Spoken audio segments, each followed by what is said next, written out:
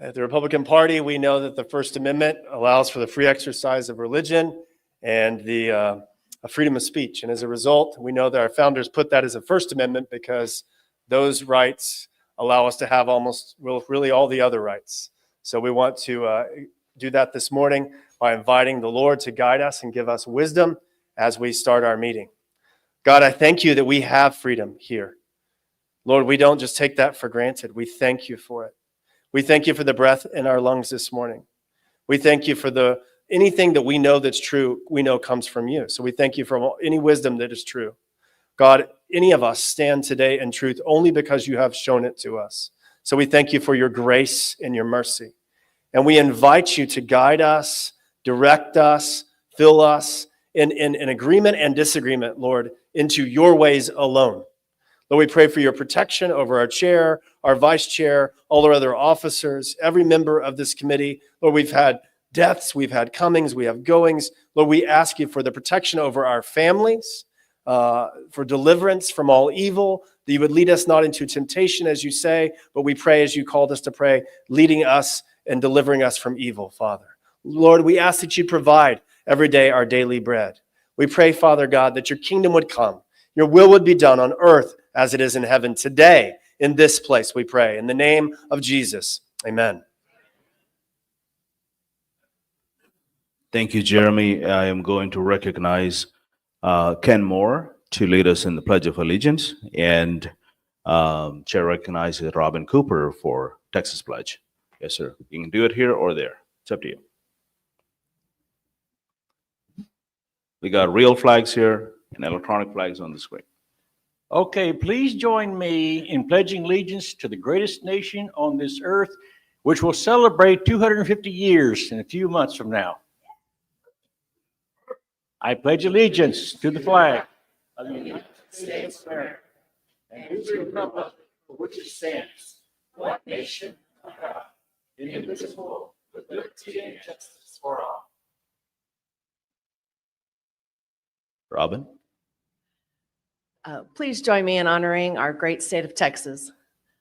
Honor the Texas flag. I pledge allegiance to thee, Texas, one state under God, one and indivisible. Thank you. Thank you, guys.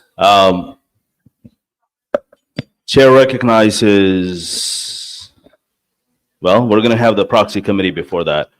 Chair appoints Steve Evans, Chris Bro, and Keith Nelson to serve on the proxy committee, as Steve Evans chairing the proxy committee. Secretary Virgil, please come up and do the roll calls.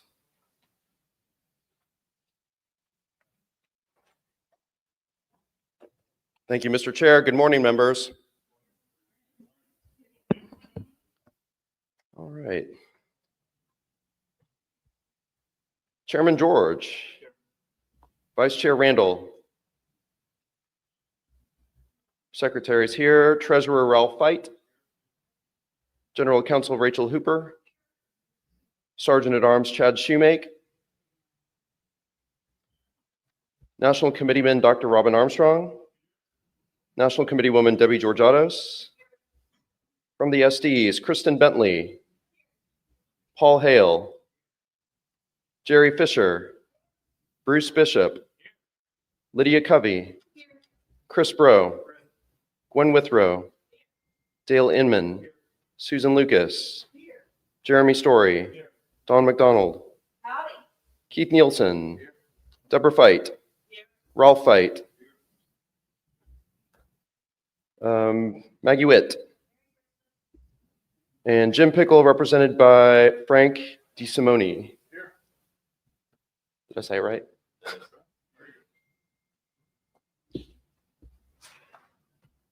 And Gephardt.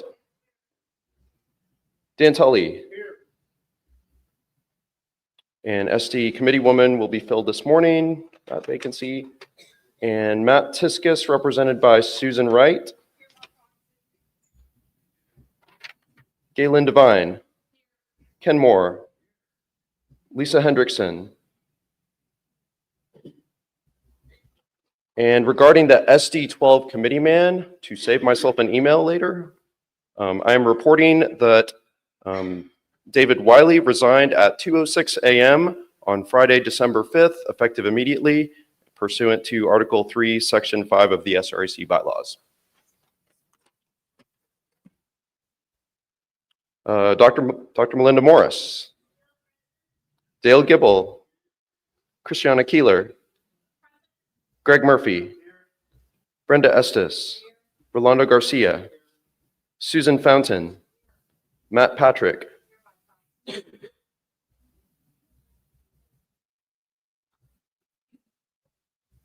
Becky Green, Roman Klein, Cheryl Thompson Draper, Saki Joseph, represented by Paul Yemerick, Sandra Witten, representing Kelly Perry, Walter West. Was he here? Okay.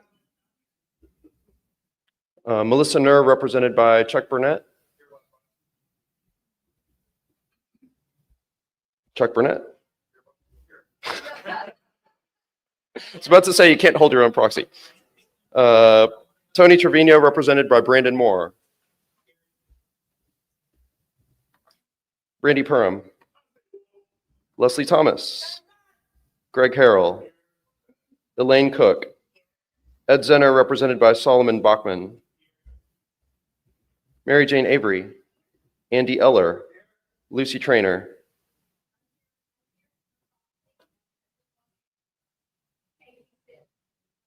I do not have a proxy on file from her for you, so I know she's in a place where you may have to contact her and get that to me. When we get that, we can get it arranged, so thank you. Mike Wheeler, represented by John Brewer. Karen Marshall. Kiko Canseco. Janera Lewis, represented by Royce Albrecht. And Royce Albrecht. Jane Cancino. Steve Evans. Robin Cooper. Adolfo Diaz. Rachel Horton. Patrick Wamhoff. Tisha Crow. And Brandon Hodges. Oh. And Mr. Chair, you do have a quorum. Thank you.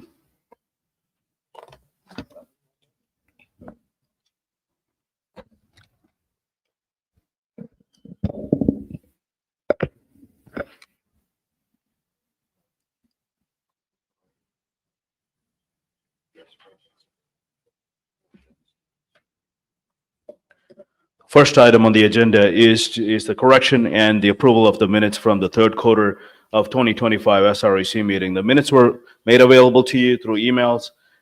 Therefore, the minutes do not have to be read. Are there any corrections to the minutes or updates for the minutes of the third quarter of 2025 meeting as made available to you? Hearing none, the minutes stand approved as prepared.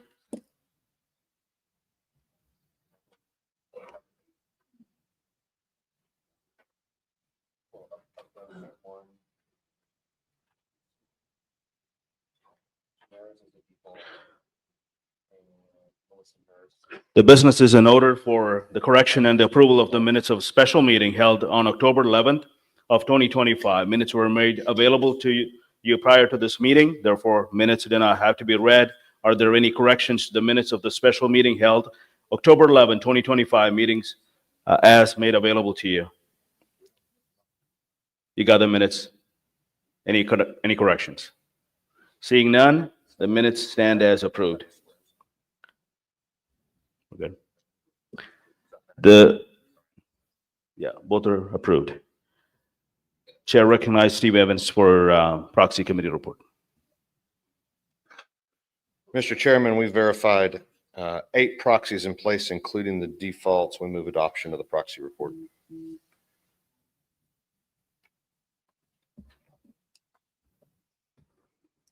Thank you, Steve.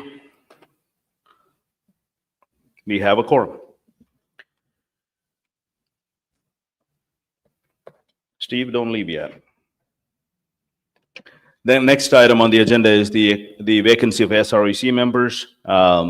Chair recognizes Steve Evans, Rules Subcommittee, Rules Vice Chair, to present the supplemental rules.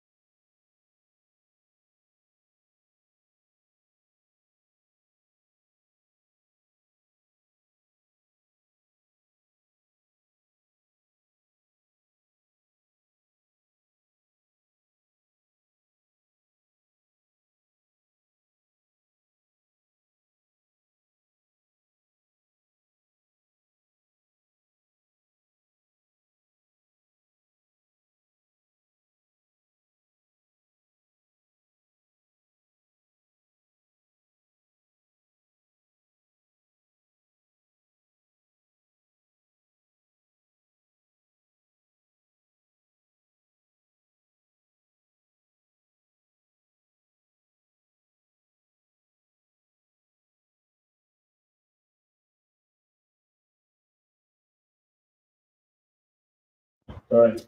My bad. Yes, there are no vacancies on SDE 60. I think when we lost this one, Just kidding.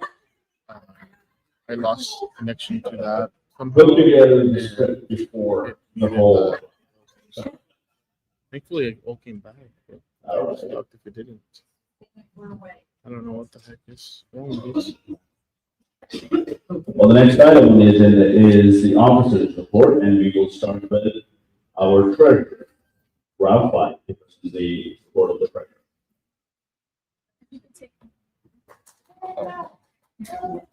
Go back to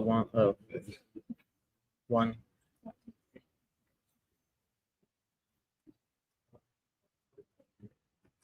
Yeah, or still either one, but since we're still at the beginning, I just keep going.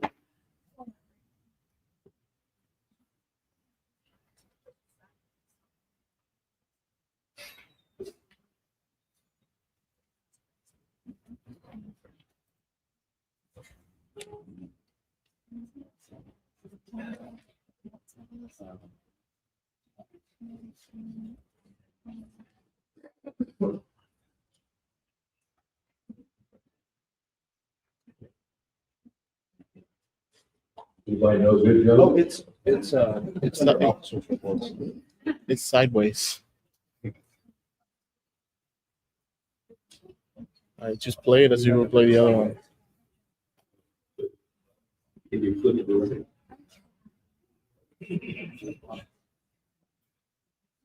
Yes, because it's a PDF.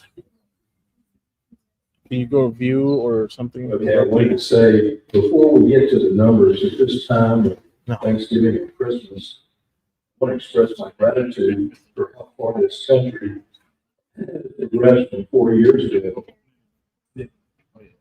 If we can get my slide up, it was a dark day on August 30th, 2021. We experienced the humiliation. Fast forward to September 2nd, 2025. U.S. Navy had liberated the first of several poisoned drug carrying boats from Venezuela. Can you flip through it? And doesn't it give you a sense of pride Like when acting you up. consider the caliber of the people on the second term cabinet? High caliber folks like Transportation Secretary Sean Duffy, who gathered travelers during the Democrat shutdown, versus a symbol for all things DEI like Pete Buttigieg. I don't know why it's like messing with it. You go down the list, Marco Rubio, The video. Patel, Bobby know. Kennedy, Brooke Rollins, Scott Dissent, Russ Ford, Pete Hegseth, General Dan King, Tulsi Gabbard, Doug Burgum, Linda McMahon, Howard Lutnick, Christy Noem, Chris Wright, John Ratcliffe, Scott Turner, and others. And of course, Vice President J.D. Vance. It's such a breath of fresh air to go to sleep at night knowing the caliber of talent that is directing our country, and to think of all the progress that has been made in turning around the protection of this country in only 10 and a half months. Here in Texas, we have cause for optimism too. Grassroots conservatives are sticking to their long-held beliefs, but our state elected officials are moving in our direction. The grassroots are wielding more power. Just look at the 5 censures enacted by the If you do put it RPT. on the screen, Gary then Van you Dick can just zoom in announced the other day he will not be running for re-election. and then that so you can see them and just fluctuate between that. John's Dave Freeland and Stan Lambert, who are also returned. So Thus, 3 out of the 5. There's also another way to do it will be here. gone in the next House session. just the way I might do Look it. too at Governor Abbott's rightward tilt, following his having gotten behind school Like choice. that. He's now advocating several bold property tax reduction measures. And it would be, Our conservative agenda is progressing, and particularly heck, as our voting public gets better informed from media like Texas why is it Scorecard, doing that? podcasters like Luke Macias, elected officials are increasingly moving in our direction.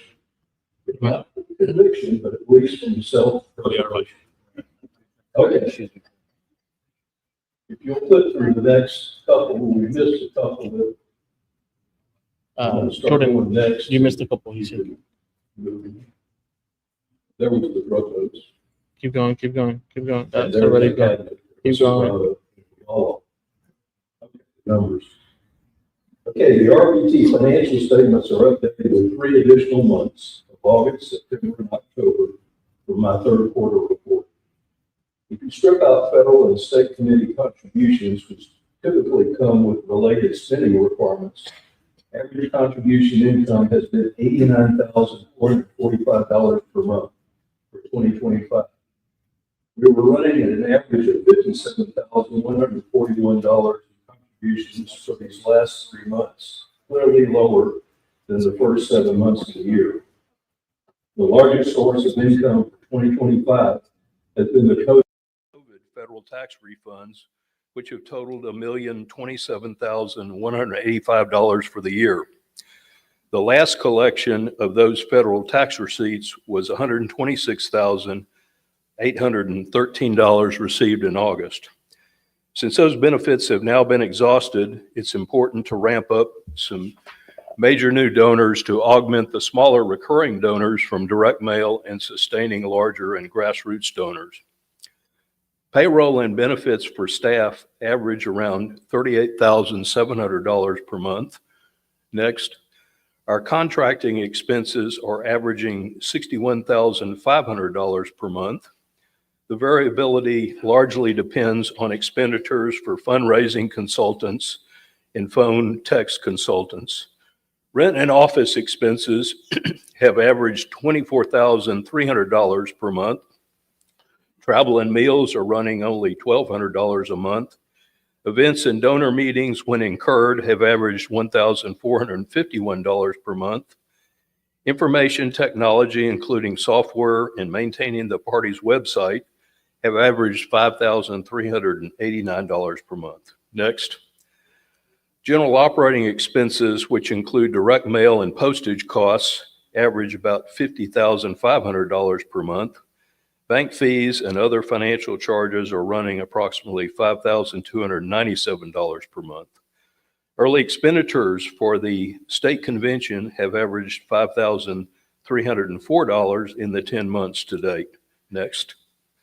And finally, SREC meeting and related expenses average $1,539 per month, with spending, of course, concentrated in actual meeting months. The net of all income and expenses for the 3 months from August to October was a net loss of $189,973. Clearly, more fundraising is needed to support the party's ongoing operations. I don't want to steal the chairman's thunder, but importantly, he will have some good financial news forthcoming in his report. While the most recent operating results are disappointing, the year-to-date net income for 2025 is $468,156. Next. This year-to-date income translates into good news in RPT's financial condition as shown in its balance sheet. In January, cash on hand was $1,230,675, but $508,862 was in the primary election account, which are funds received from the Secretary of State for running the Republican primary election, and there was a $25,077 balance in the recount account. If you remove those funds from the January cash balance, there was $696,736 in discretionary cash. At October 31, if you deduct the small $2,185 amount in the primary account and the $25,077 amount in the recount account from the total cash balance shown on October's statement of $1,136,406, you have $1,109,144 of discretionary cash. And then if you deduct the liabilities of $31,964, the net cash balance is $1,077,180, or an increase of $380,444 since the beginning of the year. That concludes my report, Mr. Chairman.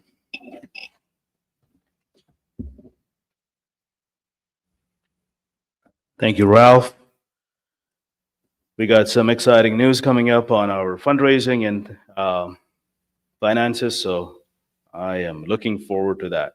Next report is from our National Committee women, Debbie Georgiadis.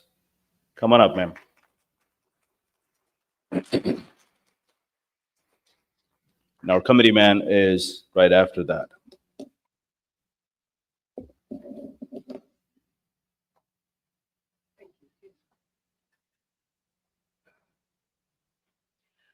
Hi there, great to see everyone. I love coming to these meetings and getting to know all of you. You know, we were celebrating last night, a lot of people talking about the victory at the Supreme Court where they upheld the Texas redrawing of congressional district lines. A lot of people deserve kudos for that, but I want to take a moment to thank Dr. Robin Armstrong. Last year,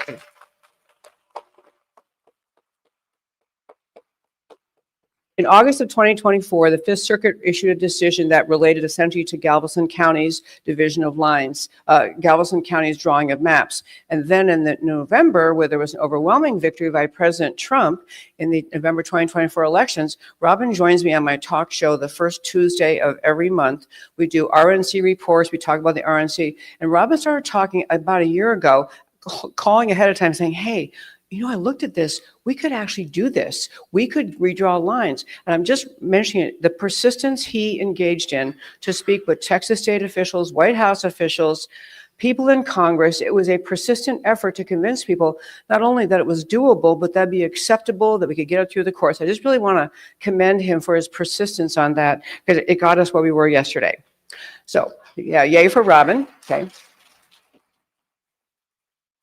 My focus on the Republican National Committee and on my talk show is basically about three things. I've been talking a lot about America 250. It is our chance, not just to say, yay, we're 250 years old and we made it, but to reclaim what America means, the idea of what America's founding was, reclaim the meaning of freedom, defining freedom in our times. This is a chance to be bold in reclaiming what America is. And I actually, recently I'm working on a particular committee, been talking about this. We need to talk about this as we're reclaiming what Western civilization is, because that's the battle right now. It's Western civilization versus what's happening in Europe and the Islamization there. So I'm focusing on that. I also want, obviously big focus for everyone is the midterms. And I learned something recently at a meeting just a couple of days ago. So in Virginia, where they had a governor's race and Winsome Sears was running as governor, do you ever want to guess the percentage of white women who voted Democrat in that race? I mean, obviously the Democrat won. 70% of women, white women in Virginia, voted for the Democrat. I'm just saying we have to keep messaging, our party does, to convince women that our answers, because women sadly drove that election to the Democrat victor in Virginia. And it's very, very troubling. The last focus I've been on, and this is kind of the major one, but has to do with the Islamization of Texas. And I don't know who gave it out, but someone gave out a copy at our places today of Governor Abbott's recent proclamation. He declared the Muslim Brotherhood and CARE as both foreign terrorist organizations and as transnational criminal organizations. This is a beautiful and very bold thing that he did. And I know he's receiving pushback, not just from CARE and Muslim Brotherhood, literally hundreds of organizations in America, but even some moderate Republicans and moderate church leaders who are urging him to take it back.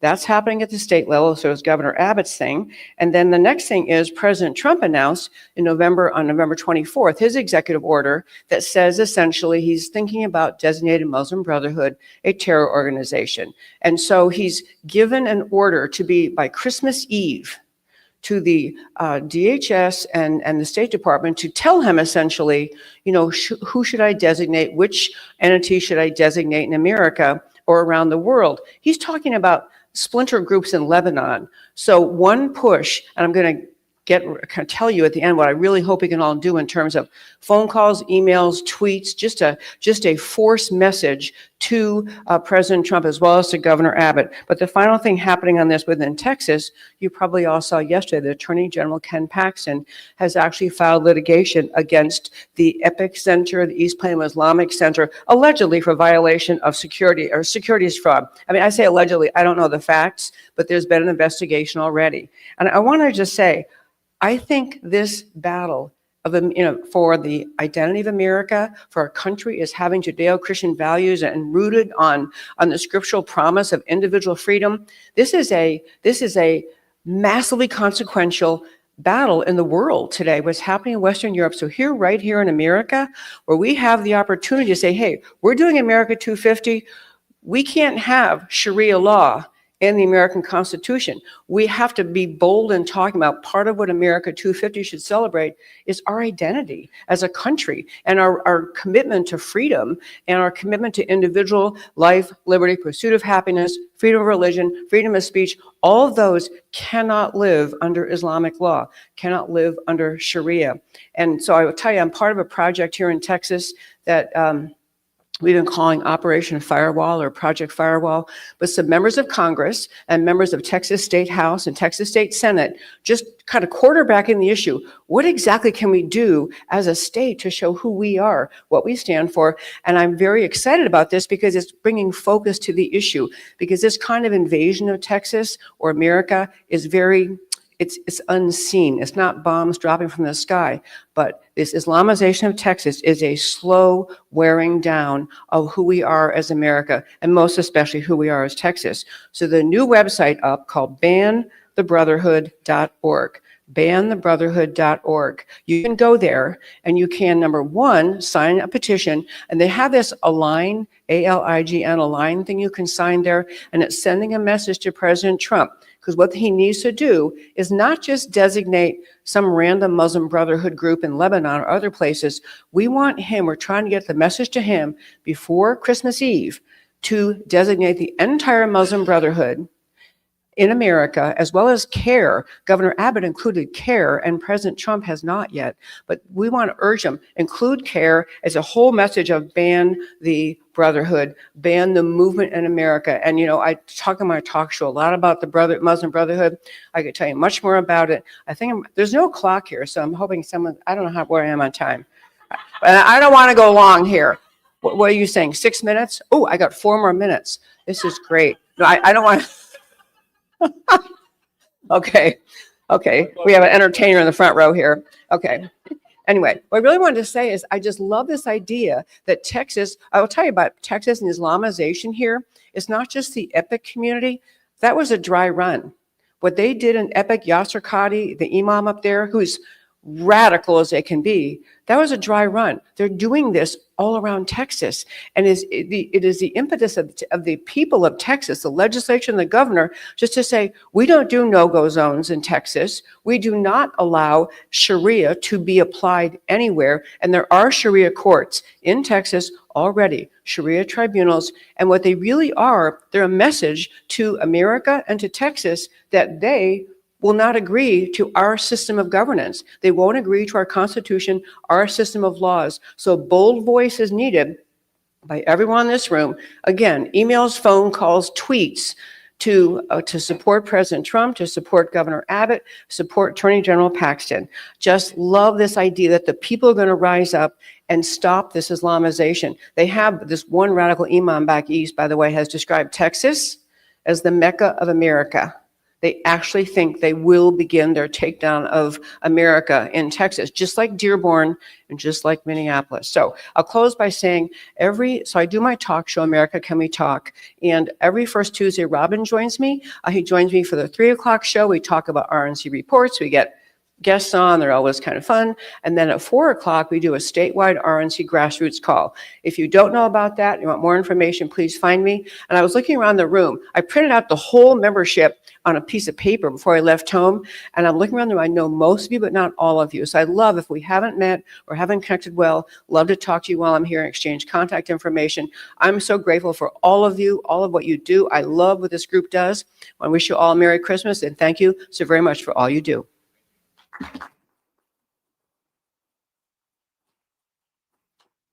Thank you, Debbie, especially taking on this specific issue and leading the way for that. Thank you. God bless you. Our committeeman, Robin Armstrong, come on up, sir.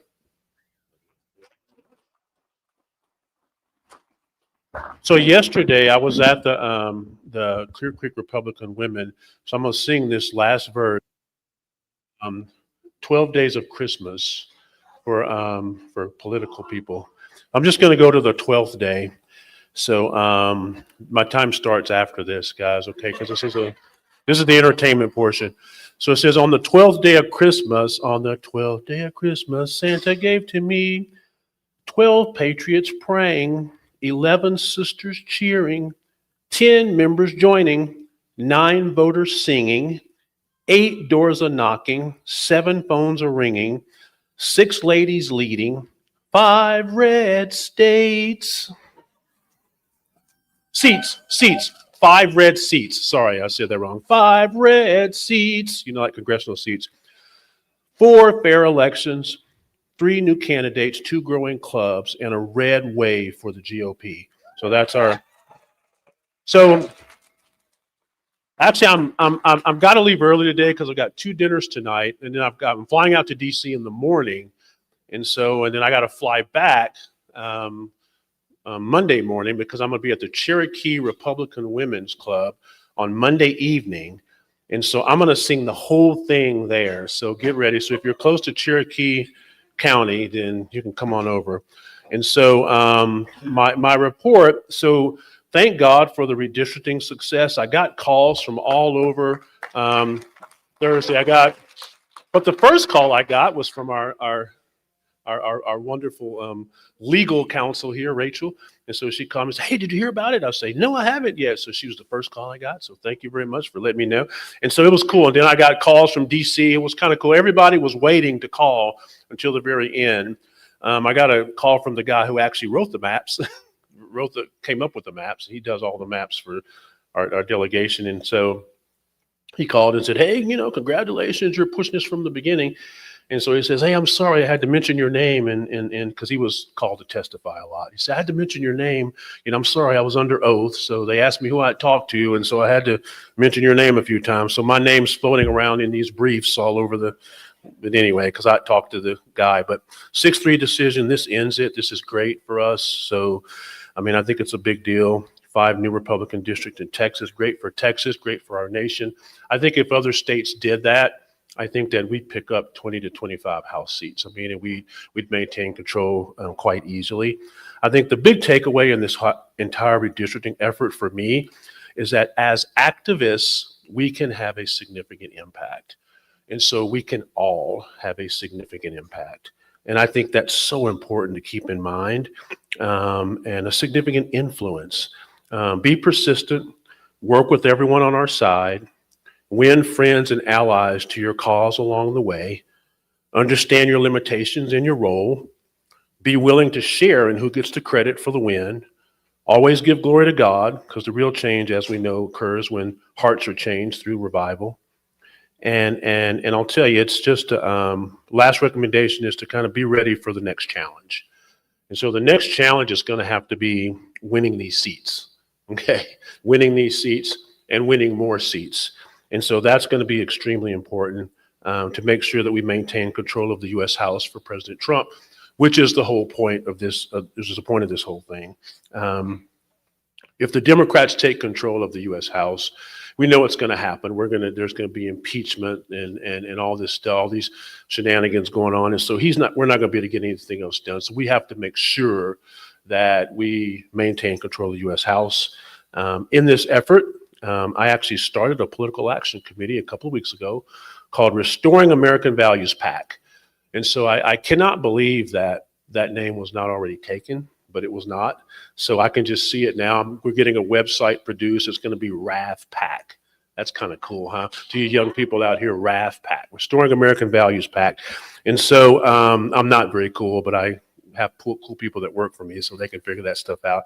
But there's about 16 to 24 targeted congressional districts that we're going to be focusing on. We're going to try to raise a lot of money to be involved in these. We're going to engage voters all across the country. I've got a list of those 16 seats here. 5 of them are in Texas that we're going to be focused on. They're all over the country. And so it's a really big deal. These are Democrats in districts that Trump won, and there's Republicans in districts where Harris won. And so this actually includes all the redistricting. All these numbers were done by my 14-year-old son, who's kind of a political nerd. And so this is kind of what he does. He sits around at the computer and does numbers and stuff. So, but yeah, so he's got this stuff down. And so Texas 9, Texas 28, Texas 32, Texas 34, and Texas 35 are the 5 that we really need to win that I've got on this list. There's other seats all over the country that we're going to be focusing on as well. As faith engagement chair of the RNC, I believe that engaging faith voters is the way that we can create a permanent Republican majority. I believe that, well, I don't believe it. The statistics bear this out as well. We have to figure out, and this is one thing that Restoring American Values PAC is going to be trying to figure out, how do we get faith voters out to vote consistently for Republicans? We have to do that. We see it when it happens in Houston, the city of Houston. Where's Rolando? Rolando is hiding behind Susan. And so, in Houston, we see it when you motivate people to get out, we win elections. We can win elections in deep blue areas when our faith folks get out. We have to figure out how to get our faith people out consistently as Republicans.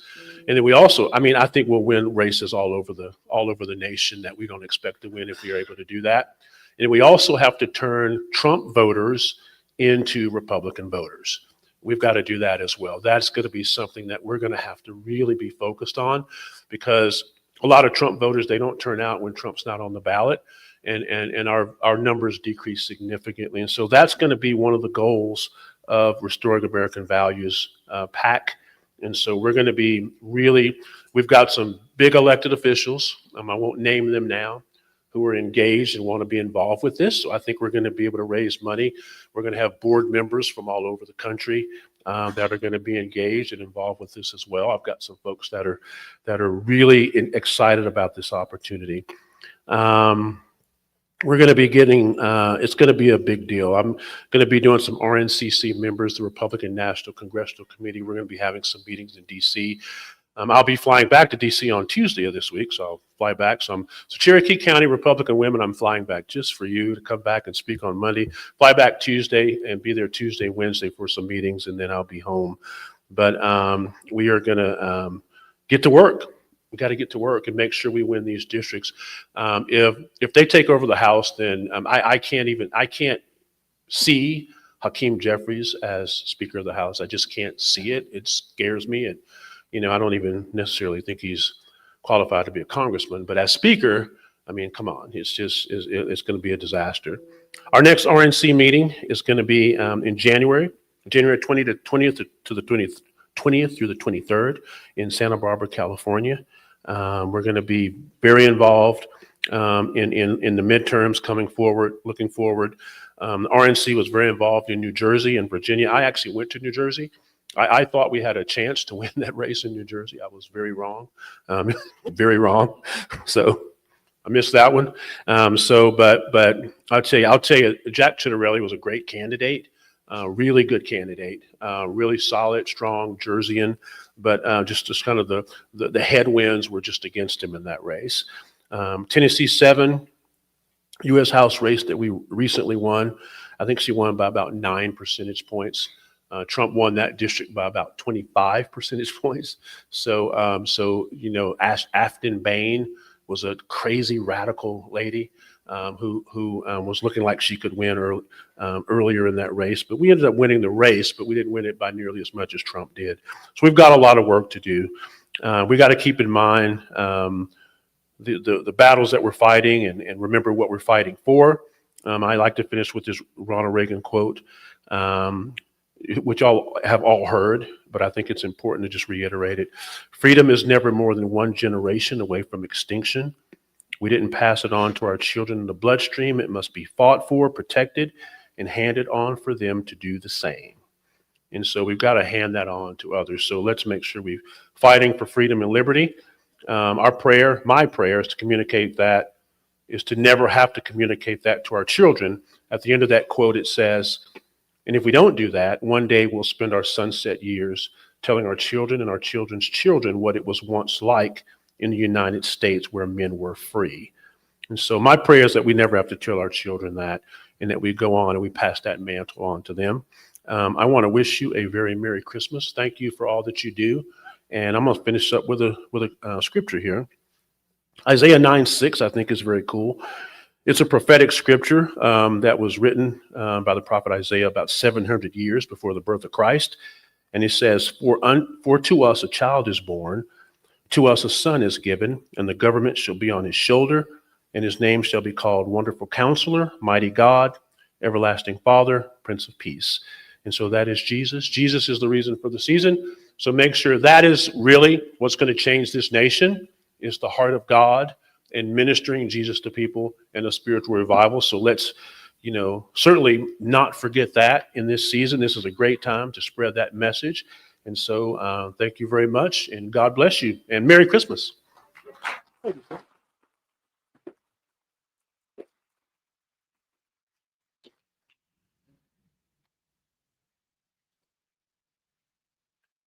Well, the next item on the agenda is the report from our vice chair. She decided to abandon us and go on a cruise. So, yeah, I know. But she did send me a note, and I'm going to read it.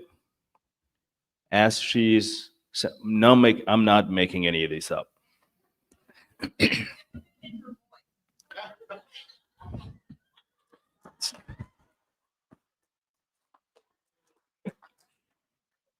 Vice Chair Drinda Randall is the best person in the world. That's the first sentence of this report, by the way. I can't do the voice. Vice Chair has been traveling all over state of Texas. She's now gone to 100 cities as of last week. That's impressive. She's been asked to do precinct chair training on GOP University in Ellis County, and next month she'll be in Harris County doing that. She thanks you for your support as she meets and shares RPT updates and how to grow the Grassroots Club. Could those Grassroots Club committee members please stand? I am reading. Please stand.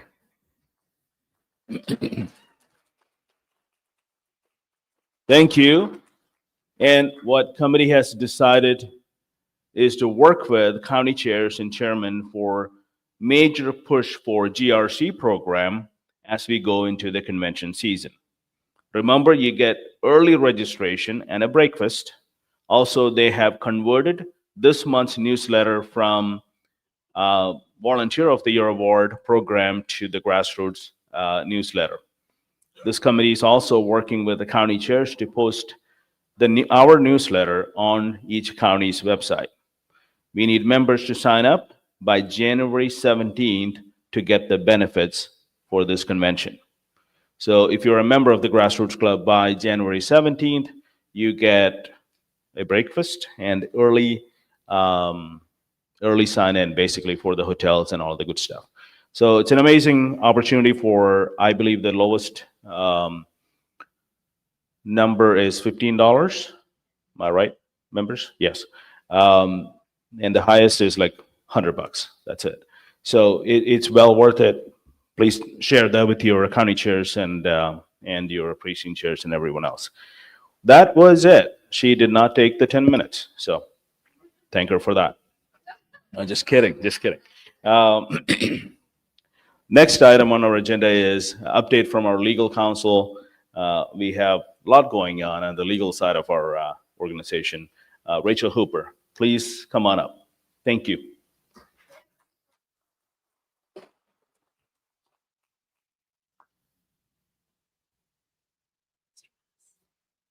Not too much clapping. Surprise, surprise. Okay.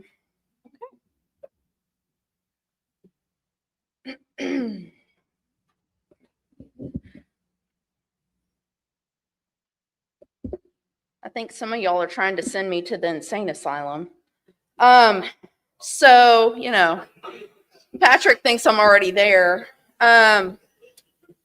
So this morning I woke up and I think at 2:45 or something, and I saw some messages related to our work here. And I was like, okay, I'm up. So I've been up for a while. And one of my girlfriends happened to send me this scripture this morning from Micah 6:8. And it's the ESV translation. He has told you, O man, what is good, and what does the Lord require of you, but to do justice and to love kindness and to walk humbly with your God. And so I just wanted to share that with you before we get started, and I share some fun things. So, next slide. So we'll start out fun. Here's the thing. If you look at this slide and you don't know what's going on here, then you don't know what's going on in the legislature, and you need to talk to your people. So there's a lot going on in our world, a lot going on in what we do, and I'm going to cover some things here, but there's a lot more than what I'm going to cover here today. Next slide. If you don't know who this man is, then get thee to Google or to come ask me. This is Judge Jerry Smith of the Fifth Circuit, who was one of the 3 members of our panel in the redistricting case. And because of this man and his dissent, I believe that he made a huge difference in the Supreme Court decision in redistricting. And this was the opening of his dissent, which, how many of you have read it? Okay, yeah. Chris Bro, you read? Yeah. Okay. Cool. Steve Evans read it to you. Okay, cool. Awesome. No, I'm kidding, but thank you. Everybody should be reading this. And you should hang on every word of this man and what he said. Because what we learned from his dissent, and I'm just going to go right into it, is that the panel, after there was a preliminary injunction hearing in El Paso, where are my El Paso people? Yeah, in your town. And it was a 10-day hearing. Right after that hearing, the 3-judge panel met and decided. They made a decision. But yet, they waited weeks later to issue the opinion without even consulting with Judge Smith to allow him to write a timely dissent. What's outlined in it should frighten you, and there's a lot of work to be done related to this. But we would not be where we are today with redistricting but for Dr. Robin Armstrong. Period. So because of the work, so understand, so Dr. Armstrong serves on the Galveston County Commissioner's Court. And they had to hire outside counsel like we've had to do in our closed primary lawsuit. And it was expensive. It cost money. And, but because of that, they won the Petaway case, which is a very important case in redistricting jurisprudence. And because of that work, we're here today.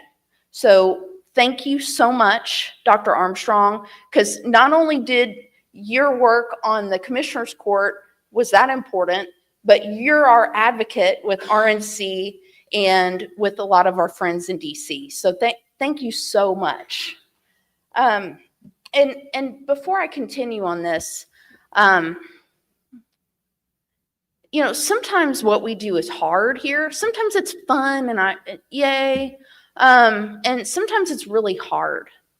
And this morning when I got up, I needed some coffee. But I'm immediately, my thoughts went to, where is Dr. Melinda Morris? Where are you? Good.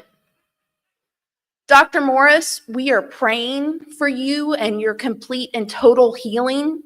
And we love you and thank you for being here today. We are grateful for your service. And this is my SREC committee woman, and I'm just so honored that you're here. Thank you. And Rachel Hale, where are you? Rachel Hale, stand up.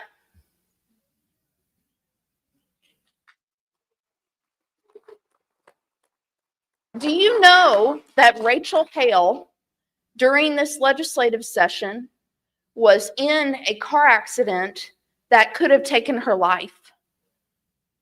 And God saved you for us, I believe. Thank you so much for your advocacy. And because of people like Rachel Hale, who is not married to Paul Hale, and I thought she was. Paul, the first meeting, I said, Paul Hale, I know your wife. He was like, you do? Oh my God. No. So y'all are not married or related at all. But you should be. I don't know. But thank you to y'all. We have so many patriots, but you really are wonderful. Okay. Next slide. Lots of gangsters? Oh, government gangsters. Okay, next slide.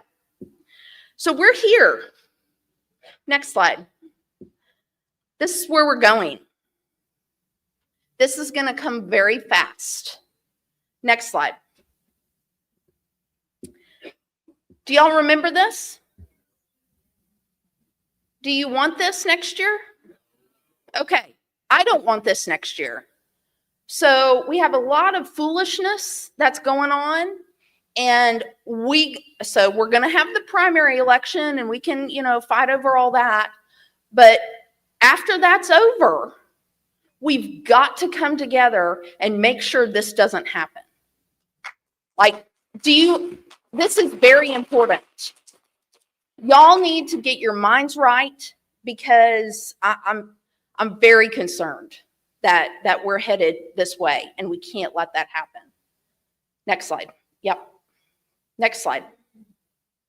Your duties. I'm reviewing this for you because we have some issues. Next slide. Duty of care. You are to act with the care that an ordinarily prudent person would exercise in a similar position. So this is your duty as a board member. You are to attend meetings regularly. You're to be prepared. So you're to have studied what we're doing and come prepared for work. You're to read materials in advance. You're to ask questions. If you don't understand something, you ask questions in advance. Not in the meeting, but in advance. Prepared. And make informed decisions. Next slide. You have a duty of loyalty. Many of you, including myself, are involved in outside organizations, other organizations. You have other issues that are really important to you. But when you're here, it's our work. And you are not to let any other work that you do influence what you're doing here. Does that make sense to you? Okay. And this has come up in some of the resolutions that I've seen, and it comes up often. And I have things that are important to me, and I often have to ask myself, okay, well, I'm putting on my RPT hat, and then I'm taking it off. So these are things that are important, but there's a couple of resolutions that really concern me that you're going to see today, and you'll see in your packet. We have to be very careful when we're taking up resolutions that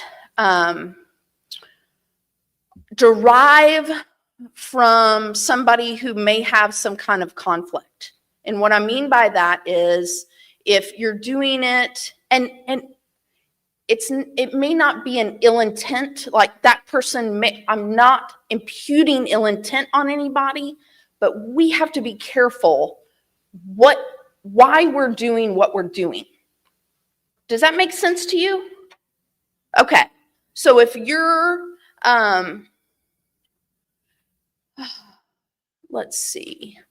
So Scott Bowen, one of our former members, was a member of the school board in Clear Creek ISD. So he couldn't bring his Clear Creek ISD hat into our work hat.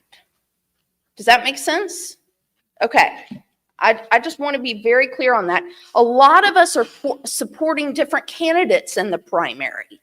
So the resolution time is not a time for you to bring in a resolution that helps your candidate.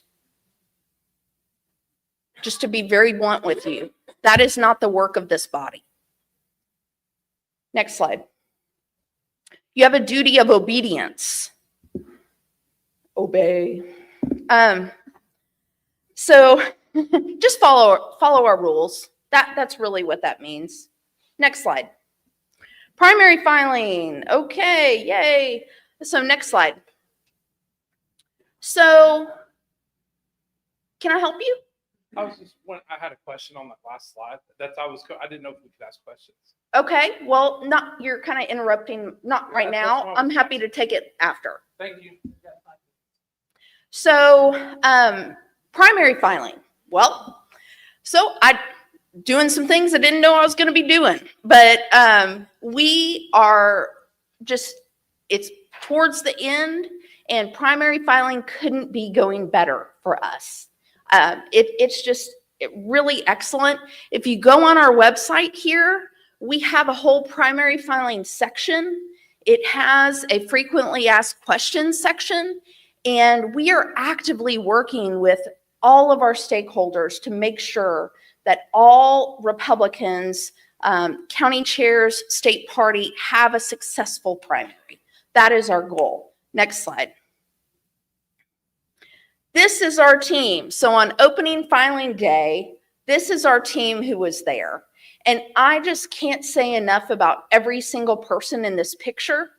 And you need to thank every single person in this picture who has contributed to our primary filing. And we could not do this without the leadership of our chairman, Abraham George.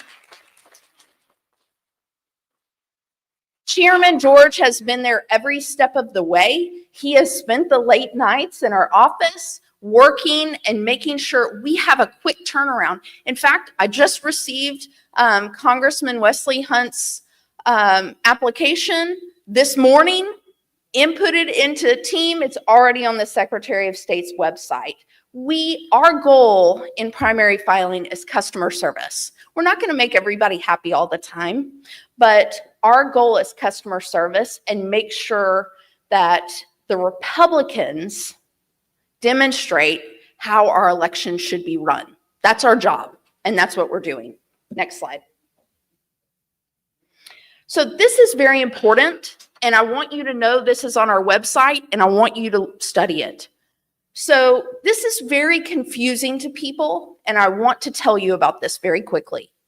Who files with the state party? Multi-county candidates only. Who files with the county parties? Single county candidates.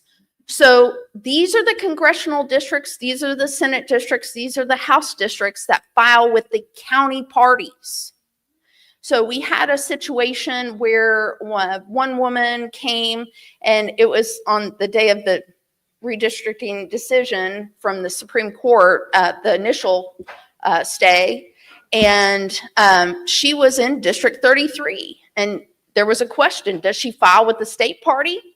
Because under the 21 map, she's multi-county. Or does she file with Dallas County? Because under the new map, it's single county. So we are following the 25 map. We have been following the 25 map throughout the entire primary filing time. So I just wanted to point that out to you. I know we have Greg Harrell. Do we have other county chairs in here? Oh, well, Doug Gwynn, hello. Okay, thank y'all so much. If you have any questions at all, we're here to help you. Gwynn's amazing. Next slide. Okay, when is the filing deadline?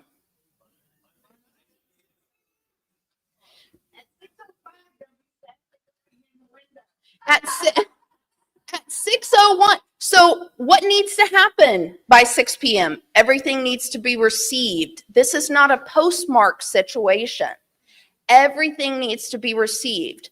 I highly recommend, this means people are procrastinators and doing things at the last minute. Do it in person, because what we are doing is really trying to take a careful review and make sure as few filings are rejected as possible. So it's critical. I highly recommend doing it in person. I don't know how you could mail it in time, but who knows? Next slide. I've already kind of, no questions. No, hold on. Next slide. We've already done this, but thank you so much, Chairman Todd Hunter. Thank you so much, Senator Phil King. They led the way in the legislature. This is amazing. Next slide. And we led the way in the United States to do this. Next slide. Okay, next slide.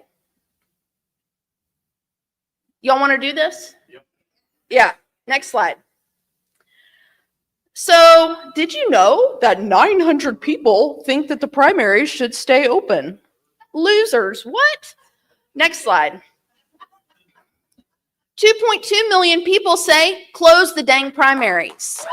And that's what we're gonna do. Next slide. We have a whole section on our website related to closed primaries. If you want to read the Jeremy story, if you want to read these filings all day long, all night long, they're on there. So next slide. Here they are. These are the relevant filings. We're going to continue to put them on there because we want to be as transparent as possible and make sure our grassroots know what's happening in the lawsuit. The lawsuit continues. Lawsuits, that's what happens, is you never know. And there's no guarantees, but we are fighting and we have the team to fight. Next slide. This is what it's all about. When America turns 250 years old, do you want the Democrats winning that election cycle? Heck no. Okay. Brandon Hodges first. Your question. I don't care. My question on the score, the alternative resolutions, and I did not mean to narrow them down just to specific ISD. You're one of the problems.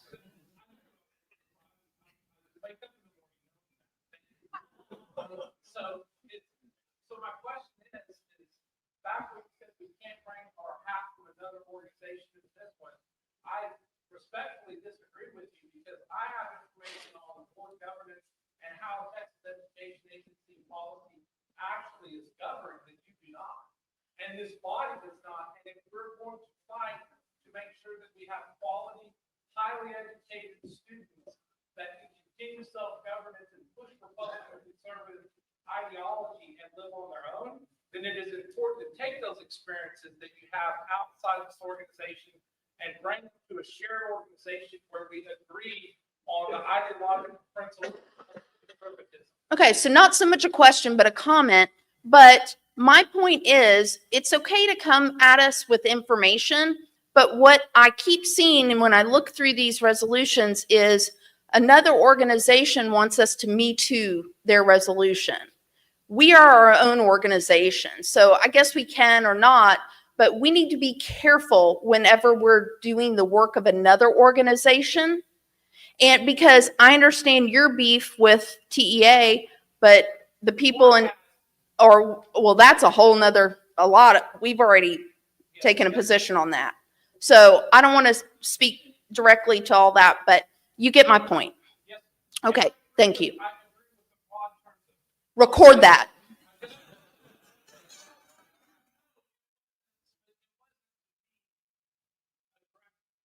I know.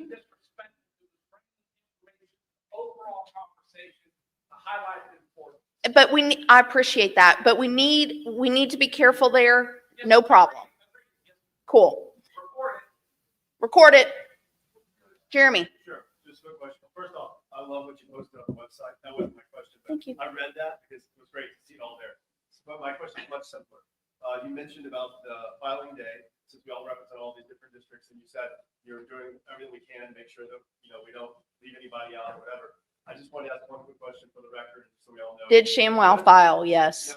What you mentioned 6 p.m. is the closing time.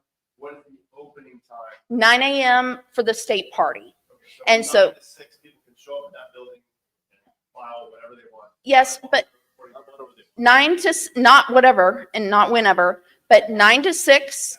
But we are here to serve. And like I said, I worked with Congressman Hunt's campaign to make sure that he was able to file today. So, we're working. If you want to file, we're going to be here for you. But our office hours on Monday are 9 a.m. Central Time to 6 p.m. Yeah, just for anyone in our district that's asking, I want to be able to tell them. There you go. Thank y'all. I can talk to you.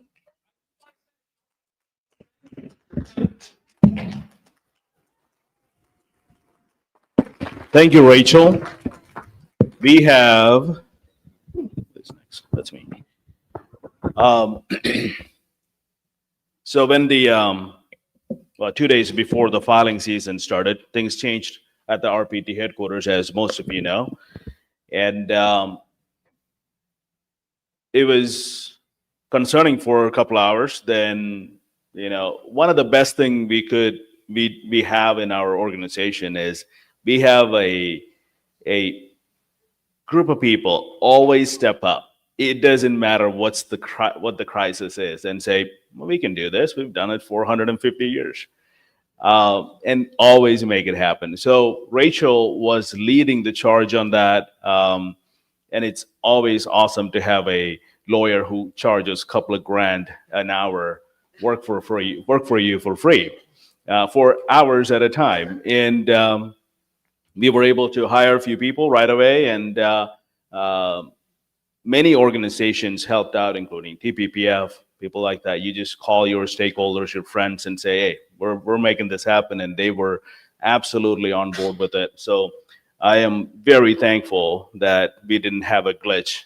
In fact, we turned the whole thing into a much easier process, and candidates loved it. Micah stepped up and just made it all happen. Thank you all for that.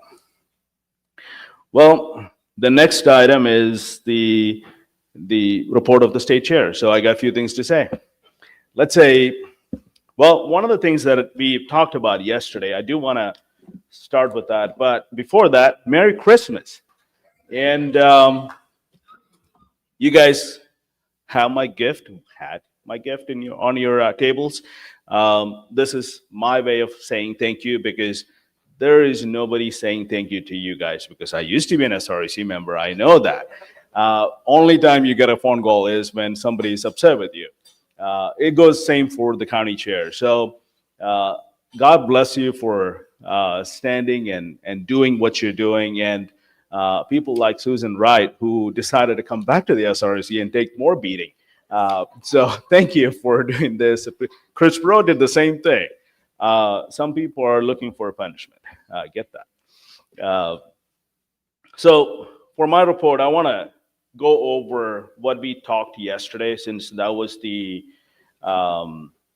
officials committee and many of you were not there. So I'm going to go a little bit into that. 2026 is going to be an amazing year for us. 250 years of the anniversary of our country is also the midterm election, and we have the best president of our time in White House. And like Ralph mentioned earlier, I've never seen such a bold cabinet for any administration prior to this. These guys walk in like gangsters and just take over and took care of the business. And I'm like, this is how it's supposed to be done.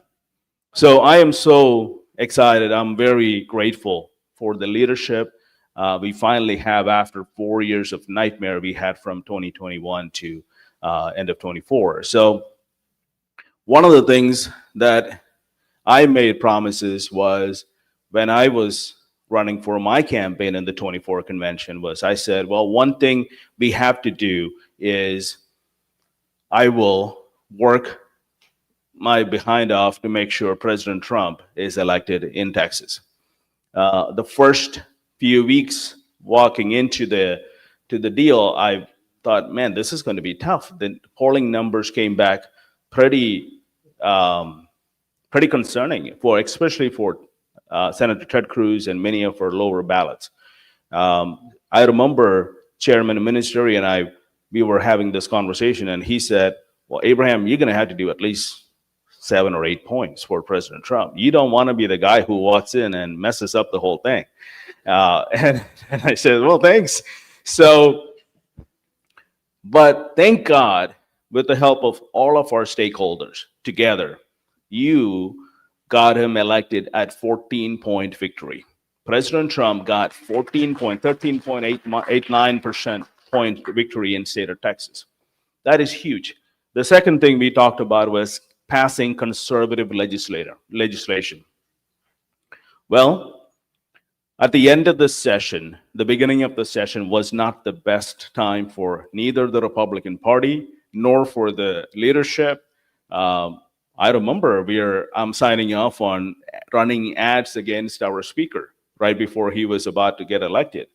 From there, after 6.5, 7 months into the session, we were able to pass, well, you were able to pass 43 conservative Republican priority bills through the legislators.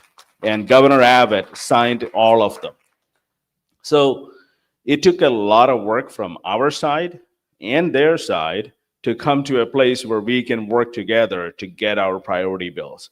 And thank you for that. Rachel Hale, people who showed up to the Capitol almost on a daily basis, many of our county chairs, so many grassroots members, you made this happen. So this was my second priority, get legislation passed. Third one was, well, move the Texas House to the right. We just wanted to make sure, this was right after the primary, so we just want to make sure our nominees get elected. We added 2 new Texas House seats to the Texas. We flipped 2 Democrat seats to the Republican side in that cycle, and a Senate seat. The people made that happen. So that was the third promise I made during that time. The fourth was, well, close the primaries. You know how that is going. At the officials meeting, committee report, I will be asking for some money for that. At the last one was the most broad and the toughest one to do, and that is to bring all parts of the Republican Party together to move this Titanic, we call, to the right direction for the 26th cycle. And that's getting elected officials on board, that's getting county chairs on board, precinct chairs on board, and SREC members, grassroots activists, and the different groups and PACs. Everyone can see, okay, this one fight we can all get behind and make this happen. It wasn't easy, but we're moving in the right direction. You are making this happen in your districts with your county chairs and your precinct chairs.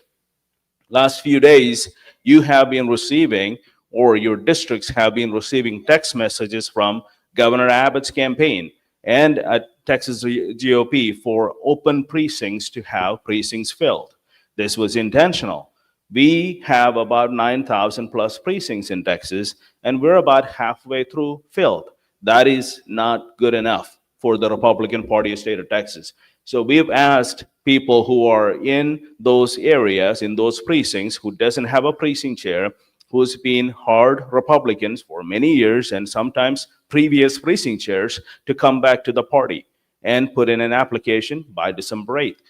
I know in Collin County, the executive director a couple of days ago texted me saying, whatever you all doing, it's working. We have 43 new applications in precincts that don't have precinct chairs.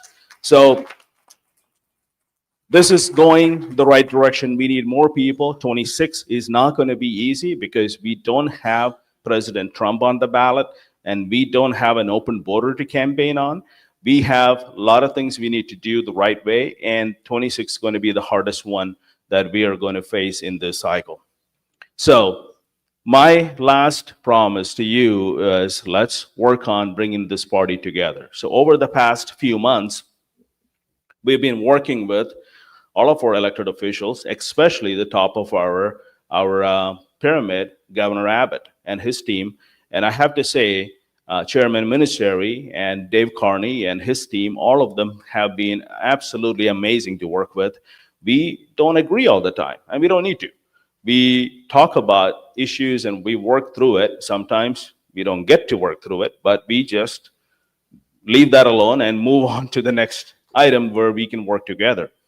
So there is no other way to show some strength than bringing in a full delegation to the next convention. And the goal is to bring in about 10,000 plus people to the convention center in 2026 in Houston.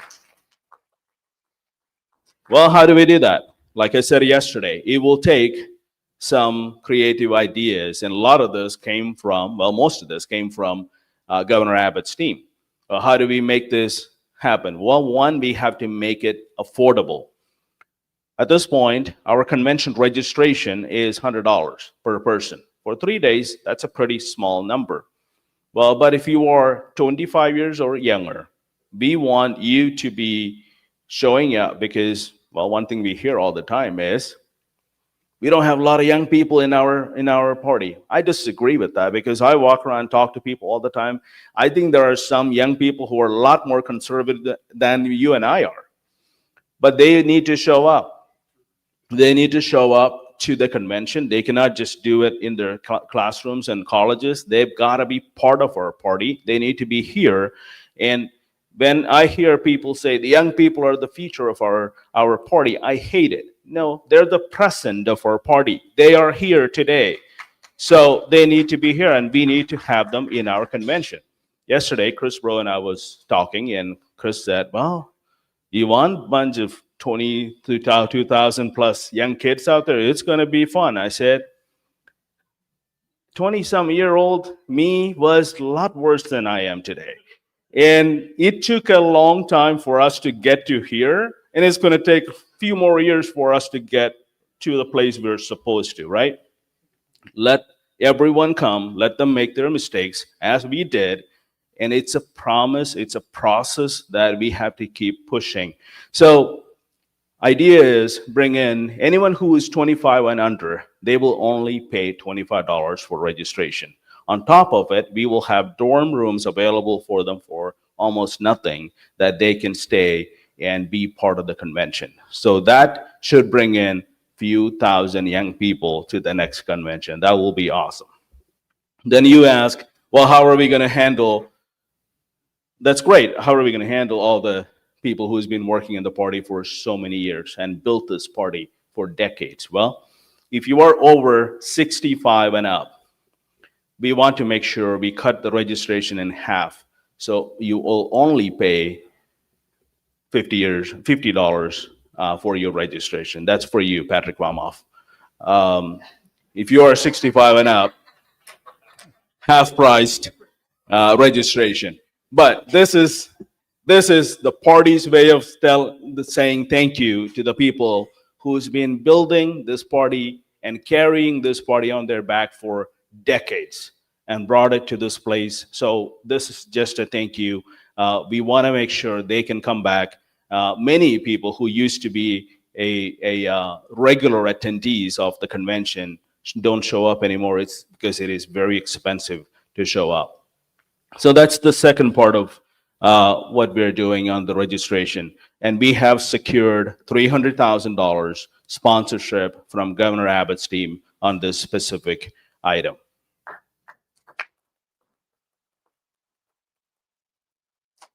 Next item on the affordability part of our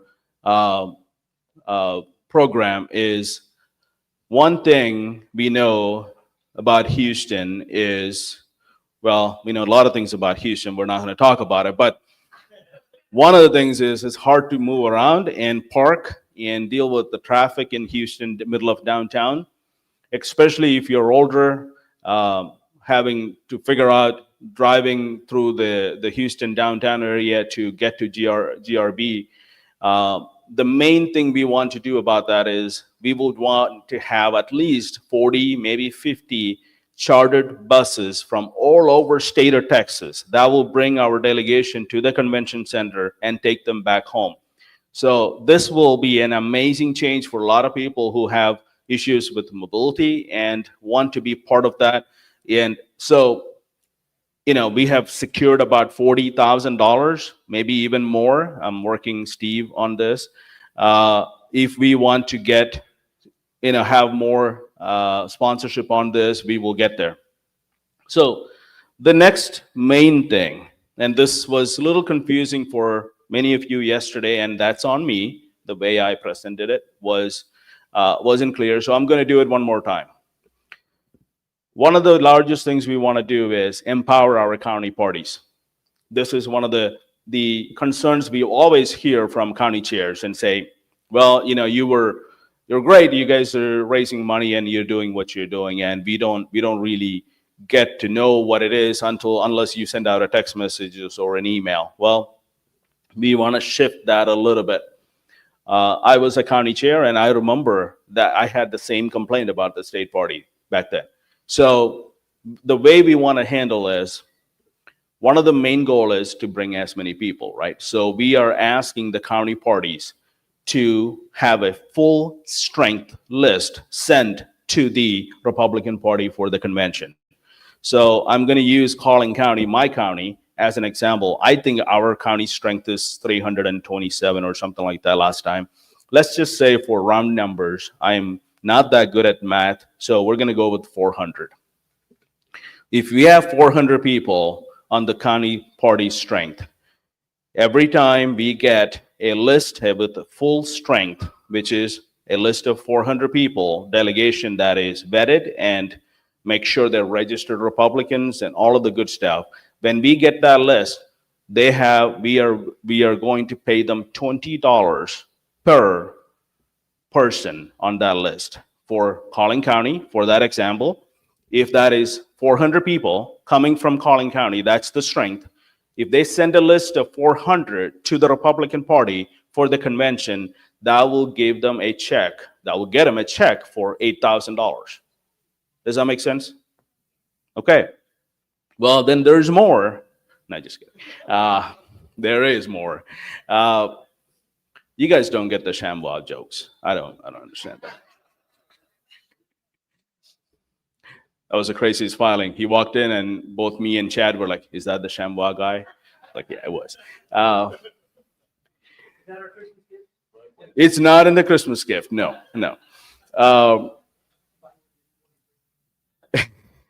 But if they show up, so they send in the delegation list of 400 people or whatever the full strength is, but 95% of that delegation list, if they show up, they will get an additional $30 for the county party. So per person, another $30. That gives them $50 per delegation. So if we have 400 people, that's 8,000 plus another $12,000. It's a check going to them for $20,000. They will have enough money to send text messages for 2026 cycle. This is the idea. The idea is to give them enough money so they can raise money, they can find matching donors, they can do whatever they want to get more funding into the party so they can actually do the work, because state party can only do so much. It's a huge state. It's amazingly crazy that 14 hours to one end to the other. We've tried it. So the county parties is the mechanism we're going to use to make sure 2026 is going to be great. So that's the idea. If you're going to show up, if you're going to work hard, you have a ton of money coming your way. We have secured $1 million of sponsorship for this specific program, which brings to about a $2 million commitment from Governor Greg Abbott.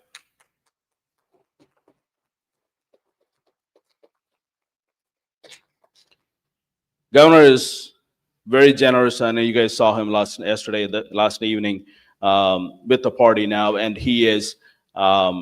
His goal is one thing. I've had multiple conversations about this, and his goal is very simple. He wants to make sure the 2026 cycle is going to be amazing. He's on the top of the ballot. He's going to win. We know that.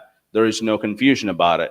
But the one thing about top of the ballot, always have to remember, which I am very grateful that he's doing this, it's not about them. It's actually about the constables. It's about the county commissioners. It's about the people who's on the ballot that 4, 5, 6 pages later, that if Republicans don't show up, they will lose. This happened in 2018 when, even though Ted Cruz won the race, we lost our judicial bench in Texas. It took us many years to get a lot of those back. Even some of those are not back yet. So this is one of the things we have to do. Top of the ballot always wins because you're one of the first or second or third. But we have to do what we can to get all of our Republicans elected. So this is the main messaging for the 26. We are working with all of our elected officials currently, and we're working with all of our candidates to make sure that we will have an amazing primary, but more than that, we will have a great convention. The convention's goal is to kick off our victory for the 2026 November election. So that's my primary messaging to you today. As you know, closed primaries are still going on, and we have given you all the updates on that. I have two other things that I want to mention. One, I'm going to ask Chairman Steve Ministeri to come and take about 3 to 5 minutes or 10 minutes, whatever he wants. Then after that, I have a special privilege. I'm going to take about a couple of minutes and give a couple of minutes to one of our employees, Daniel, and he will mention what he's going to talk about. Steve, please come on up, sir.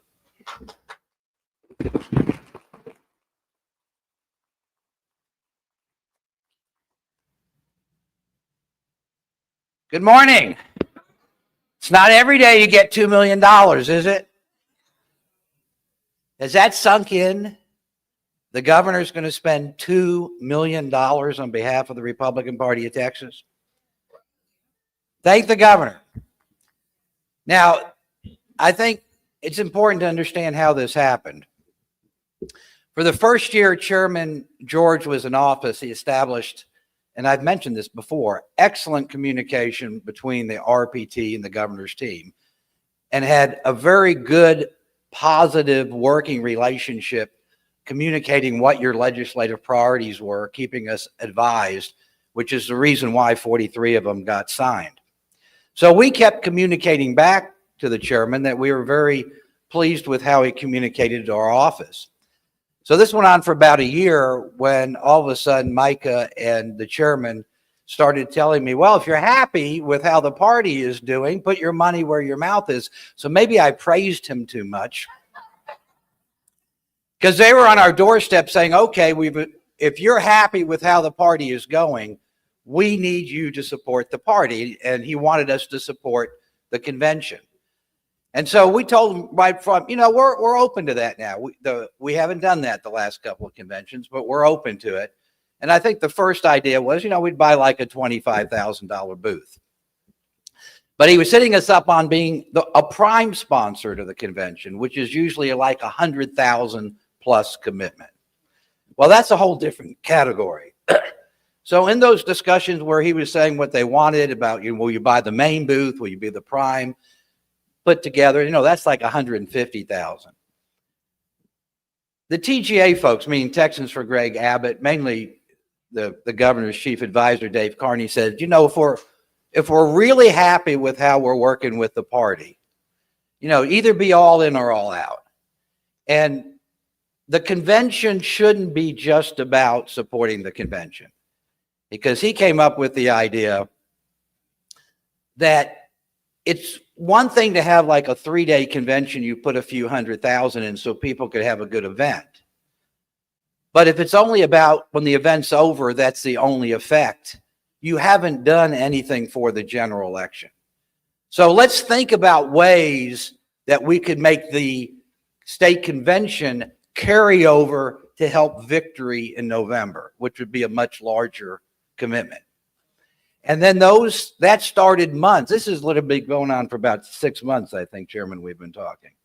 Months of discussions back and forth about what would that look like? How can that be accomplished? And here are some goals that we had on it. One, there is a narrative now that the Democrats have momentum and enthusiasm. So what way could we demonstrate to change the narrative that is incorrect, that our party is as fired up about supporting and showing support for President Trump, the governor, and the ticket, as the other side is fired up about trying to unseat us? And one is to have the largest state convention in the history of our party. The second is that there are people that had been engaged in the past that we don't think come anymore, partially because when you talk to people, costs keep becoming a factor. Transportation costs. So what did that look like? How could we do that? And then I think with Charlie Kirk's passing and what happened to him, it brought a highlight to the importance of our youth leaders, but also the enthusiasm out there, because you saw the outpouring of grief and emotion, and to try to channel that into bringing those young conservatives in. But they're really challenged by that. So we had some ideas and went to the chairman to say, we're all in on this. Here are some of our ideas. And the chairman, to his credit, said, hey, by the way, in case you know, he's not shy about telling you when he disagrees with you. Saying, no, let's not do it that way, because we had a different way to do some of this. But for example, it's the chairman's idea that the $100 go to 25 for students and 50 for seniors. And one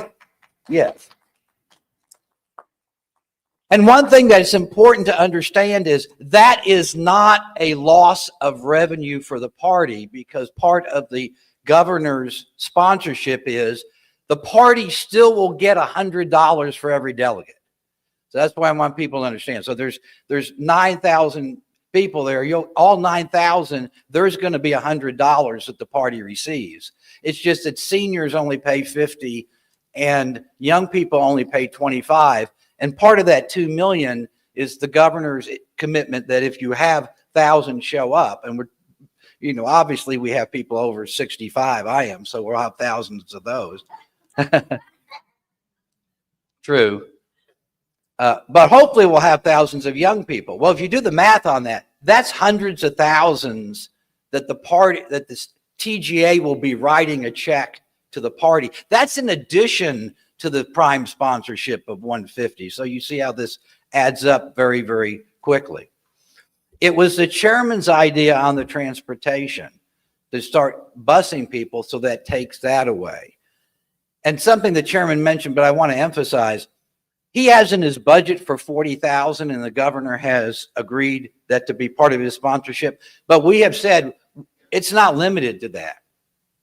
If you have more need for more buses, we just don't want to commit to 500,000 worth of buses and then there's 10 people on some of the buses. It's whatever the need is. So if we can do it for 40,000, that's great. If it ends up being 80,000, we're picking that up as well. There's never been an elected official, folks, that has ever done this for the state party or anything close. Never. The dorms that were mentioned, the number wasn't up there, but my understanding is we've contracted with a Christian college in Houston. Remember, you're having the World Cup during that time. That expense will be several $100,000 for our party that you will not pay. That will come from the governor's campaign accounts. And then a final note on the delegates and the alternate subsidies. I want you to think about this for a second. If you're from one of the larger counties like Harris County that has over 1,000 delegates, that can be $50,000 for the Harris County party. And I've heard some of the smaller counties say, yeah, but we only have 100 delegates. Well, that's probably a county where $5,000 towards their annual budget, they may only have $20,000. There has never been a time that I know of that all of the counties have had an opportunity to get checks, as a result of what the state party is doing. And the governor is funding that. Now, that part is going to require some work too, which is you're going to have to fill your slates, and 95% need to show up. But as I told one of the county chairmen yesterday, I said, you've told me you don't like calling donors. And it's terrible to call donors. I used to call myself the beggar in chief when I was state party chairman. But you don't have to call any donors to get this money. You just have to get your precinct chairman and your delegates to show up and get their friends to show up. That should be so much more pleasant than calling up and asking people for money. And I want to be very, very clear on one thing. The governor is not asking for and doesn't expect any change in the way you pick your delegates. Your process is the same. The people that pick the delegates are the same. We're not picking any delegates. You're picking the delegates. You just need to have more of your friends and people that you want to support show up than you did last time.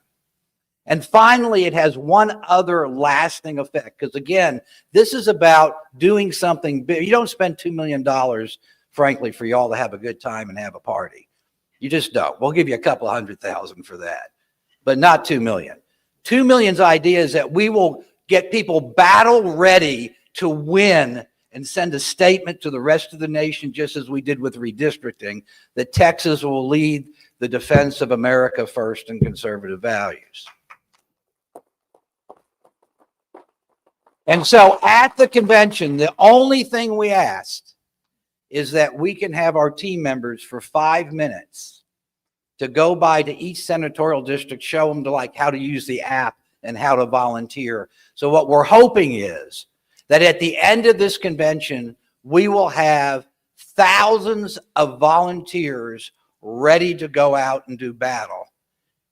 And the end result of this is, hopefully, this will start a new chapter of relationships between the elected officials, particularly the governor and the RPT, so that we can accomplish the real mission, which is at the next session of the legislature, get the rest of the agenda done, and particularly on property taxes. So that is the end result. It's not about winning the election.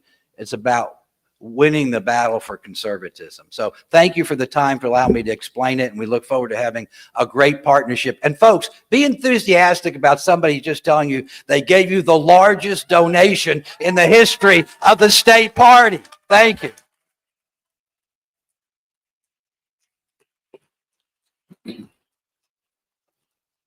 It is good to have a former state chairman as an ally at the governor's office. So I am thankful for Steve and Dave and Kevin and obviously Governor Abbott and the rest of his team for this. One other thing I missed, it was all of this is going to take a lot of work. So we talked about, hey, we need some help, additional help at the office, RPT office. So they said, well, you go hire a couple of people and we'll pay for it. So they've allocated another $120,000 into that as part of the $2 million packet on that. So thank you so much. Daniel, come on up. I'm going to make him say this. I'm not saying. Hello, I'm Daniel De Los Reyes, and for the last year, I've been traveling the state with our chair.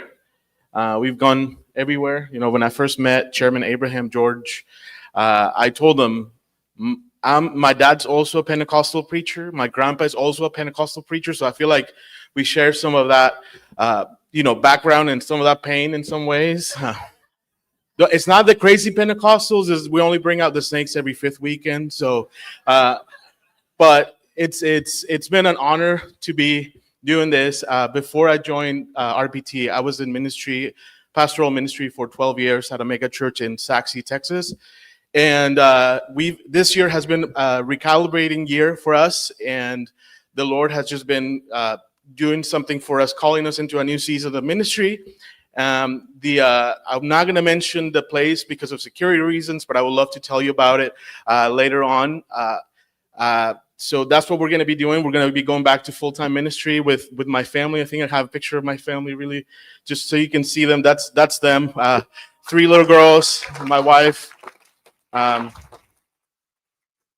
So Malia is 12, Olivia is 10, Naomi is 7, and they'll be joining us where we're going. We'd love to give you an update to you. If you have my info, keep in contact with me, pray for us. I have prayer cards to give you if you would like to pray for us as we move on. But we won't be strangers. We love you guys. Have a great day. Merry Christmas. I know it takes courage to be in politics, but to pack up your bag and move out of the country to minister, I don't know how you do it, but I'm glad I've been an influence on you for the last year. Thank you. Thank you. Yes. Thank you, Daniel, he's been amazing. He took out half of the stress that I used to feel when scheduling, dealing with all the meetings and things like that, and he handled all that. And he's just amazing. Guy came in with a master's degree. I'm like, I don't think I can afford you. but we worked it out, and thank you for your life, your service, and what you're about to do. We have the next item on our agenda is our memorial resolutions. Would love to invite the team up to the podium. This is important. It's part of the report. We're going to have Andy's talk about the report first, then we'll go into the resolutions. Thank you, Mr. Chairman. Yeah, the Resolutions Committee met yesterday, and they offered 10 resolutions for adoption today. And the very first resolution on the, on the agenda here is the resolution honoring Edie Leanne Sinclair. For those who don't know, Edie was a former SREC member, and I believe we have a big group here that's going to come up to honor her. So with that, I'd like to move, on behalf of the committee, I move adoption of the resolution honoring Edie Leanne Sinclair.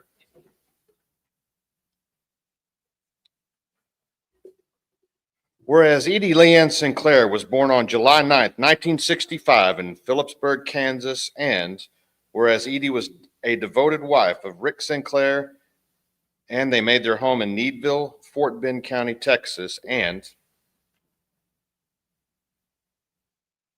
whereas Edie and Rick were loving parents to their daughter, Abby, of blessed memory, and their sons, Richie and Andrew, as well as devoted grandparents. And whereas Edie was a faithful servant of Jesus Christ, and her life reflected Galatians 5:22 and 23, as she radiantly displayed love, joy, peace, patience, kindness, goodness, faithfulness, gentleness, and self-control. And whereas Edie was known for her abiding happiness and her kind and nurturing spirit, which touched countless lives as she embodied the love of Christ in all she did. And whereas music was a cherished avenue for Edie to glorify God and bless others, and she shared her musical talent by teaching hundreds of children to play the ukulele, sparking in them a love for music and nurturing their creativity. And so true. Whereas Edie loved the United States and Texas so deeply, giving generously of her time, talents, and energy to preserve the values and freedoms she held dear. And whereas Edie was an ardent pro-life advocate and a pillar in Texas Republican politics, in her wisdom and mentorship shaped the careers of many state and federal politicians and rightfully earned Edie a widespread respect as a trusted advisor and influential leader in the Republican Party. And whereas Edie was a resolute conservative voice, a true patriot, and a tireless advocate for liberty, limited government, and the Constitution of the United States, and her leadership and passion for public service inspired those around her and strengthened the Republican Party. And whereas Edie served as an election judge for over 30 years and as the vice chair of the Fort Bend County Republican Party. And whereas Edie Sinclair was honored by the Fort Bend Republican Party in 2021 with a Lifetime Achievement Award for volunteerism and defending conservative values, and this honor was recognized in the House Resolution 1415 by the Texas House of Representatives during the 87th legislature. And whereas Edie Leanne Sinclair represented Senatorial District 18 with honor, dedication, and an unwavering commitment to conservative principles for 3 terms. from 2016 to 2022 on the Texas State Republican Executive Committee. And whereas the Republican Party of Texas lost our dear friend, Edie Leanne Sinclair, on August 9th, 2025. Now, therefore be it resolved that the Republican Party of Texas honors and remembers Edie Leanne Sinclair for her faithful service to Fort Bend County, to Senatorial District 18, to Texas, and to the United States of America, and for her steadfast patriotism and lifelong dedication to the Republican Party. And be it further resolved that the Republican Party of Texas expresses our deepest condolences to Edie's husband, Rick Sinclair, to their sons, Richie and Andrew, and to their entire family, and to all of Edie's beloved friends. You make known to me the path of life. In your presence there is fullness of joy. At your right hand are pleasures forever. Psalms 16:11. And Mr. Chairman, I do want to introduce Carol and Kit Milder. They are here on behalf of the family of Edie Sinclair. Thank you for being here.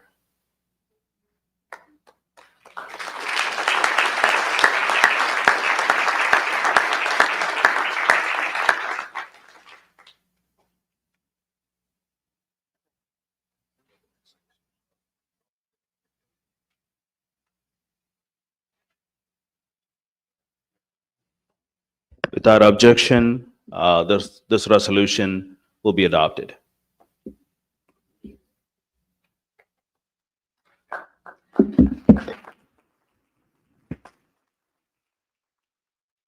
Thank you, Mr. Chairman. Okay, the next one we have is actually another memorial resolution. And this one is a resolution honoring the life and service of former State Representative Jody Laubenberg.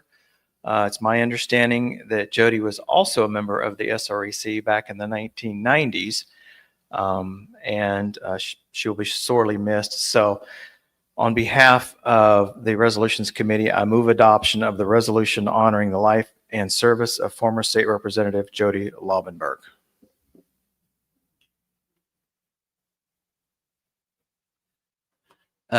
Good morning again. Since it's been a while since Jody's been on the SREC, I thought I would take a moment just to let you know that we lost an American hero, that Steve Atwell and I have known her since she was a teenager, and was Jody Barta, but she was one of the unsung heroes of the Reagan movement, that when the entire establishment was for Ford, she was one of those working the phone banks here in Texas, and was a very rare individual that kept that activism from the time she was 18 until she was no longer able to participate because of her health. But she was an extremely principled woman that you could just, if you needed somebody to stuff in those days, you had to stuff envelopes, there weren't computers and all that stuff. If you needed somebody to sit down and do tedious hours and hours and hours, she was that. And then she was a member of this body as well. So this is a resolution honoring the life and service of former State Representative Jody Laubenberg, whereas Jody Ann Barta was born on April 20th, 1957 in Dallas, Texas, and whereas she earned a Bachelor's of Arts from the University of Texas in Austin, and while she was a student, served as an officer in the University of Texas Young Republicans, and whereas she was a leader in the Youth for Reagan in 1976, and already as a young adult, deservedly earned a reputation for volunteering countless hours for conservative causes and candidates. And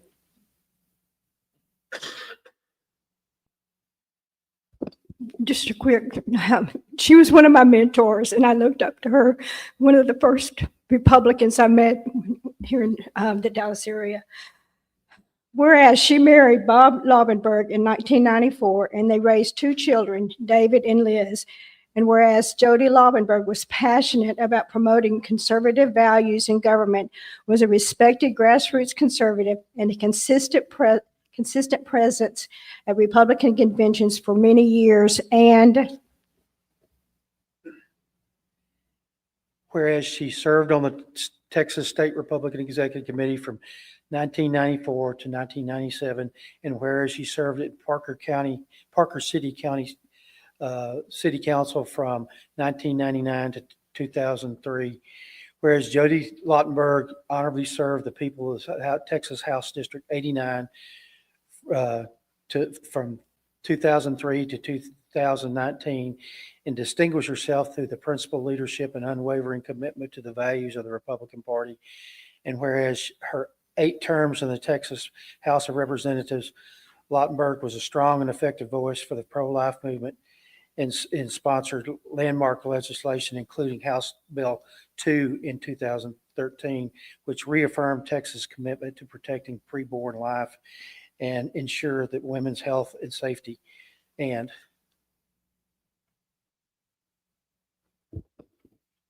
whereas Representative Laubenberg also championed tort reform, responsible budget management, private property rights, election security, and Texans' right to bear arms, and whereas she served with distinction as chair of the House Committee on Elections and the Committee on Public Health, and whereas her legacy is one of courage, conviction, and faithful service to the people of Texas, leaving an indelible mark on our state and party through her dedication to Republican values. And whereas Jody Laubenberg was a vivacious and dynamic powerhouse who truly loved Jesus and her family and Texas, now Jody was an amazing person. My city council member and my rep, and more than that, someone easy to talk to, easy to work with. Just call and ask and she will get it done. So therefore, be it resolved that the Republican Party of Texas mourns the passing of former state representative Jody Ann Laubenberg, a faithful conservative leader, public servant, and a tireless advocate for the principles of limited government, individual liberty, and the sanctity of life. And be it further resolved that we, the State Republican Executive Committee, honor our departed colleague and friend Jody, who in her life fervently promoted life and whose legacy therefore will continue to give countless Texas children a future. And be it further resolved that the Republican Party of Texas extends our deepest condolences to Jody's husband Bob and their son David and his wife Jessica, to their daughter Liz and her husband Tyler, to their grandchildren Madeline, Declan, Emma, and Ava, and to their extended family, and to Jody's many friends around Texas.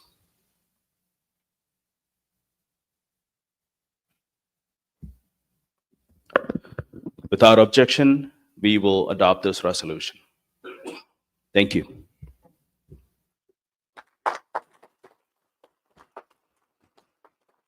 Last night, Virgil told me this, and I didn't see that. Because her life and her work, there are many children alive in Texas today. So that mattered. Okay, thank you, Mr. Chairman. Okay, now we're on to the third resolution that should be in your packet. You should see it there. It's actually also in the live document. The third resolution is a resolution in support of Governor Abbott's designation of the Muslim Brotherhood and the Council on American Islamic Relations, CARE, as foreign terrorist organizations and transnational criminal organizations. I believe this came from our esteemed committee woman, National Committee woman, Debbie Georgiados. And you heard her talk a little bit earlier this morning about the governor doing this. You may recall that we actually did pass a resolution denouncing CARE several sessions ago, or several meetings ago, I should say sessions, meetings ago. And we also passed a resolution requesting that the Muslim Brotherhood be designated a foreign terrorist organization. Now that has actually been done by the governor. We should be very thankful to the governor for that. And because of that, this resolution was brought forward, and the Resolutions Committee is making a recommendation that it be adopted. So on behalf of the Resolutions Committee, I move adoption of the resolution in support of Governor Abbott's designation of the Muslim Brotherhood and the Council on American Islamic Relations, CARE, as foreign terrorist organizations and transnational criminal organizations. We have a resolution. Are there any discussion on the resolution? Yes, sir. I am for this resolution, and it should pass without any debate, but my name is Paul Anthony Hale. I'm from SD1. And I know that a lot of the discussion at this meeting has been about kumbaya and all come together, but our Republicans in the legislature right now have not demonstrated that they want to help us, other than Greg Abbott recently declaring what he declared. The first step in making this successful is to get these terrorist thugs out of our Texas checkbook. We are giving millions to these organizations. That's the first step. Thank you. Thank you, Paul. Any discussion against the resolution? Seeing none, all in favor, please press 1. Are we ready? We'll be ready in a second.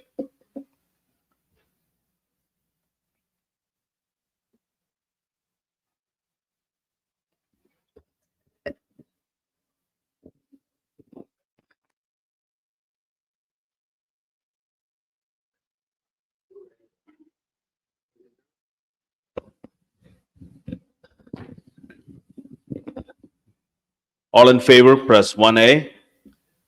All opposed, press 2B. If you're abstaining, press 3C.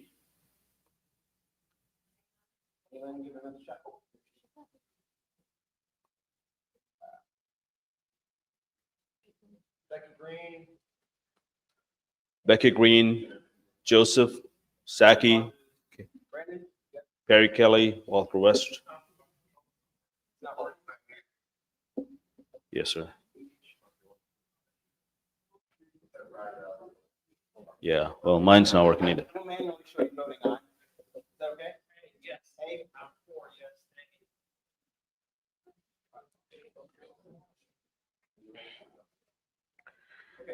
This isn't clicking either, so just show me out. Yeah.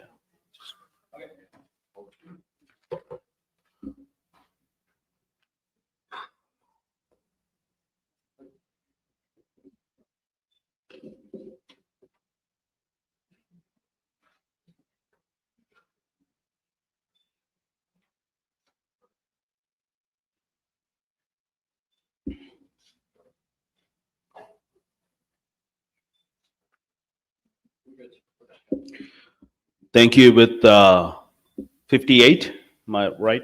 Yes. 58 yeas, the resolution passes.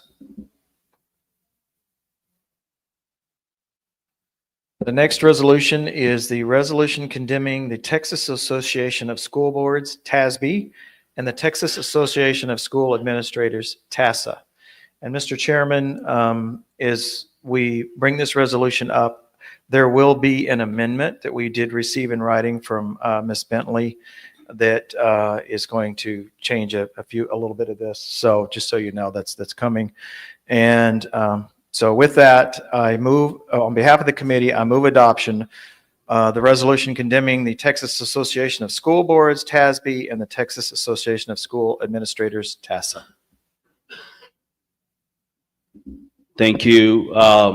Are there any discussion on the whereas clauses?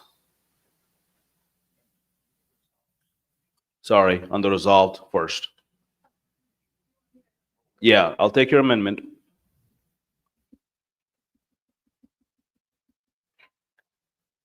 Kristen Bentley, SD1. If I move to amend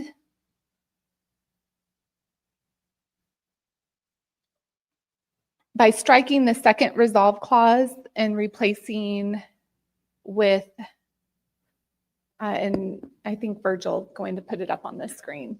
Okay, We have a amendment that is on red. Are there a second? We have an amendment and a second. Thank you. Would you, are there any discussion on the amendment? Bentley, you may speak for your Okay. amendment. So essentially what I did is I cleaned it up and removed anything that I thought was sort of outside of our purview or what would be our place, including calling on TASB and TASA to stop, doing these evil things that they're doing.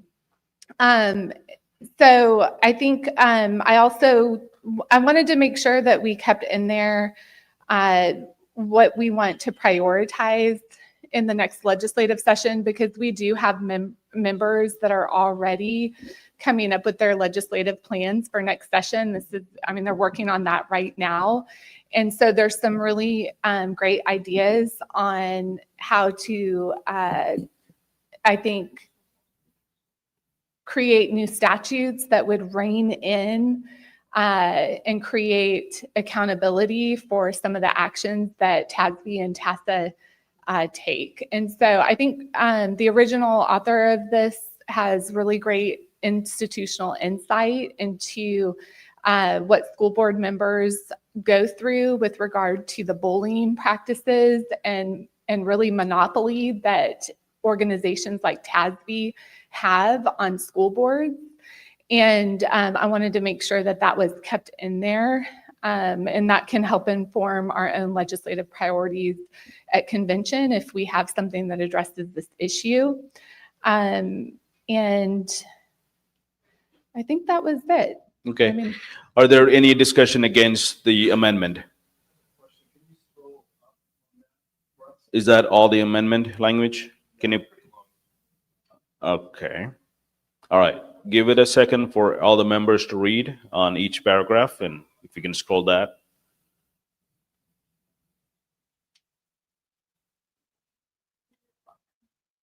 If I could just Scroll. I just caught one other thing. I do think it's also under our purview to encourage school districts, which many do have Republican members on there, to go ahead and look at their own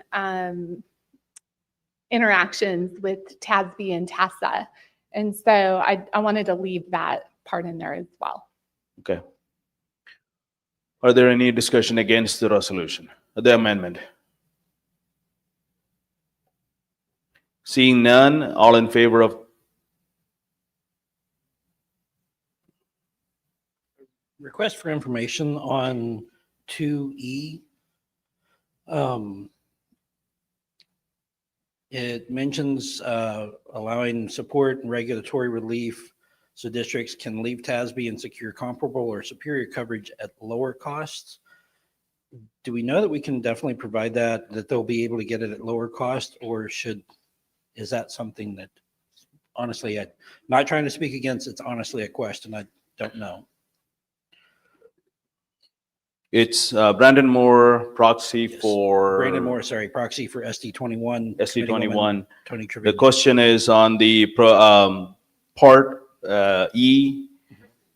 If the legislator looks at it, and do we have a way to provide support at a lower cost? What the author, I am not advised on that. That is up to the legislator and the budget committee to make that decision at the time. would it be appropriate to offer, would the author be acceptable to a friendly amendment to just strike at lower cost?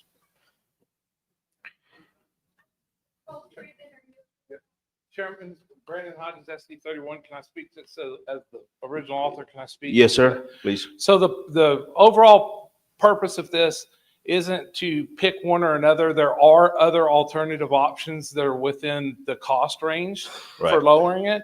But this is, the purpose as a body is to get the freedom for school board individuals to be able to go out and look for RFPs and RFQs that are within a relative range. And right now, TASB does monopolize the insurance side of it somewhat. Yeah. But there are other carriers, insurance carriers, that are available to offer this at a reasonable price as well. But right now it is hard to compete with them because they hold the market share. But we have found alternatives that are within reason and acceptable financial range for us to look as alternatives. The purpose is for the legislatures to offer an opportunity to open up the market much broader for the local districts to find what works best for them. Okay, thank you. Are there any other discussion on this amendment? Seeing none, all in favor of the amendment, please say aye. All opposed, please say nay. The ayes have it. The amendment is added. We are back on the resolution. Are there any other discussion on this resolution? Just want to, On the resolve clauses? Jeremy Story, ST5. Yes, sir.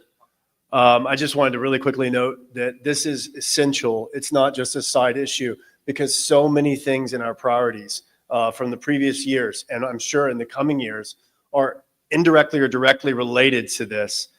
These two organizations so regularly work against our priorities, not just in the education sphere, but in other areas as well. They have indirect influence. And as a result, it overrides a lot of our good bills and laws that are passed.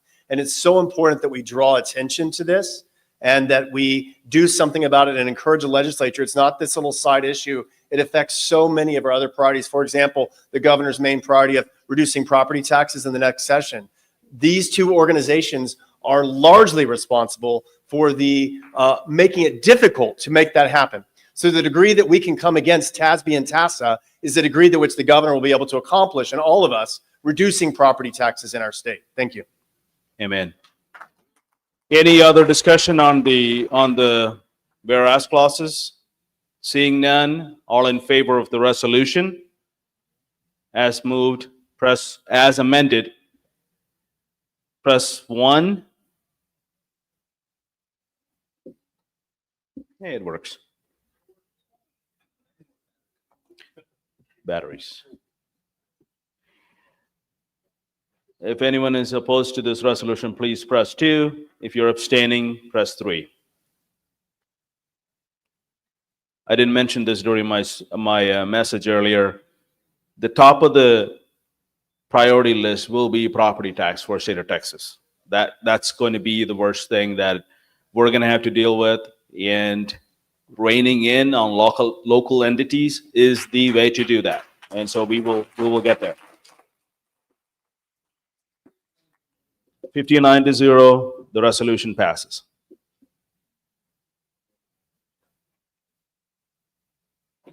Mr. Chairman, the next resolution is the resolution calling for the immediate removal of Texas Commissioner of Education, Mike Morath. Now, as a prelude, we do have a substitute, a floor substitute, that will be brought forward that will also change the title of the resolution slightly, as well as the majority of the text. So I guess just be prepared for some time here to look through each of these. And Kristen Bentley will be bringing that. With that, I move, on behalf of the committee, I move adoption of the resolution calling for the immediate removal of Texas Commissioner of Education, Mike Morath. It's a committee report. I'm going to rule this resolution as it is out of order. And this body is not here to pick on our elected officials or appointees of the governor. If you want to make this as an elected post, talk to your legislators. We can have a resolution on that. If you want the entire TEA to be abolished, like where they did in DC, I'm all in for that. But this resolution is out of order. This will bring us to contradictions, and you'll get your chance. No, that is not. Stay here, and I'll recognize you. When I recognize you, you speak. You do not interrupt this meeting. Okay. So at this point, I'm ruled that resolution is out of order.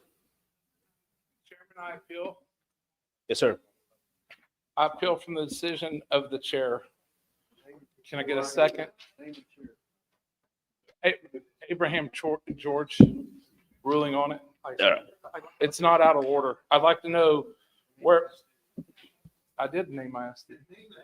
My SD 31, Brandon Hodges, SD 31. I apologize. Chairman, thank you for having me. I appeal the rule because where is it within our bylaws where this is not germane to what we're doing right now and it's out of order? If you could show me my Before you bylaws. ask for the details of the ruling, I need a second from you. Second. You have a second? Kristen Bentley seconded. Okay. All right. Thank God for parliamentarians. Amen. Give me 1 second.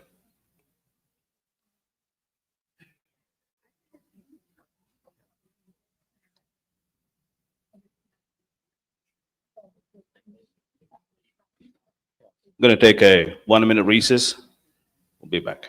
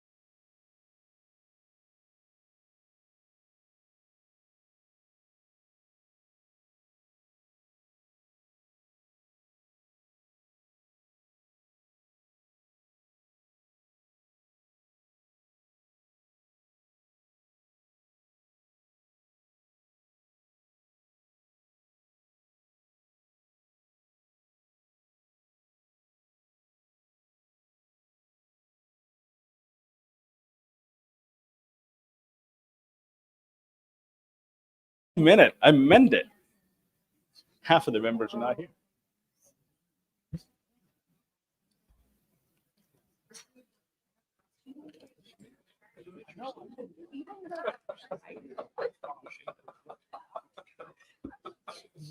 So on the, can we get all the members to come back to their place?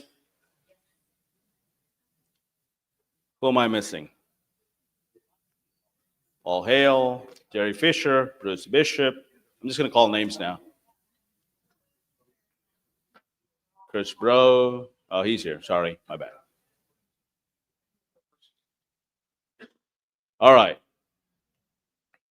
I don't think I want to go to executive session unless you guys want me to.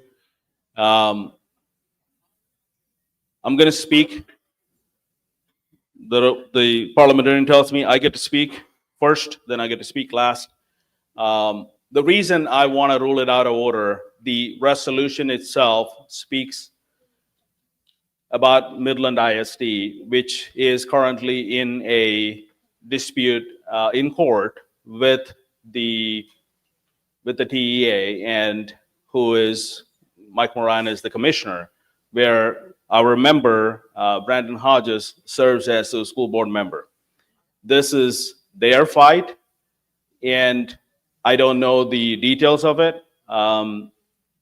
It's a fight they need to settle between them. I do not want this body and our resources pulled into that fight and that lawsuit. We have our own problems that we are fighting, and we don't need more legal fees. And this is the reason why I am ruling this out of order, because this is really not a fight that we want to take on. So this, I am making the decision with the advice of our parliamentarian and our general counsel You all have a fiduciary duty to protect this party just like I do. When we need funding for lawsuits, we have to be in a place where we can defend why we do what we do, like close primaries. This is not a fight because there's about probably 20-some lawsuits between TEA and many school boards, which most likely I'm going to be on the side of the school board most of the time, but not a fan of TEA. But that's not the point here. The point is we have resolutions that does not fit the scope of the work of our party and the fiduciary responsibilities that Republicans in Texas have asked us to conduct and hold. So that is why I'm ruling this out of order. So you may speak now, sir. Brandon Hodges, SD 31, and I am the current duly elected president of the MISD School Board, and I'm unaware of any pending litigation or current litigation directly with the Texas Education Agency. And we have done it. Kristen Bentley has worked very hard and the rest of the members to remove and not make this narrow and broad, and I'm willing to abstain from voting on it just for conflict reasons. The point of this isn't to punitively damage Mike Morath. It's to raise awareness about how important education is and how Texas Education Agency is not moving at the speed and the velocity to improve student outcomes in reading, writing, and arithmetic at grade level. And everything that we do, if we don't change that, is that we do here is counterproductive. So I will tell the body that Ms. Bentley, I want to get it to the floor to listen to the amendments, and then y'all can vote on the amendments, which totally, it is a totally different version of this. It takes MISD totally out of it, and it does not ask for or imply the removal of Mike Morath. So that's my answer. So I am surprised the MISD board member does not know that TEA is investigating you all for your special education You said department. lawsuit. Mr. It's a Chairman, legal battle. You said lawsuit. Or So they are they investigating you. Again, the amendment changes everything out of here, and I can abstain from voting, but I have If no the TEA conflict is of interest. investigating you and you have a resolution against the commissioner of the TEA, that is a clear conflict, pulling this body and this party into your conflict between the I TEA. respectfully disagree, sir. Mr. Really? Chairman. Yes, ma'am. Just a point of information or parliamentary. I'm Rachel Horton. I'm with SREC for SD 30. I'm so sorry. I do have just a quick question. If we rule this out of order, yes, if the resolution is ruled out of order, does that remove our opportunity to entertain the substitute that was constructed? You can bring up the substitute resolution at the new business, if the body agrees to it. But it would not be part of the resolution report. If it passes, it will be, yeah. Under new business. Yes. We will not be discussing it at this moment. Yeah. Any other discussion on this? In favor, in opposition of, hold on. Brandon spoke in opposition of the ruling. Anyone in favor of the ruling? I'd like to make a motion of amendment. Cannot. No, not now. Seeing no other, we are going to take a vote, and it's a simple majority. Mr. Chairman, So- request for information. Sir? If the chair votes yay, they are voting to uphold your decision that this is out of order. If the members vote no, they are overturning your decision. Is that correct? That is correct. Thank you, Mr. Chairman. If the vote is yes, it will side with my decision to make this resolution out of order. If you vote to be no, you are wanting to have the resolution move forward. Chairman, SD 31, Brandon Hodges, point of information. This vote is just to remove it from floor. If the body votes against your ruling, all it does is bring it to the floor where people can author amendments and hear Ms. Bentley's amendment, correct? That is correct. Thank you, sir.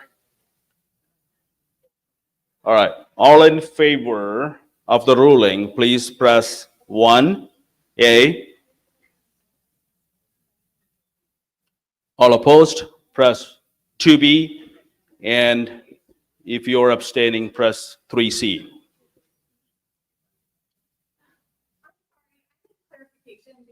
We're in the middle of a voting now.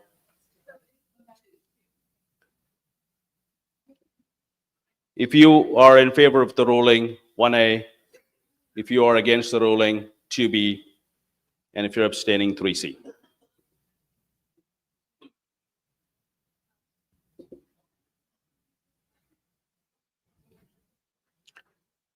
We need Dale Inman, Deborah Fight. No. Oh, we got it. Valmoff. Can you do it again?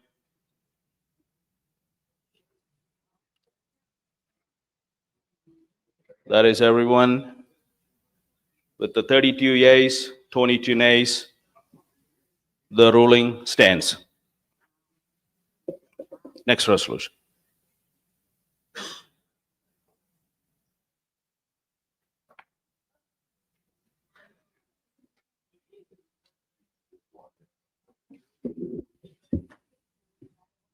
Okay. Mr. Chairman, okay, sanities for just a minute.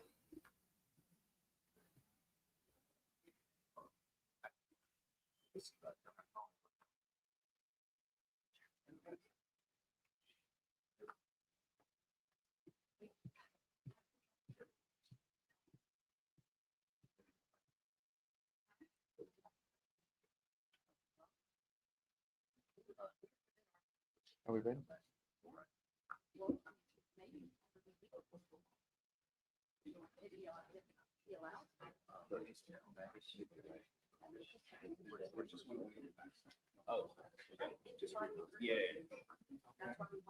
Sorry, we got to redo the votes one more time because we didn't take the picture fast enough.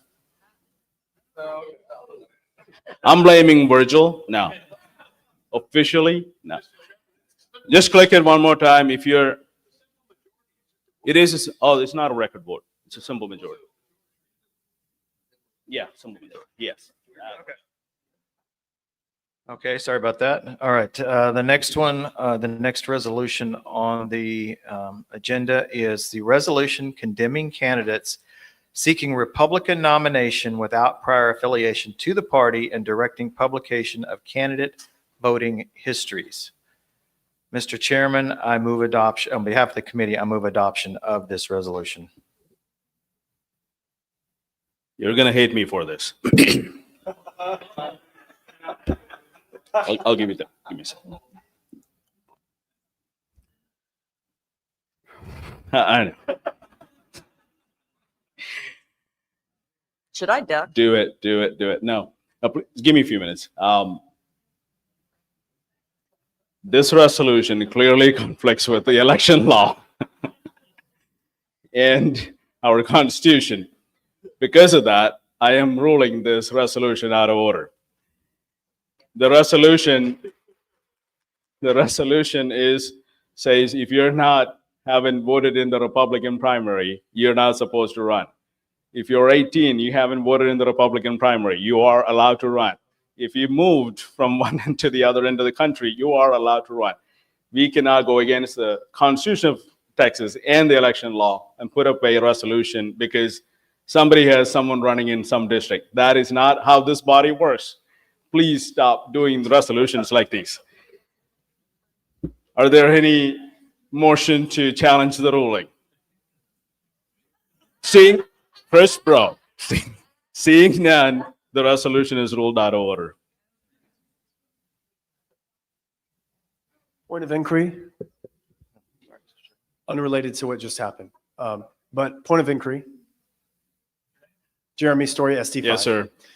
Does the chair have any intent or believe that there's any intent to remove the ability for new business items to be put in and be used in this? Whatever you want. Okay.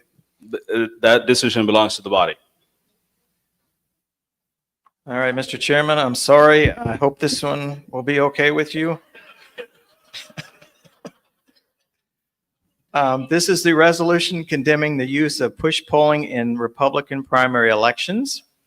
Just an explanation of push polling. I'd never heard the term push polling until this resolution was brought to me, but I've heard of the tactics.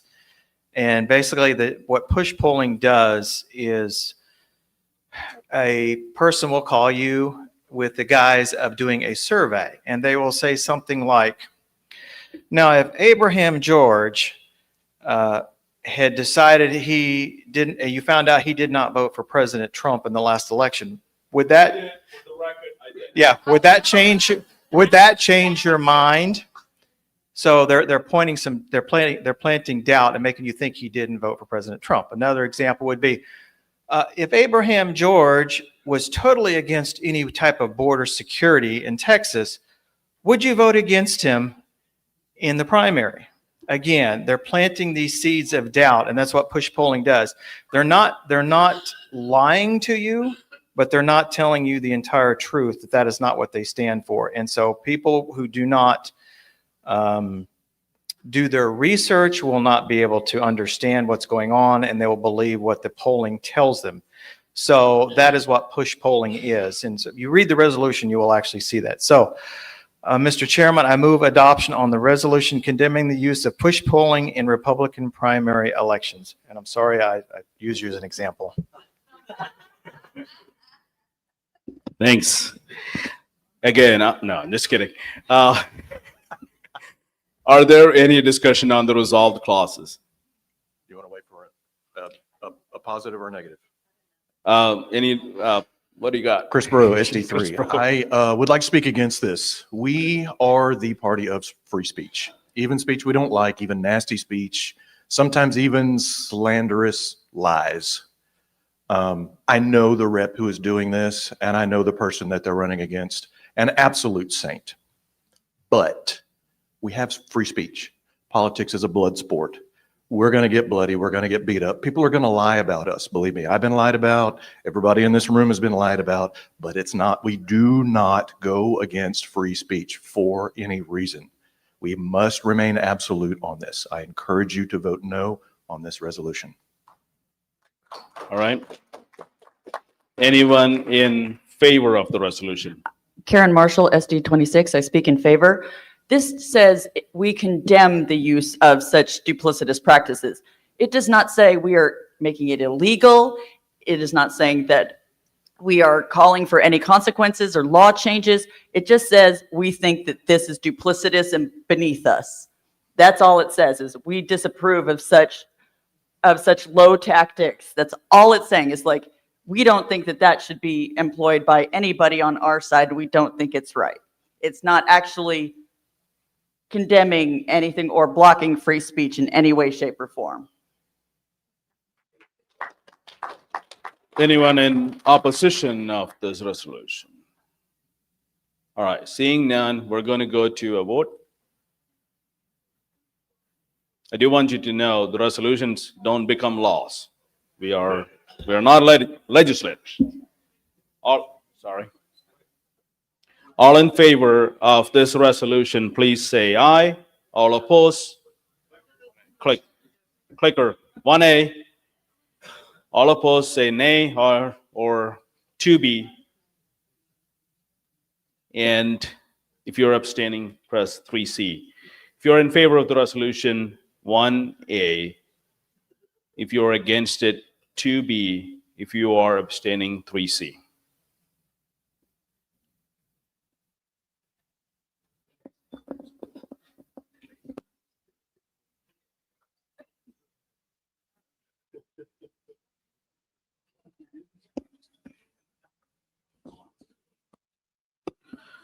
Have all members voted? Okay, voting is closed in 3, 2, 1. Let's make sure. Yeah, with 44 yeas, 12 nays, and 3 abstain, the resolution passes. Let's take the pictures.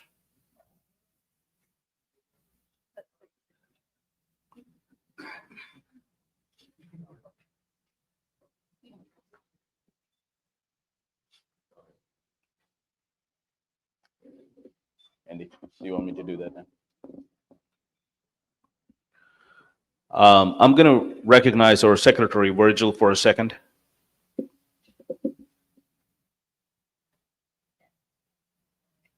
Just wanted to communicate a message that we just got via Cheryl Thompson Draper that came all the way from halfway around the world, where Rick Sinclair, who is Edie's widower, he wanted to send a message to us. So he says, I was able to watch the live stream sitting in a taxi around midnight here in Batam Island, Indonesia. Edie would have been so humbled and honored. Thank you for everything.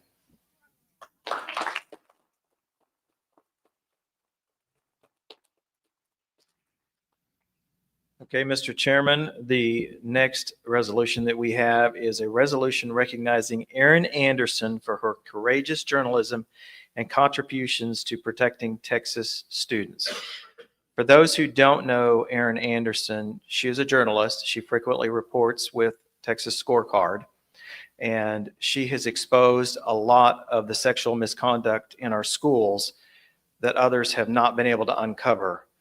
So this resolution is just a recognition of all her hard work and reporting that she has, her courageous reporting that she has done, and the backlashes that she can face. So with that, Mr. Chairman, I move adoption of the resolution recognizing Erin Anderson for her courageous journalism and contributions to protecting Texas students. Are there any discussion on this resolution? Seeing none, all in favor, please press 1. All opposed, please press 2. If you are abstaining, press 3. If you are in favor, please press 1. If you are against the resolution, 2. Ralph Fight.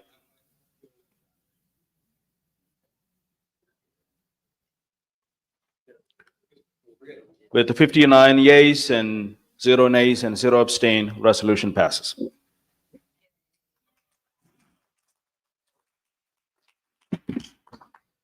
Mr. Chairman, the next resolution is a resolution urging the reform of eminent domain law in Texas. I move, on behalf of the committee, I move adoption.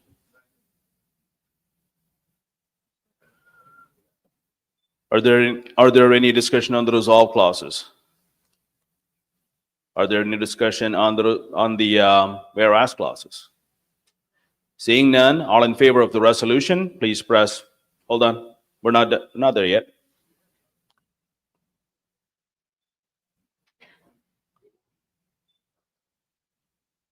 All in favor of the resolution, please press 1A. If you're abstaining, 2B. I'm sorry, if you're against, 2B. If you're abstaining, 3C. 1A, 2B, 3C. This is part of our platform. Paul Hale, are you in favor? All right, let's vote.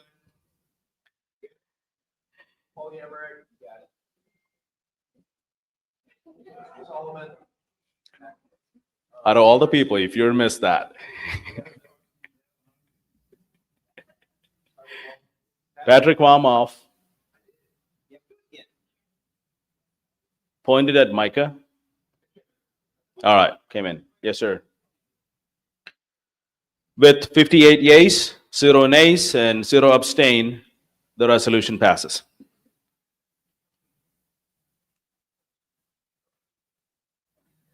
Mr. Chairman, you'll be happy to know I'm at the 10th resolution that came from the committee report. This is the resolution to require artificial intelligence data centers to adhere to oil and gas industry water protocols and use recycled water. I think everyone knows how much the AI data centers use in electricity as well as water to cool the computers, the microchips, and you will often hear that there are closed loop systems that is only closed loop before they reach the cooling towers. Cooling towers always emit water into the air and use water. Therefore, the resolution author presented this to us as a way of improving on this, and because we know these AI data centers are coming. So with that, on behalf of the committee, I move the resolution to require artificial intelligence data centers to adhere to oil and gas industry water protocols and use recycled water. Are there any discussion on the whereas clauses or resolved?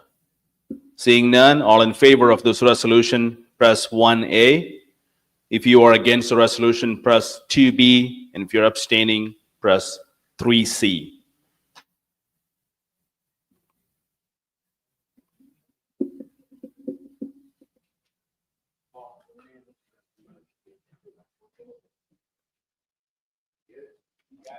Until Elon Musk figure out a way to put all the data centers on the moon,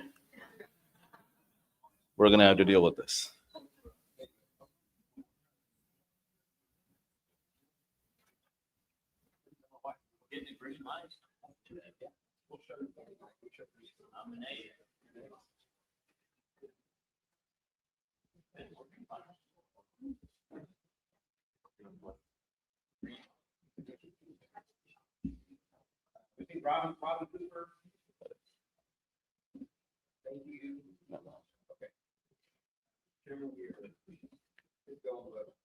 Okay.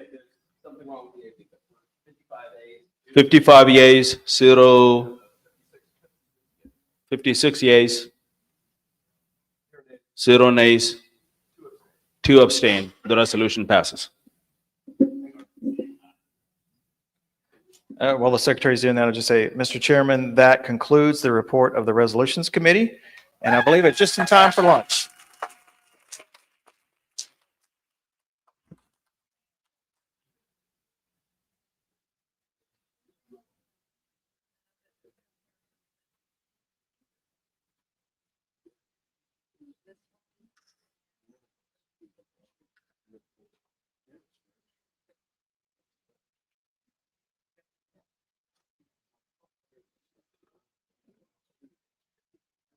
All right, we're going to take, hold on a second.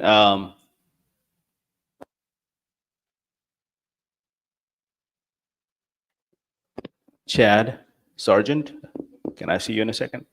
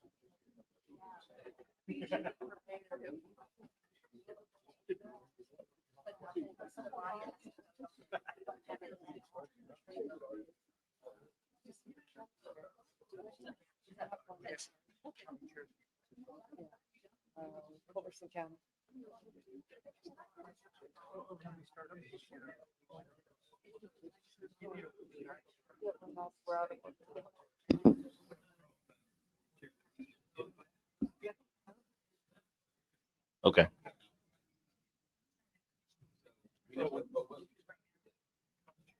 Okay. We're going to redo the last vote. Something's going on here with the technical stuff. Give us a second. We know the number, we just don't have the record of individuals.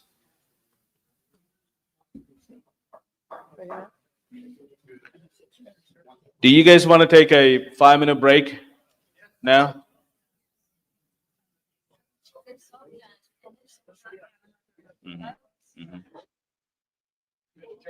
Oh. All right, no break.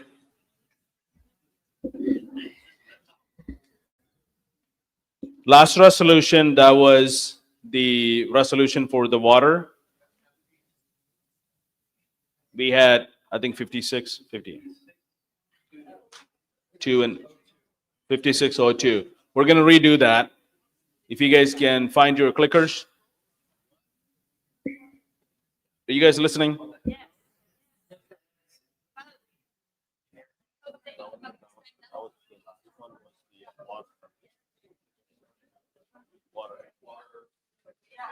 The water, okay.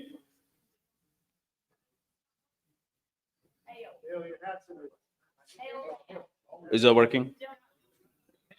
They're all pressing, it's not coming up. There it is. Pointed at Micah. All in favor of that resolution. You guys did favor it about a minute ago, so don't change now.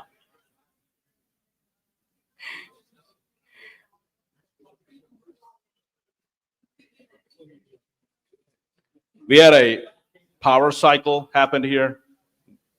Sorry about that. Says when Jeremy's story.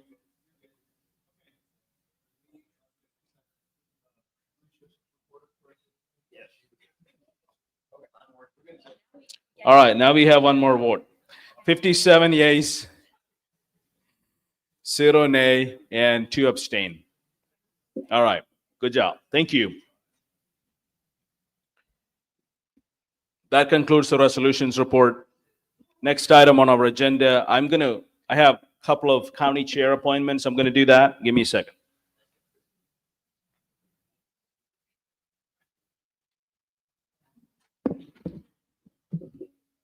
God bless these people walking into the filing time.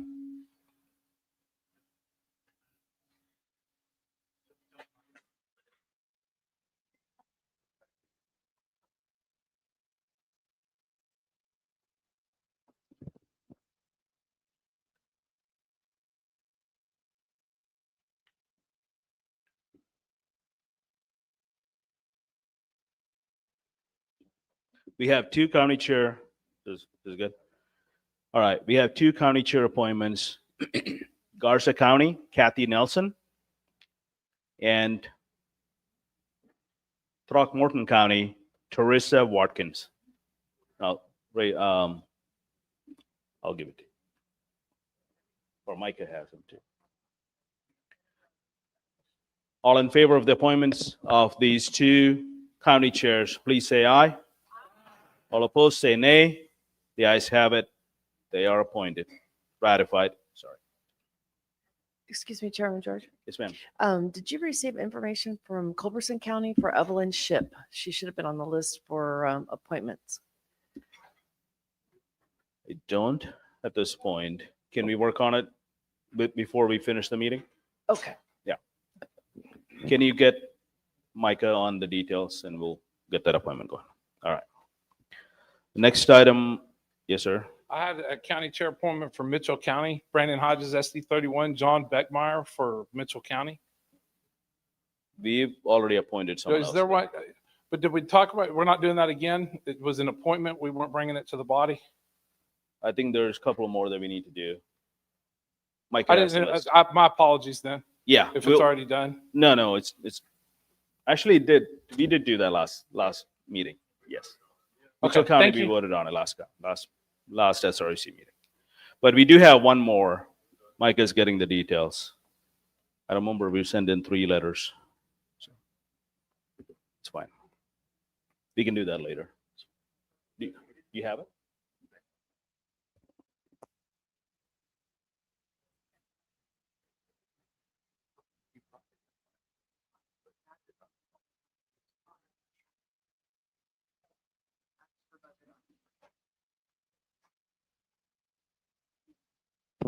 Okay, this was a mistake on our part.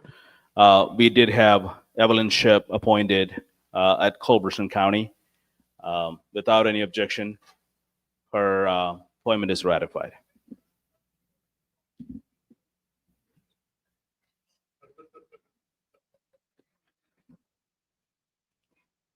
All right, we've got officials committee report coming up. Give me 1 second, I gotta look at the numbers.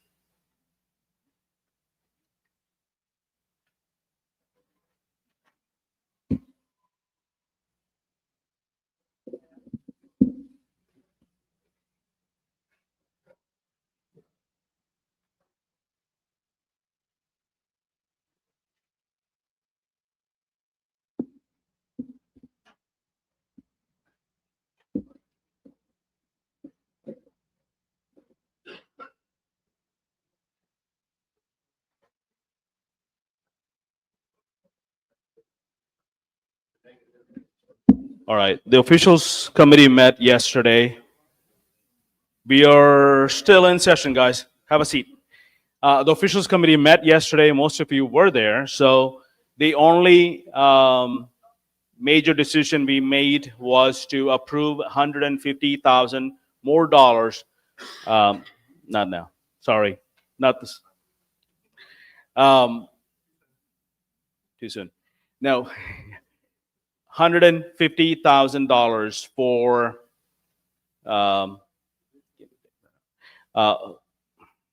closed primaries filing. And I do need the approval of the body on that. Am I right? No, actually, I don't. Officials approved it. So we're going to spend $150,000 more on closed primaries. And if we can actually get an agreement with the SOS, hopefully we don't have to spend a couple of $1 million on that, but we're working on it. As part of the officials committee report, as part of our rules, we have to put our budget up for the approval as well. The budget is in the, it is not? Okay, we will come back to the budget in about a couple of minutes once they figure out the Mr. Google Chairman, Doc. Yes, ma'am. Becky Green, SD 17, point of information. Yes, ma'am. Number one, I think you just addressed why has the budget not been given to the body yet?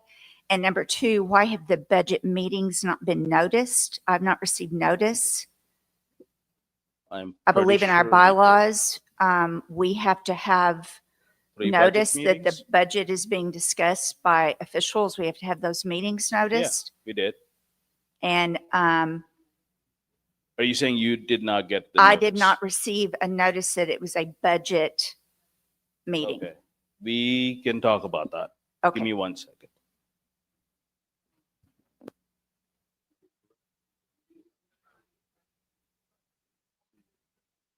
All right, we'll come back to the budget after a couple of these deals. We do have a bylaw amendment and a rules committee. So I'm going to go with the rules committee report now, and we'll come back to the budget and officials committee report. We'll serve lunch at 12:30, so we're going to get as much as possible in before the lunch.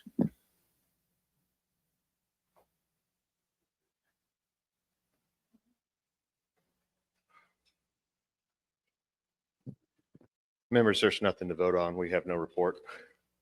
There was two notices. Yeah, there was two notices out there. One of them was a notice to change the some language and how members can be addressed in committees. And after discussion, the committee agreed that we weren't going to bring that forward because it would actually could make it more restrictive. The other one was a notice to change some words, honorary and ex officio, and move that around. But that was complicated because the one change we noticed had implications in other places in the bylaws, and we're about to create a big old train wreck. So we're going to go back and take another look at that so we don't create a mess. So as a result, there is nothing to vote on in the Rules Committee report. I will ask you, however, text down by 4 points, and I think it's the negative energy in this room, and I need you guys to all get positive so they can have a great second half. Wreck them.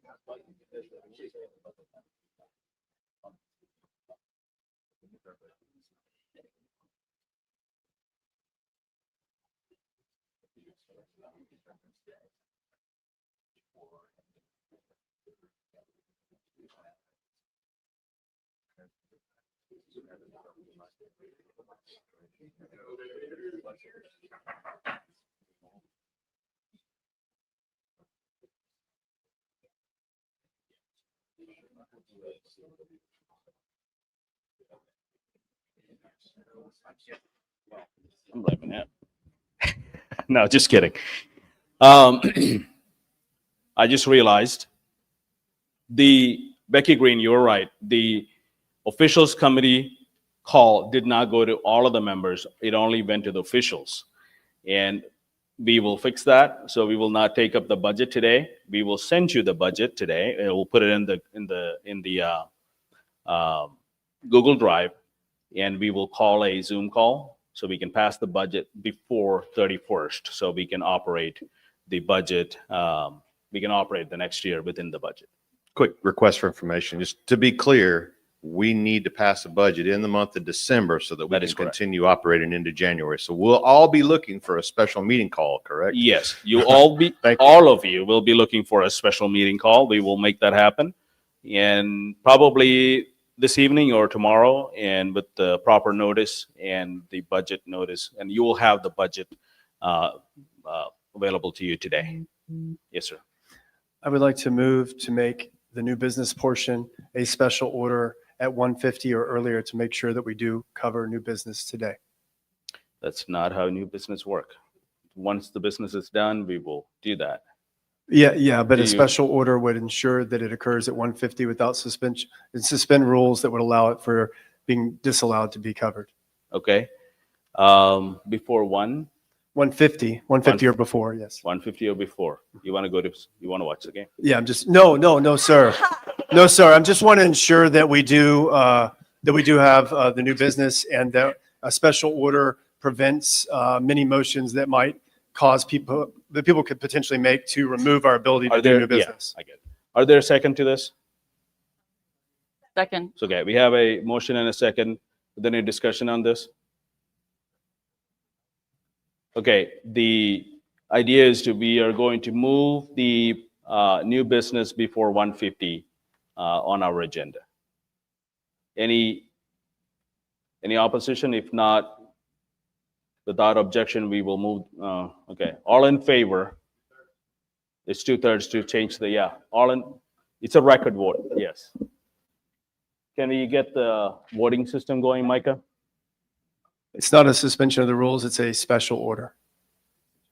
It is, yeah. Agenda changes, it is. Okay. If you are in favor of changing the order of the agenda to move the new business to the top, hold on. Are you ready?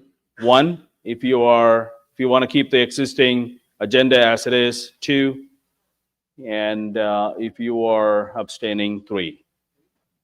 We're not adding anything, we're just changing the order.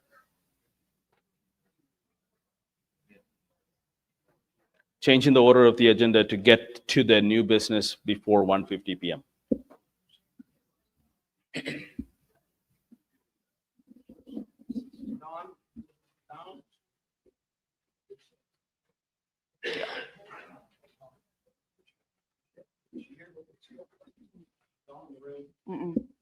To be clear, personally, I'm good with it. It doesn't matter to me. We're good. Okay. 53 yays. We will pick up the new business before 1:50 p.m. Point of We have- information. Yes, ma'am. Will you be needing a quorum of the full body of, Karen Marshall, SD 26. Will you be needing a quorum of the full body on the Zoom about the budget coming up? Yeah. Okay, just wanted to be sure everybody knows they should attend. Oh, thank you.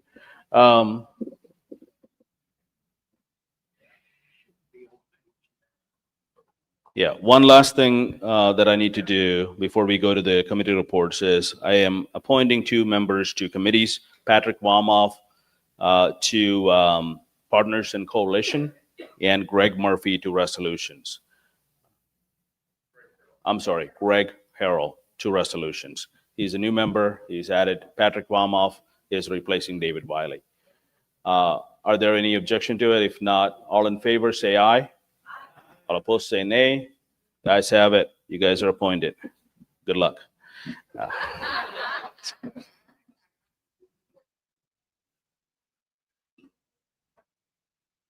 Next item on the agenda is Candidate Resource Committee, Becky Green.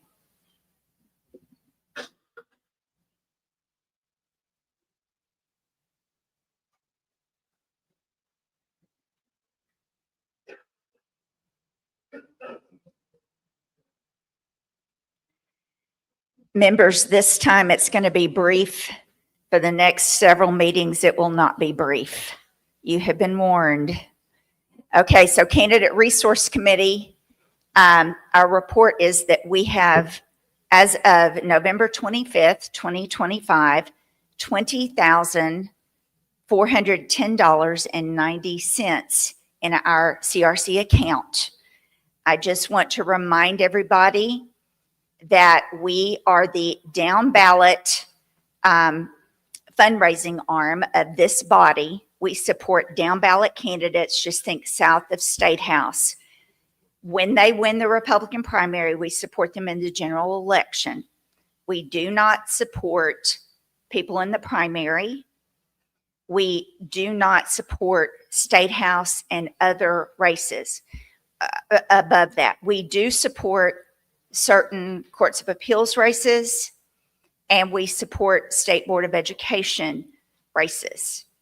Okay, so that just kind of think down ballot, JP, constable, sheriff, county judge, county court clerk, lower ballot races. This fund has been going on for a long time.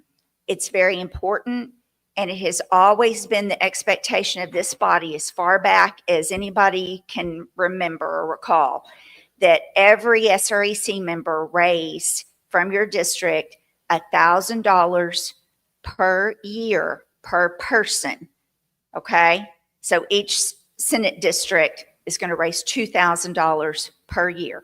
All right, that's what the expectation is for Candidate Resource Committee. I do also, and I want to recognize Committee Man Bruce Bishop for reminding me to do this. We had a little auction a couple of meetings ago, and I failed last time to announce the winner. We had a little earring auction, and it was a bit of a competition between the Texas A&M Aggies and the University of Texas Longhorns. And as an Aggie mom, not an Aggie, but an Aggie mom, it pains me to say that the Longhorns won that competition, and they raised $300 for CRC. The Aggies raised $250. So it was kind of close, but anyway, another reason to be in mourning right now, Aggies. There will come a rematch later on. So anyway, that concludes my report for Candidate Resource Committee. By the way, would all my Candidate Resource Committee members stand up, please, and be recognized? These folks do a lot of work, and I want to thank them because they raise a lot of money to help a lot of Republicans get elected across the state, and so do you, SREC. Thank you.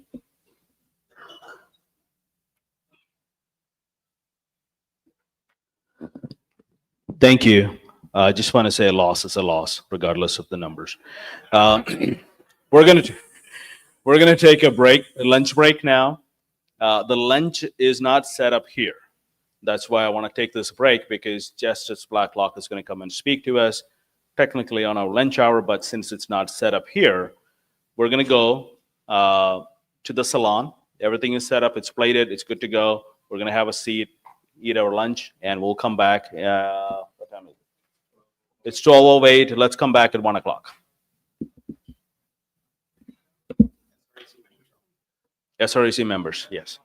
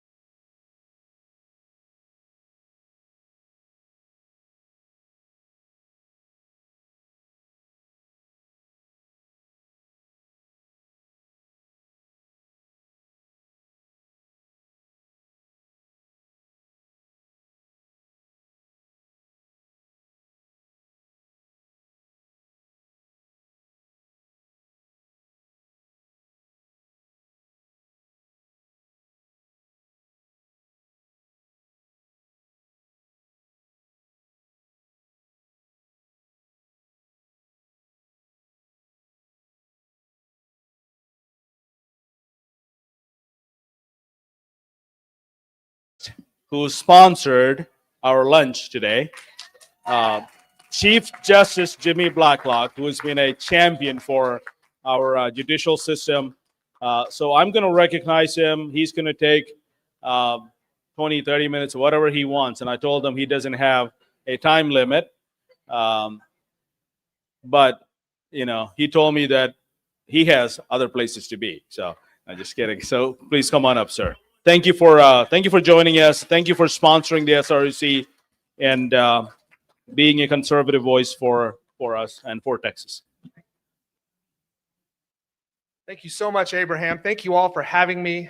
And I want to talk to you about who I am and why it's so important that we have conservative originalist judges on our courts. But first, and I don't want to take up too much of your time because I know you've got a lot of important things to do. I've been a delegate to the state convention myself. So going back to my childhood, my dad was a precinct chairman. He still is.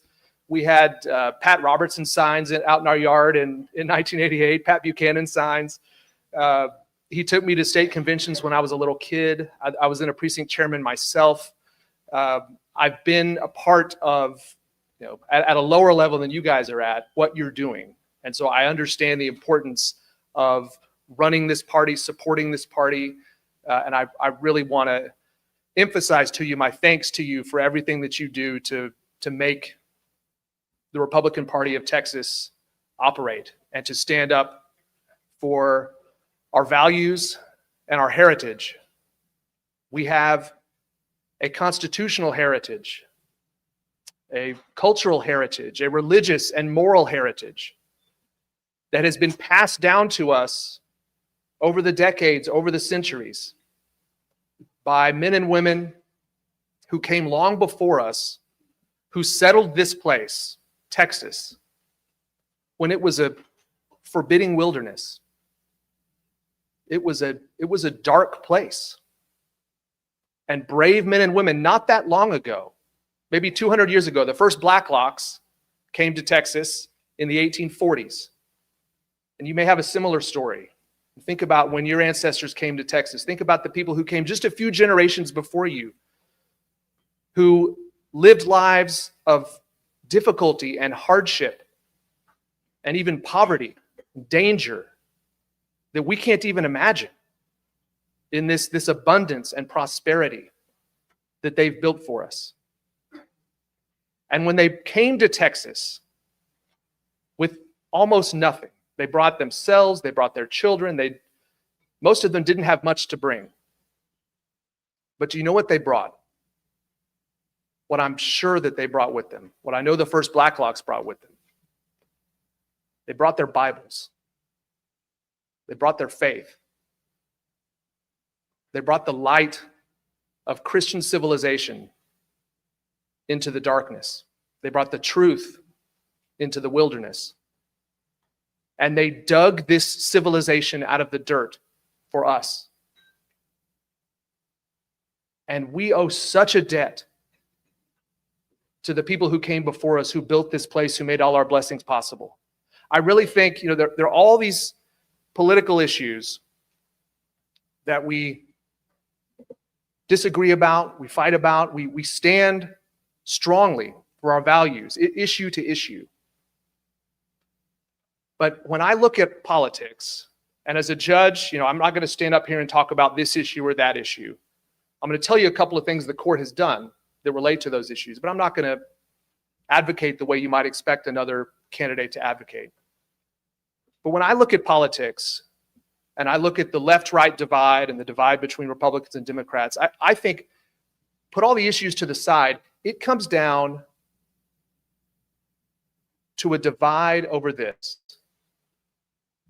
Are we going to honor and respect and carry on the heritage that's been laid down for us?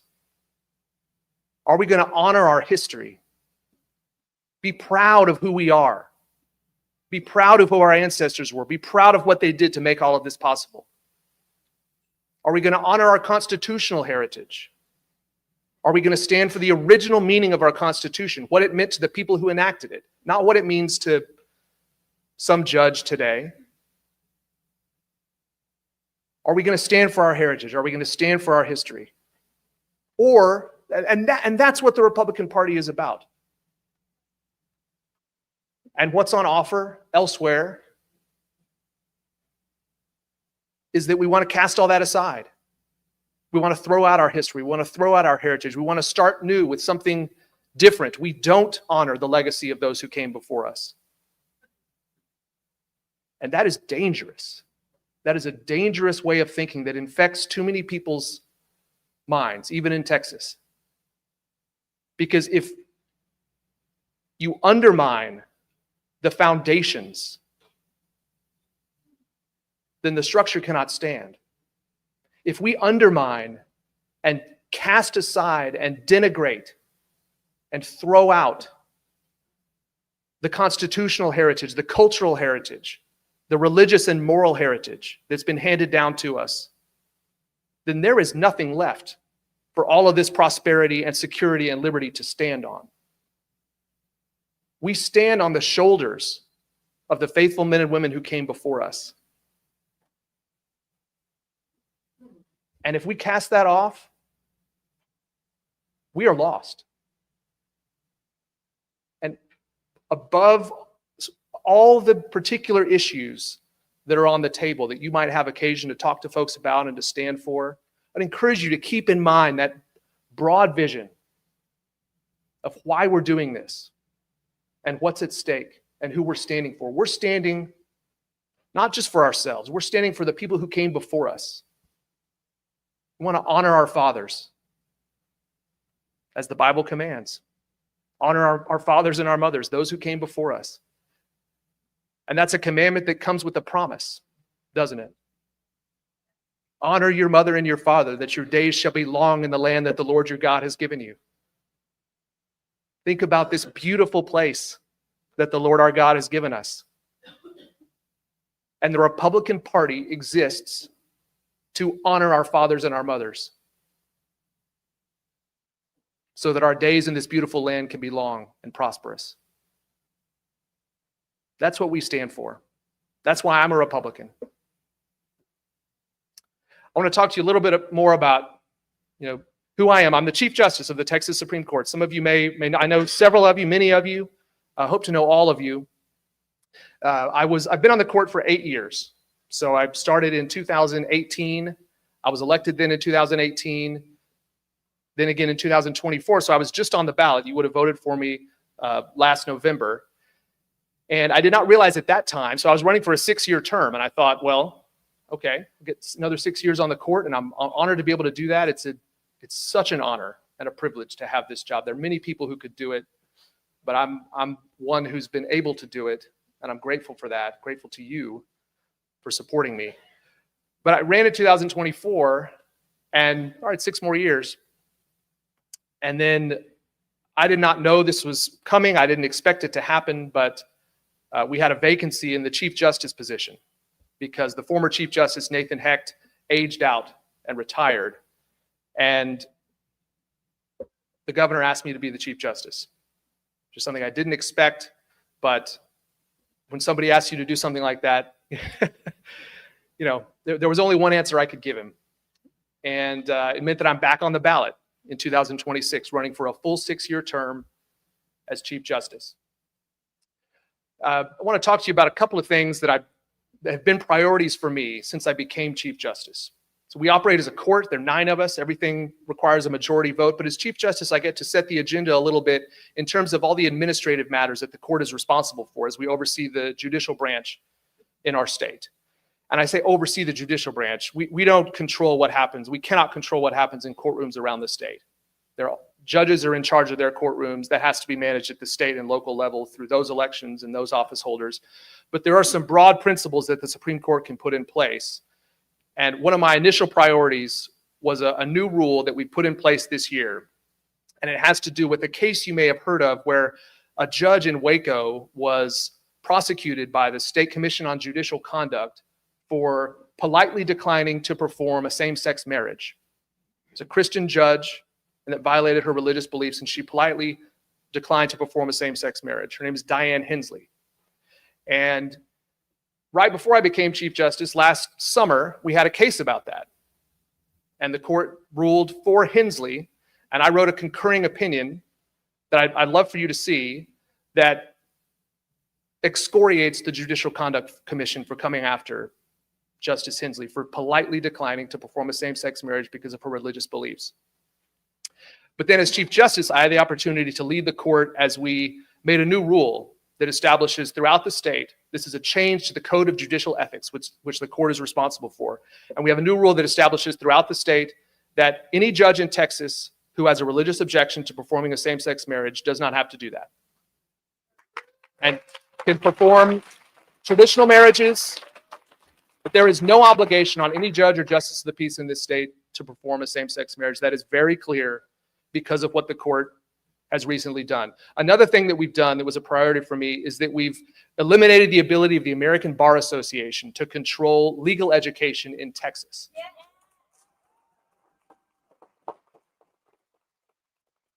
This was another priority for me, and we got it done. The rules being finalized later this year. But what happened is that the American Bar Association, which maybe decades ago was a sort of a neutral organization that you might be able to put some confidence in, I don't know, but today they have become pushers of a left-wing agenda. And they were using their power over schools. Schools have to be approved, or they had to be approved by the ABA, law schools, and they were using that power to say, you have to have DEI policies, and you have to have all these other woke policies, or else we're not going to approve you, and that's going to harm your law school. And so they were coercing schools to implement a left-wing agenda, and the court has put that to a stop. The court has taken away from the ABA the power to approve law schools in Texas. That power now rests with the Supreme Court of Texas, and we will not contribute to our law schools in Texas being pushed around by the American Bar Association anymore.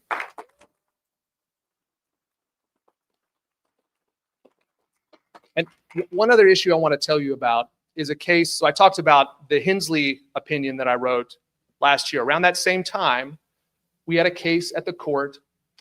The legislature had outlawed so-called gender transition therapy for children. And there was a big constitutional challenge by people saying, no, we have a constitutional right to do that. And that came to the court, and the court rejected that. Rejected that constitutional challenge, said the people of Texas have a right to outlaw these procedures.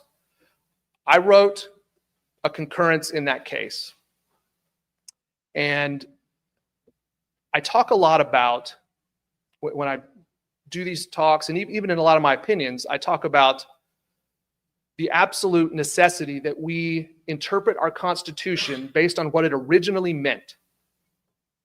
Our Constitution means the same thing yesterday, today, and tomorrow, unless the people change the Constitution through the appropriate process. It is never a judge's job to decide, well, times have changed and things have evolved, and the people are a little slow on changing their Constitution to keep up with the times. And so I, the judge, am going to decide that now in this modern age, we need our Constitution to mean something that the people who enacted it could never have imagined. And there's so many ways, in so many different cases, on so many different issues, where that principle, our fealty to the original meaning of the Constitution, informs so much of what we do at your Supreme Court. But I don't just want to say that. I want to show you how that works. And so I would love for you to get a copy of the concurrence that I wrote in the case about childhood so-called transition therapy, where I lay out the argument for why it cannot possibly be the case that rights that were established in the middle of the 19th century by people living in the middle of the 19th century include a right to that, which none of them could possibly have imagined at that time.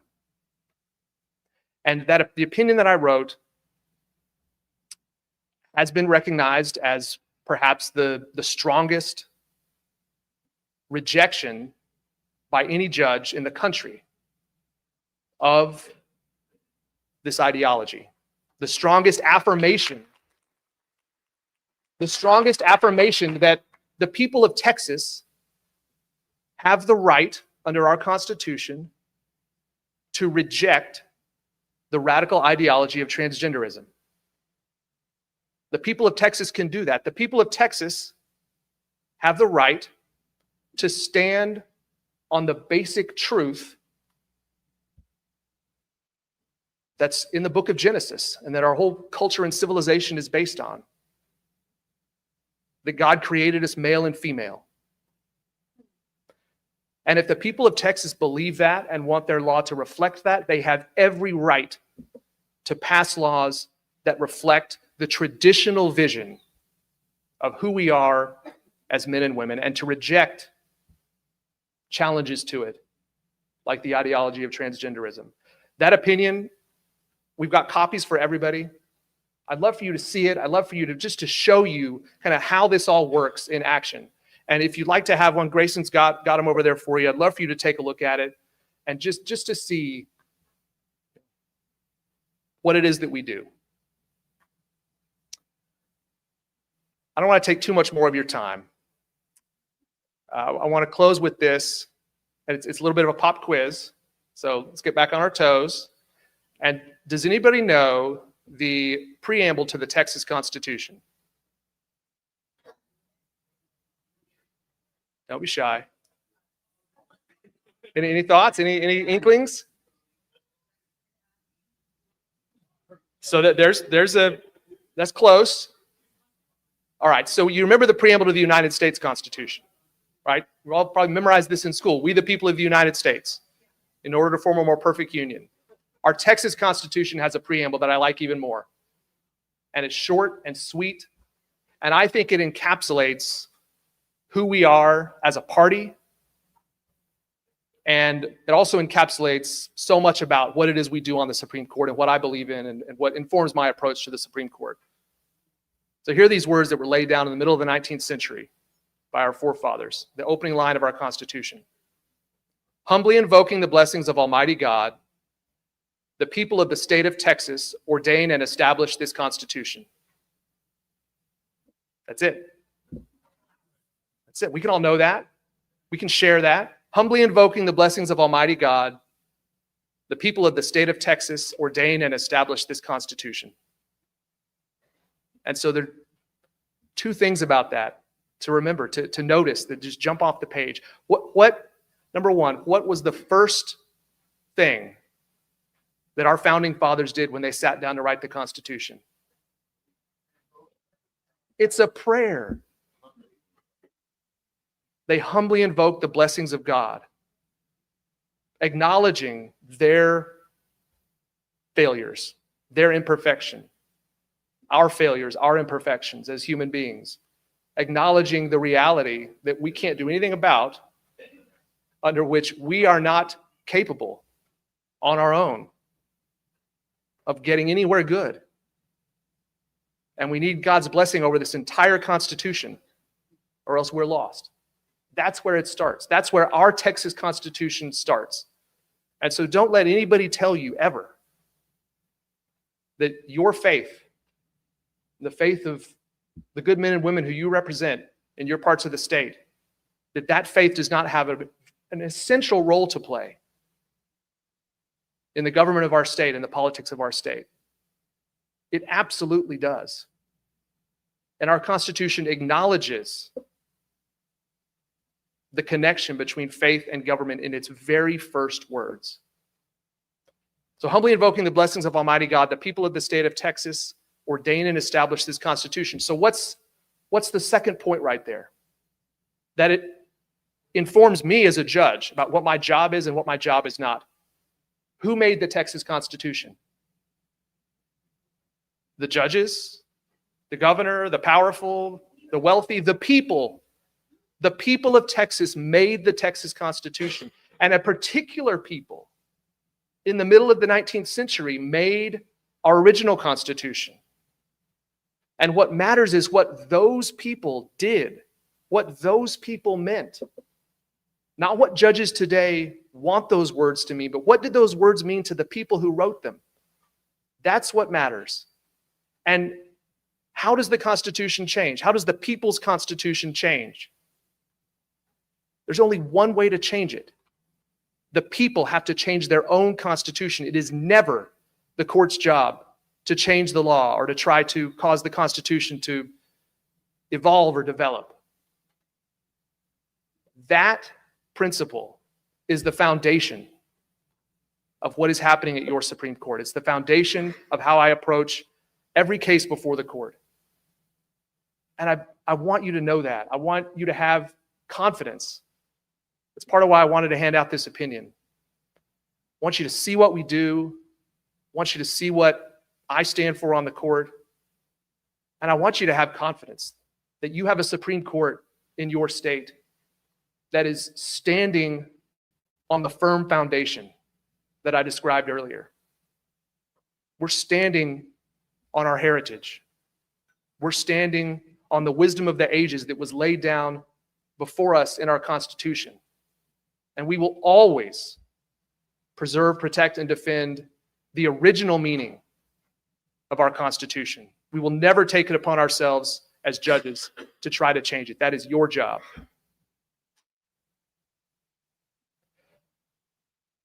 Last thing, I hope you will come visit us at the court. Love for you to see what we do. Our hearings are all live and available. You can come visit anytime and watch an argument. If you do, you'll see I sit in the middle as the Chief Justice. There are 4 justices on either side of me, and we're very active and we're asking the lawyers lots of questions and digging deeply into all these cases. There's an inscription on the bench in front of me where I sit, and it's been inscribed on that bench for many, many years. It's the longstanding motto of the Supreme Court, the official motto of the Texas Supreme Court, which goes back a long, long time. It's in Latin, so we'll have another little quiz. Sicut patribus, sit Deus nobis.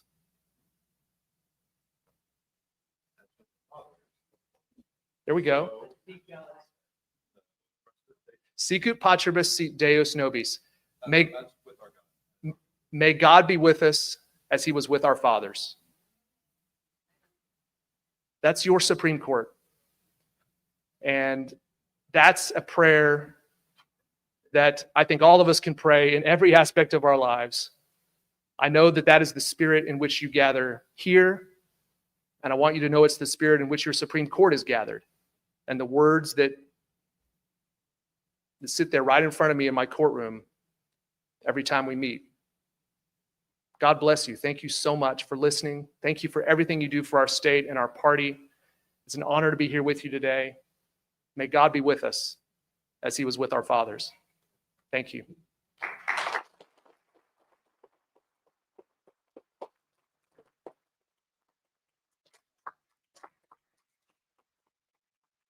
Thank you.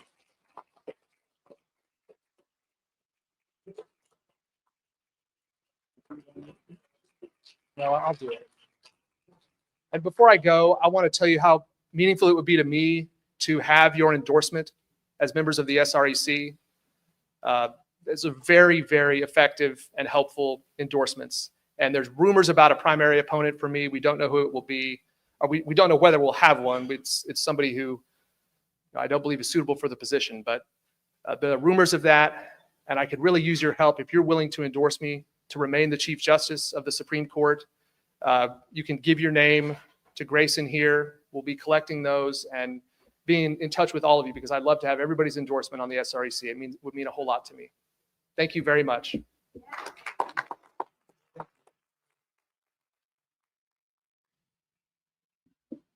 Thank you, Chief Justice. First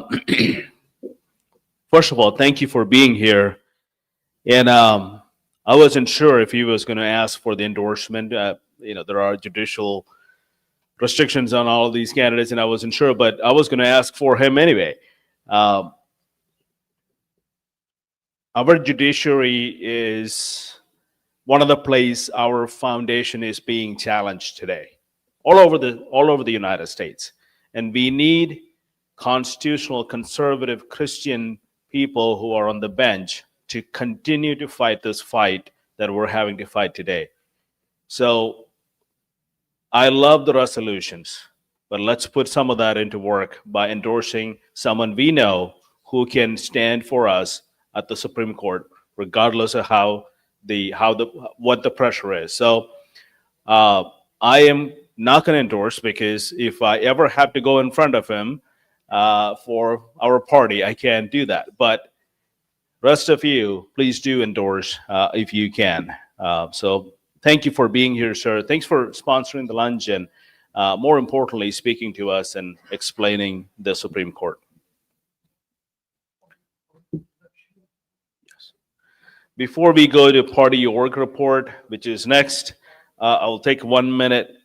I have 3 members that I'm going to recognize. Gwen, where did you go? This is your 75th anniversary? That's what you wrote. I'm like, that's not right. 75th birthday? I don't know. Okay, well, Gwen, this is your anniversary. Thank you for spending your time with us. And yes, please take the pictures. No.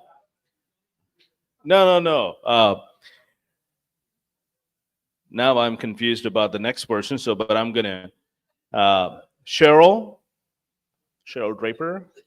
She's not here. I believe today was her birthday. So, and Rolando, your birthday was yesterday. That's why you didn't join us. You didn't want to spend your birthday with us? Okay. All right.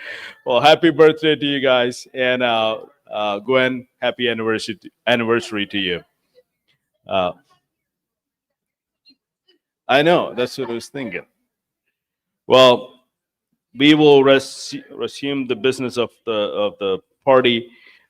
We will do the partnership report. Then we will go to the new business right after you. Yes, ma'am.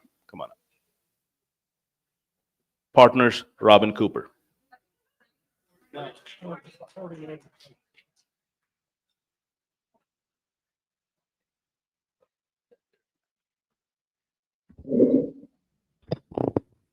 Well, good afternoon, everybody. All my party org ladies and gents, if you'll please stand. I want to show some appreciation with Susan and Dan, and we've got, I know a couple are gone, Cheryl left and that sort of thing. But I want to say thank you very much from our party organization. We've been meeting once a week for several months. Didn't the last couple because of Thanksgiving and holidays, but we've been getting some participation from the county chairs. And so but we're encouraging more participation. So please, if you are talking to your county chairs, encourage them to join us on Monday evenings. We do not meet on that final Monday, just to be clear. And we are working towards Chairman George's initiative to build up our GOP university. And we are in the midst right now. We do have a lot of content pretty much finished for the first, actually the second course that we've been working on. We've got content for the third and fourth course. We're working through that. And then also, after meeting yesterday, we've decided that we are going to jump into the fifth course, which is the Road to Convention, so that we can support this amazing initiative to get all of our delegates to the state convention. So we want to make sure that it's very clear that they know how to do it and that sort of thing. And we are blessed to have several SREC members who have put together great information on how to do the Road to Convention. Of course, Miss Karen Marshall is one. She has offered up a book that she has written a few years back. We're going to update that slightly. And then also, of course, Virgil and Miss Becky Green have a great YouTube that I've had tagged for several years on my YouTube. So I know that there's some great information on there too. So we'll probably be pulling from that to be chatting with you. So I just wanted to let you know that we are working towards that. I think the content, we've got a lot of great content. I think the hardest part is processing that content. So we'll be looking towards RPT a little bit to get things streamlined and get those out so that everybody can have that. And I know Dorinda has been going around the state really trying to push that. The other thing we wanted to that we've realized is accessing the course and making sure that it's an easy process for the new people to get on there. And so we'll be working on that. And then summarizing and getting those certificates, because people are very proud to get those certificates after they've taken the course. And so we love that that they're taking that on. Let's see. Let's see. I think that is, so that'll be good work, things that we need to get done fast, and we're going to be working on that. So that is the conclusion of our report for party organization. Thank you. Sure. Thank you so much. Robin?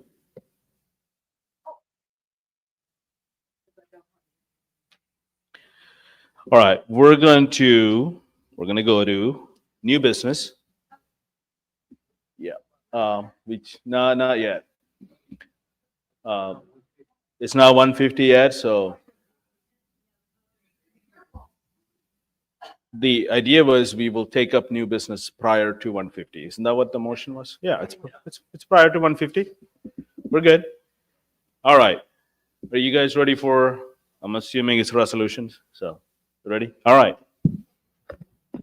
New business. Mr. Chairman, Yep. I have a resolution which was accidentally left out of the report because it got lost in the shuffle. And if the secretary could bring it up on the screen. It's the resolution on parental rights and substance abuse treatment for minors. And I tried posting it on Signal and everything. It was submitted duly in time, but didn't make it. And I don't think this is going to be objectionable No. to many folks. I guess I have an objection from the resolutions chair. What happened? Mr. Chairman, to set the record straight, it was in the packet. Nobody moved it in committee. So Okay. in order for it to be on new business, it means the committee did not take it up, and it can come up in new business now. But it was not left out. We did not forget it. My bad. Nobody moved it. Okay. I'm not on that committee, so I couldn't move I'm gonna it. need you to, we need to suspend the bylaws to do this. Because, May we suspend the bylaws to consider this resolution, sir? Yeah. Oh, and I'm All right. Karen Marshall, SD 26.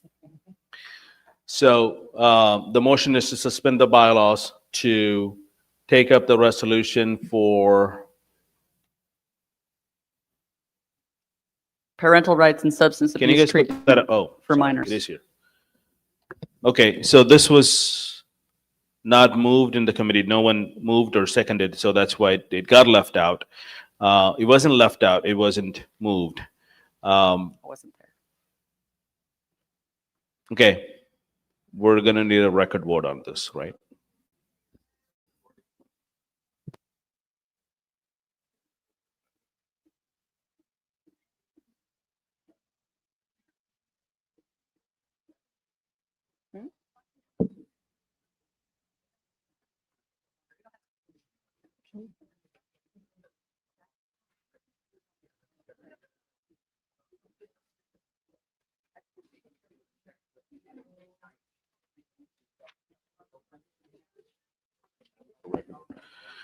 Okay, it is not a record vote, so we have a motion. Do we have a second to suspend the bylaws?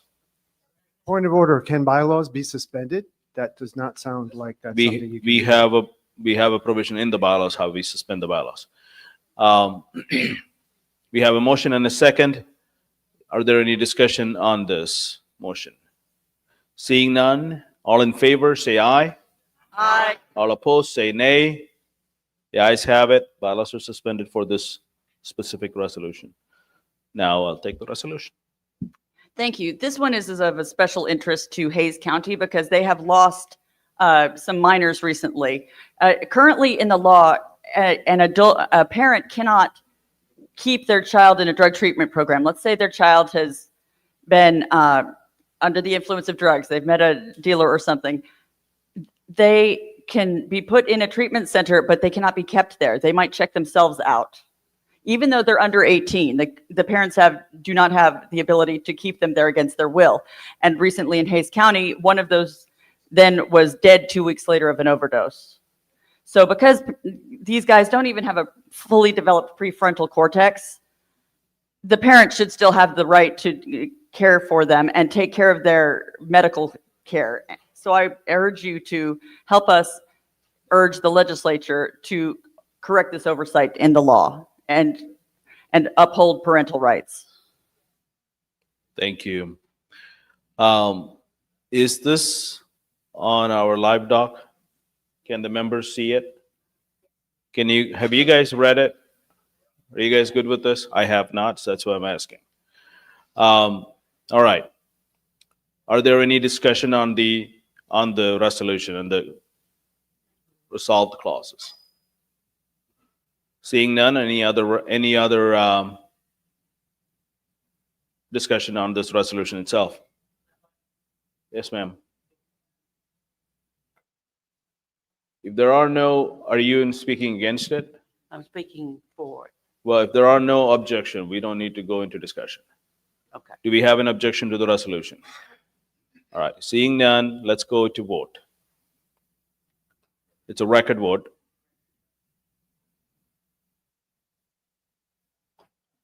All in favor of the resolution, please click A. If you are against, nay, please click B. And if you are abstaining, C. 1 for yay, 2 for opposition, C, 3 for abstain.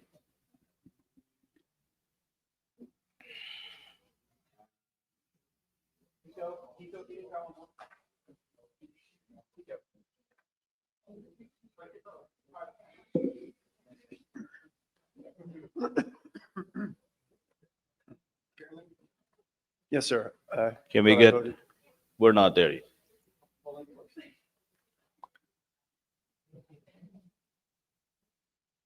Okay, have all members voted? Voting is closing in 3, 2, 1 with 56 yeas, 0 nay, and 1 abstain. The resolution passes. Okay, now I know where the 75th came from. Is Cheryl Draper's 75th birthday.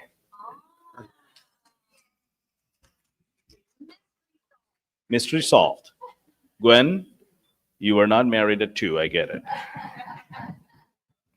All right. Yes, he was first. I'm going to recognize him. Go ahead, Jeremy. I move for the adoption of the following motion, which is a resolution on funding allocation related to the governor's grassroots participation gift.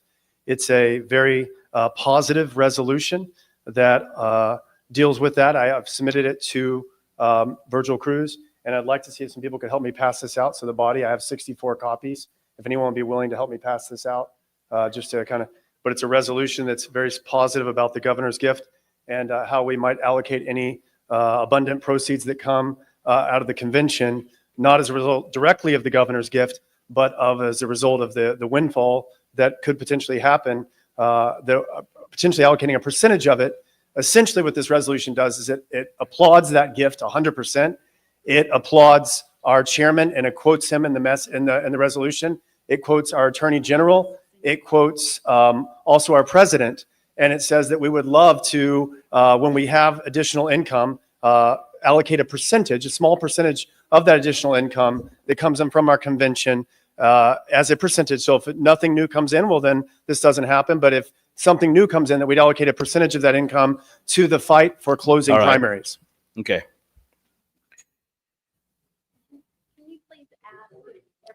We're going to need, okay, there's a couple of things with this resolution. Can you give me a minute to read it? Yes, sir. Yes, we'll get there.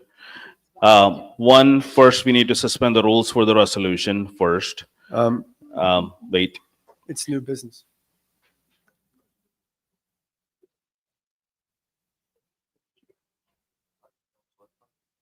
I didn't.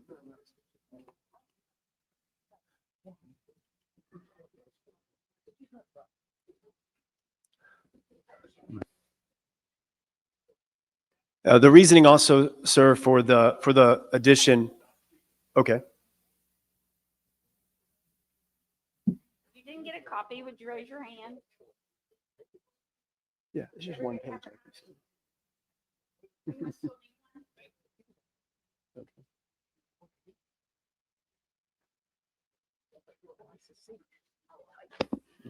I appreciate the effort on this.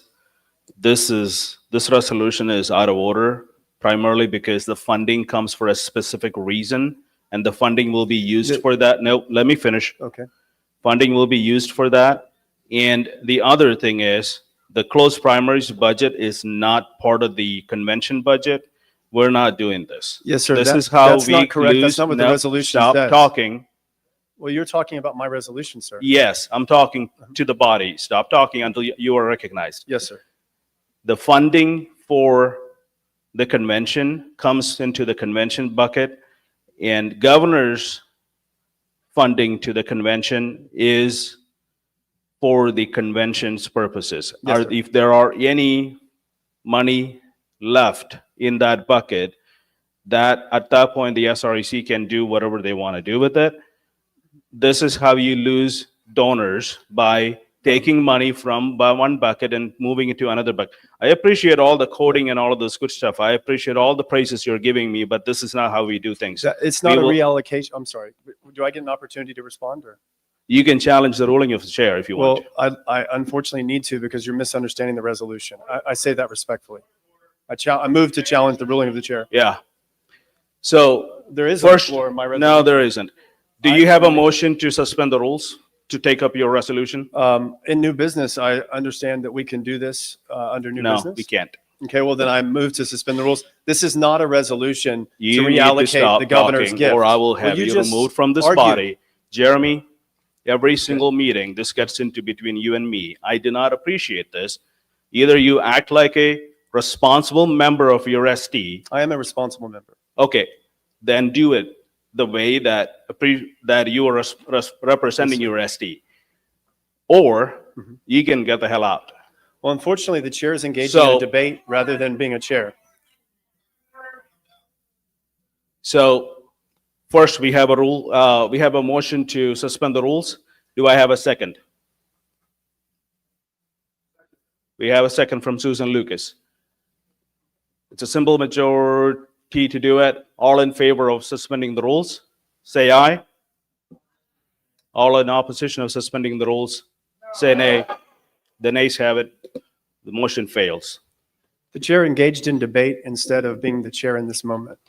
And you actually misrepresented my It's literally resolution. my job. Sit down. Your job is to debate? My resolution was misrepresented, sir. Yes. Do you have a motion? Yes, sir. Leslie Thomas, SD 22. I've sent it to the secretary.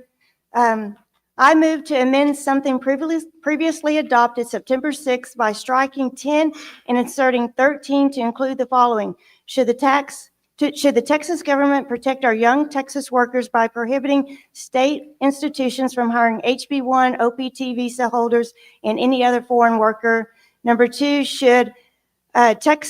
Texas should ban the practice of taxpayer-funded lobbying, which allows your tax dollars to be spent on lobbyists who work against the taxpayer. Number three, Texas legislators should require all power generators in Texas to meet uniform reliability standards and should eliminate taxpayer-funded subsidies and credits for unreliable green energy. It takes 2/3 votes. I would like to speak to my motion.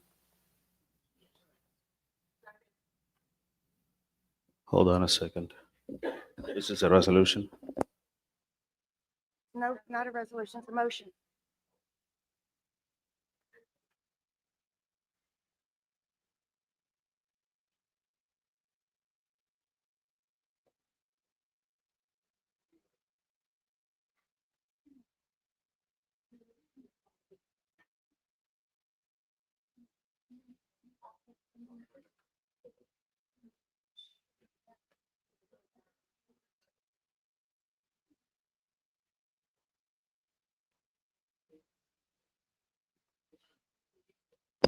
So this is not a resolution. So we're taking up a motion to, can I see that?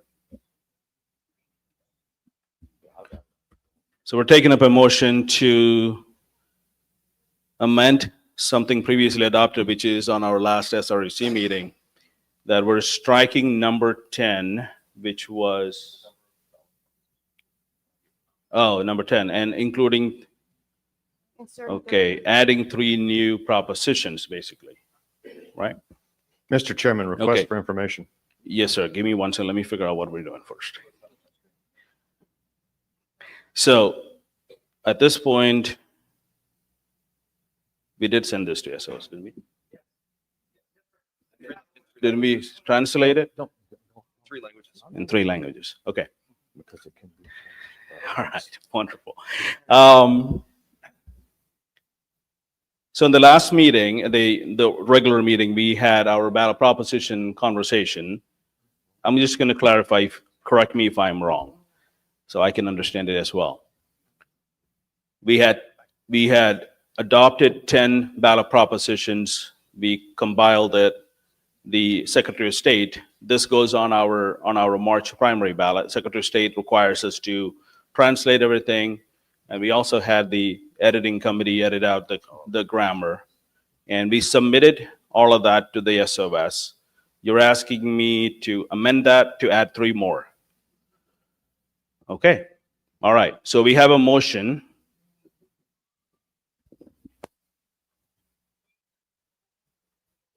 No, it's not.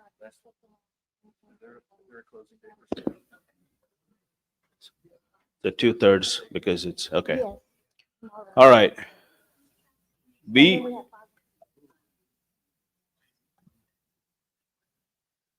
Because it came Yeah. from YRs. I know. Yeah. I hate ruling it out of order.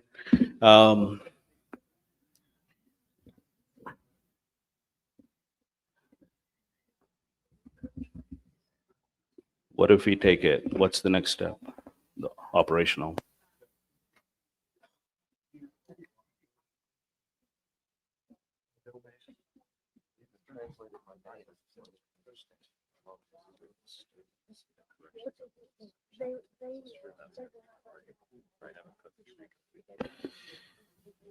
All right, so what we've done so far, the committee has given us the ballot prop that the body approved last time, and the work of the party have so far is we have translated it to Spanish and Vietnamese, and got that approved, submitted to the SOS, and it's in process.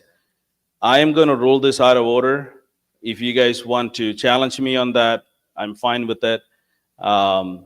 This is going to create a lot of problems, but I appeal the decision of the I'm going to chair. rule this out of order because the whole point of last meeting, spending multiple hours on this, was to have all of these debate. And we ended the debate. We had the agreement of having 10 ballot propositions. We debated the to exhaustion on that whole thing. And it's up to you guys. I'm going to rule it out of order. I appeal the decision of the chair. Yes, ma'am. So do I have a second on appealing the decision of the chair? We have a second. All right. I'm going to speak first. Mr. Chairman, I have a request for information on this that you didn't recognize me for a minute ago. Yes. Has the document fully been transmitted to Secretary of State? Yes, sir. Can the document be amended at this point? It's up to the SOS and us. We got to figure it out. Yes, it can. That's I've the checked question. I checked the code. Yes, it can. I have the floor. Thank you. If the document can't be amended at this point, Mr. Chairman, is an appeal in order? It's not. It's the cut the tree down motion. If we move to cut the tree down and we've cut the tree down, we can't regrow the tree. That's the problem here. So that's the question is, has the tree been cut down yet? Well, we submitted the final version to them. And the idea is because they have to put all of this together for, especially for military ballots, and they move that fairly fast. They do their typesetting for all of the counties, all of those stuff. So we did our job. There was a reason why we didn't wait until this meeting. We wanted to do it earlier. That was the reason we did that. If the body goes and challenges this, I'm going to have to go back to the SOS and ask them for a favor and see if they would deal with it. If they say no, I'm not suing the SOS for something else. We're already doing that. May I speak? Yes, ma'am. Leslie Thomas, SD 22.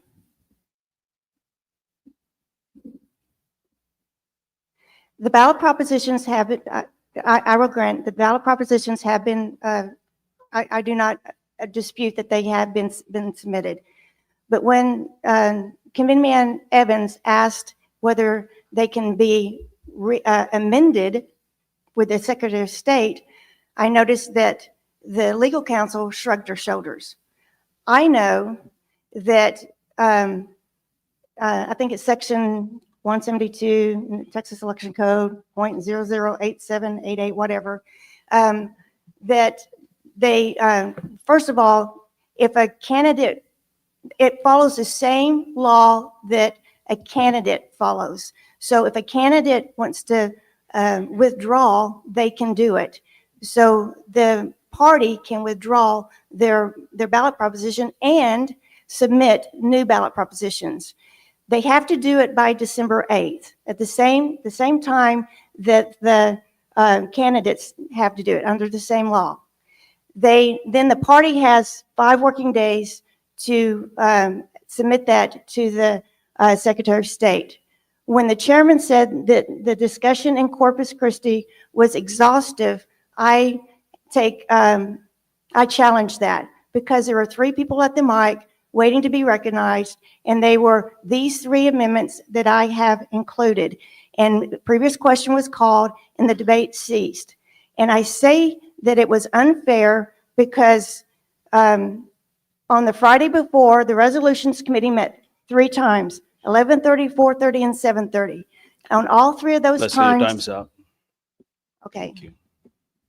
Yes, sir. I just have a point of information. Did you say we don't want to sue? Point of information, Brandon Hodges, SD 31 Chairman. I have a point of information. Yes, sir. My question is, if we're currently in a lawsuit with the Secretary of State, don't we have a conflict in discussing anything that would go to the Secretary of State based on the line of logic last time? We're suing the Secretary of State. Nobody else is. Mr. Chairman, Steve Evans, SD 28. I see what you did. I appreciate it. I like stuff like that. That's kind of neat, right? I rise in support of your ruling, Mr. Chairman. To say that the previous question was called and that was unfair, that is absolutely a protection of this body to protect the minority. 2/3 of this body Point of said order. we're done. Point of order. No, you don't get to disrupt the speaker, please. If it's a point of order, that's an No, interrupting that is motion. not. It's an That interrupting is not how motion. that works. It's an interrupting motion. Not interrupting the speaker, See? interrupting the Watch procedure. parliamentarian. Watch parliamentarian. Yes, sir. We're in an appeal, which is a different type of point of order, by the way. That was absolutely exercised by this body. The microphone was recognized. The previous question was moved, and 2/3 of this body said, we're done. We've debated these till we're blue in the face. Love you to death, Leslie, and appreciate what you're doing. It's your right to do it, but we need to move on. These have been translated. These are ready to go. And although we do have, I'm assuming we have the ability to go back and amend it if we beg forgiveness. We're going to open Pandora's box. What's the next motion going to be made? We've already debated this list, and 2/3 of this body have already said we're done. I yield. I appreciate it.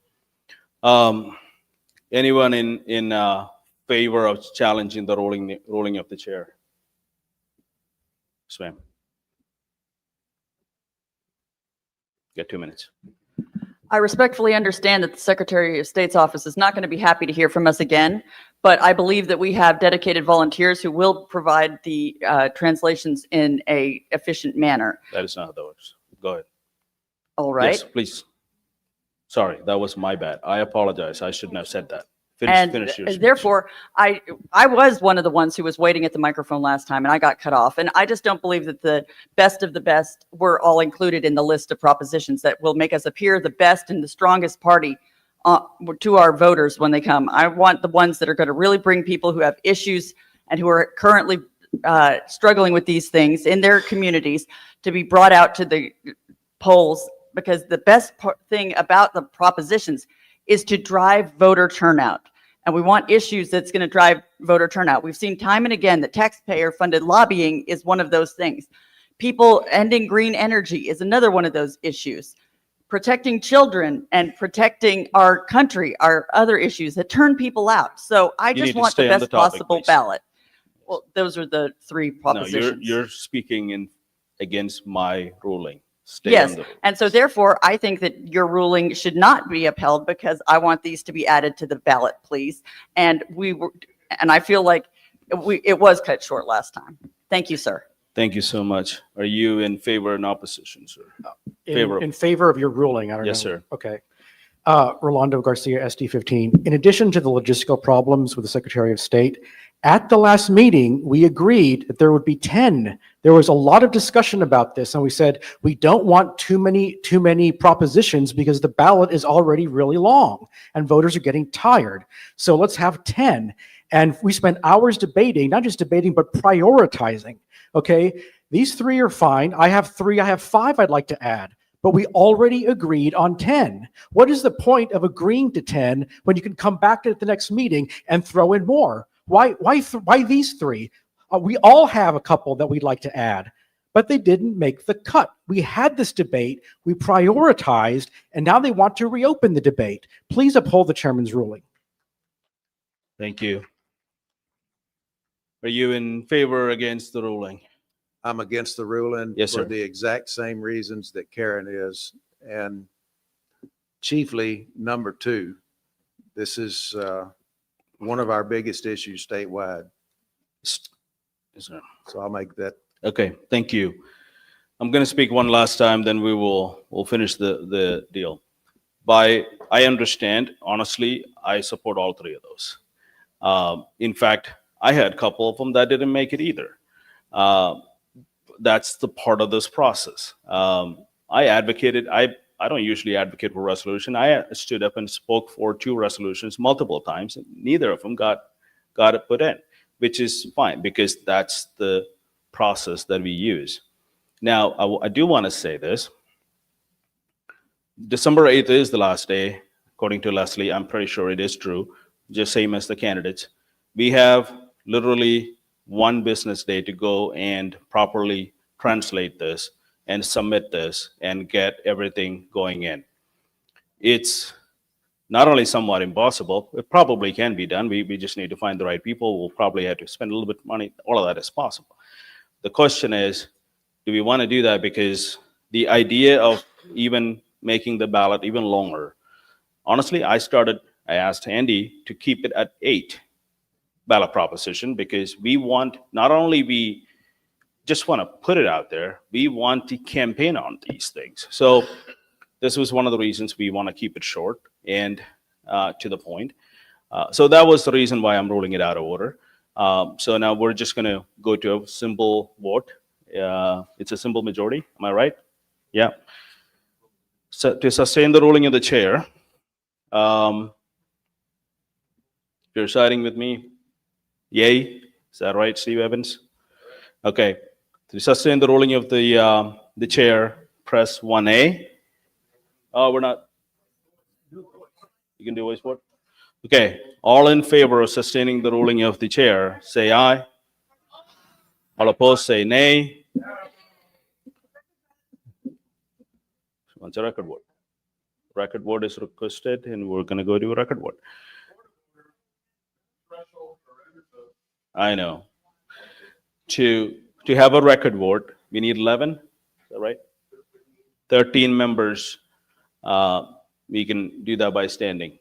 To do a record vote, we need 13 members.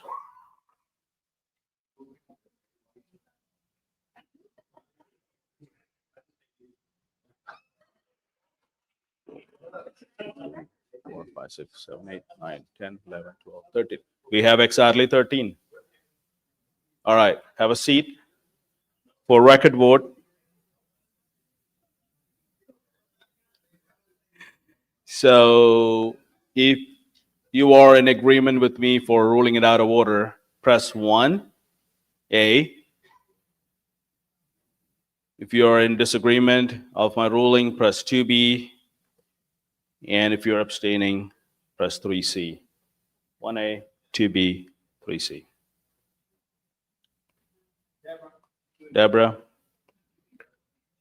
Okay, Lynn, Lisa is not here. Greg Murphy. That's it. One more.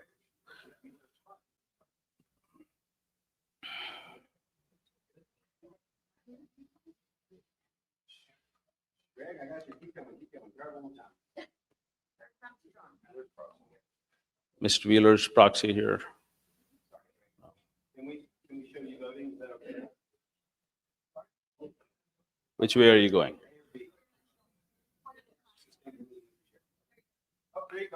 We got you. All right. So what's the result? Okay. With 42, the ruling of the chair sustained. All right. Who was here? You were here. I was Yes. standing here Yes, first. you were. Okay, Kristen Bentley, SD1.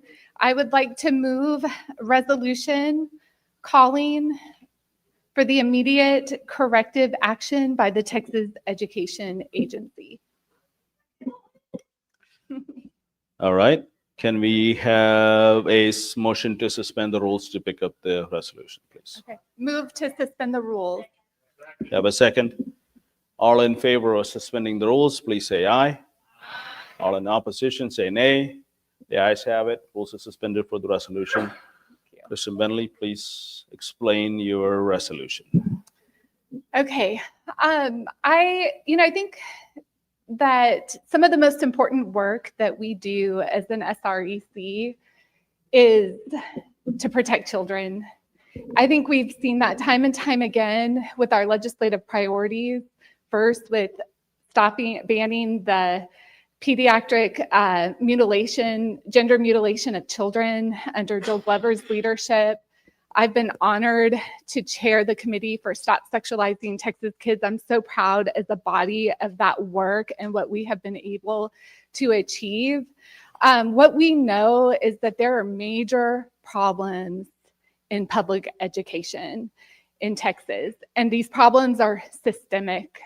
It's not one school district, and I appreciate some of the institutional knowledge that certain members bring related to what's going on in their own district, but frankly, these are systemic problems, systemic failures. Salina ISD is a great example. It's used in this resolution related to sexual abuse every single day. You cannot turn on the news in Texas and not hear about another case of abuse. And we don't just see it with sexual abuse, we see it with physical abuse as well. And at the same time, academics are failing.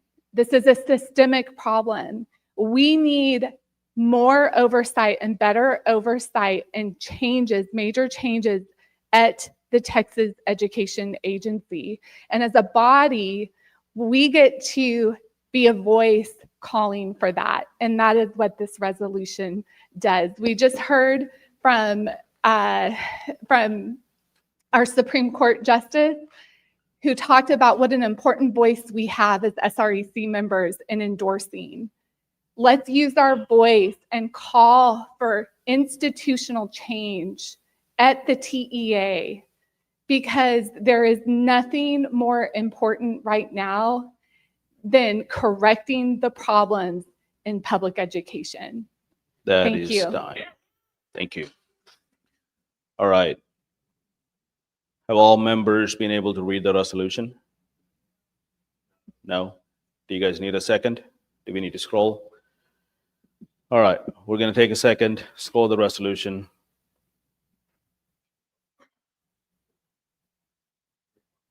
I am assuming, Kristen, I'm just going to ask because for clarification, Kristen Bentley, I'm just going to ask you, this is basically replacing the previous resolution that was rolled out of order primarily because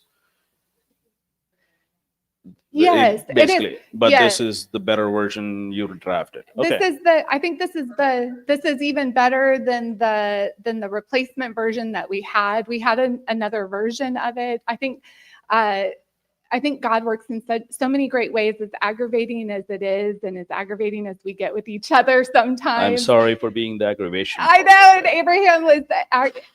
Abraham had me hot earlier. I don't know about y'all. And so, but it worked out better because we have a better resolution as a result, a stronger resolution that puts us in a better position. Well, I appreciate it. Thank you. You're welcome. Yeah.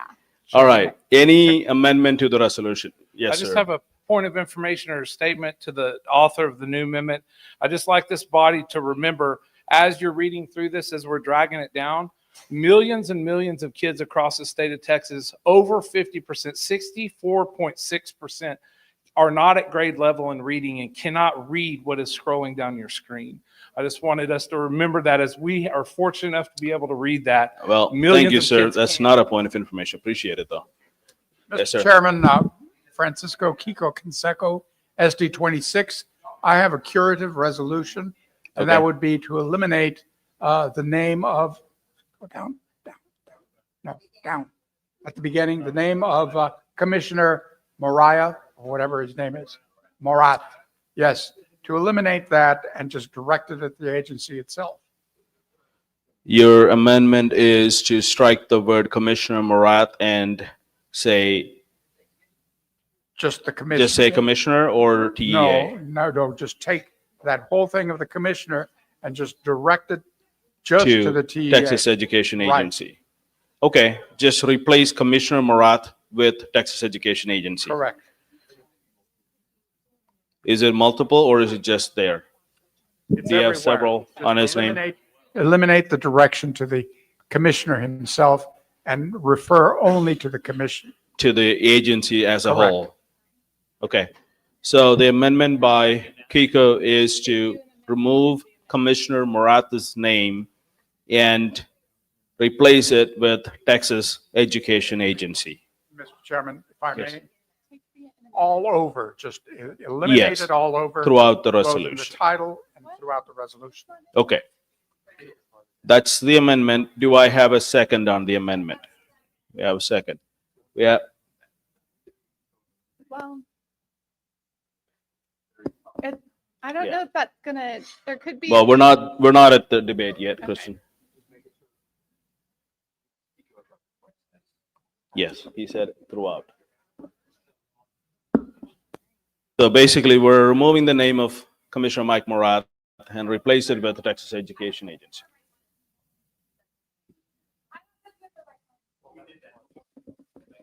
James, please have a seat in the back.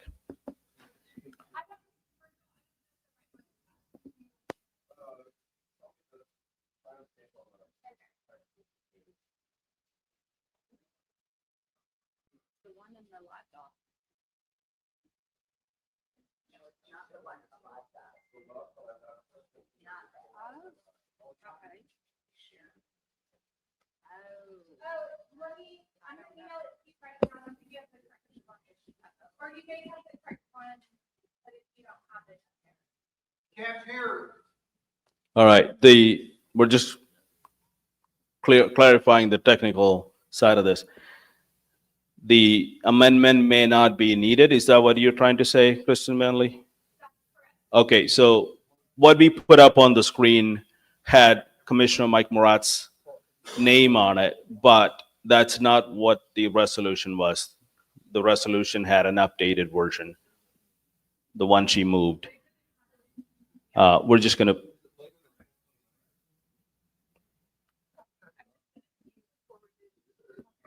One second. Stand at ease, please. Mr. Chairman, just a point of order. I can't fully read the whole thing. I'm just, okay. You're not reading the right one anyway, so Okay. we'll get there in a All second. right, thank you. If Just- I'm still, I need to just speak briefly to it. Yes, And maybe you may not need the amendment, is what we're trying to say, because his name is not on the.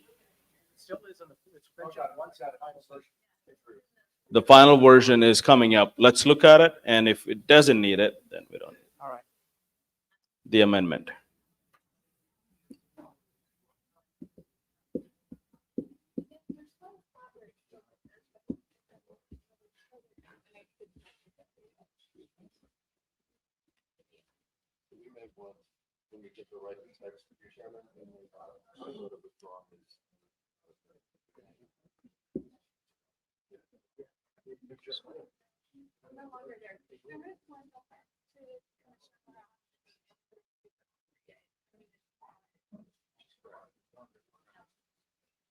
You can amend that.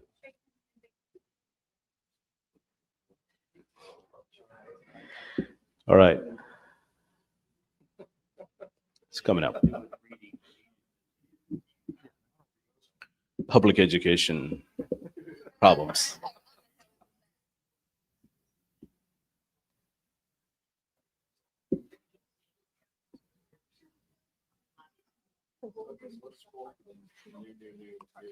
Okay, are we ready to put up the new one?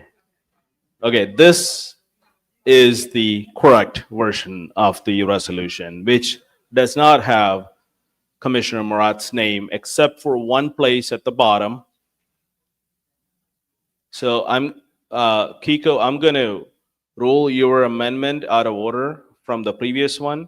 If you want to make an amendment to this one, you are recognized to do that. Just to preserve what I believe is the intent of the chair and to have this pass without any problems, just completely eliminate the name of the commissioner. If you take the TEA, then TEA has to do it. It doesn't matter whether Joe Blow or Mary Doe are the administrators. Right. Depends if he's still employed up there, right? 2 weeks from now. Correct. The idea is the TEA needs to do this. Right. That's my motion or my amendment. Right. Do I have a second for that amendment? We have a motion and a second.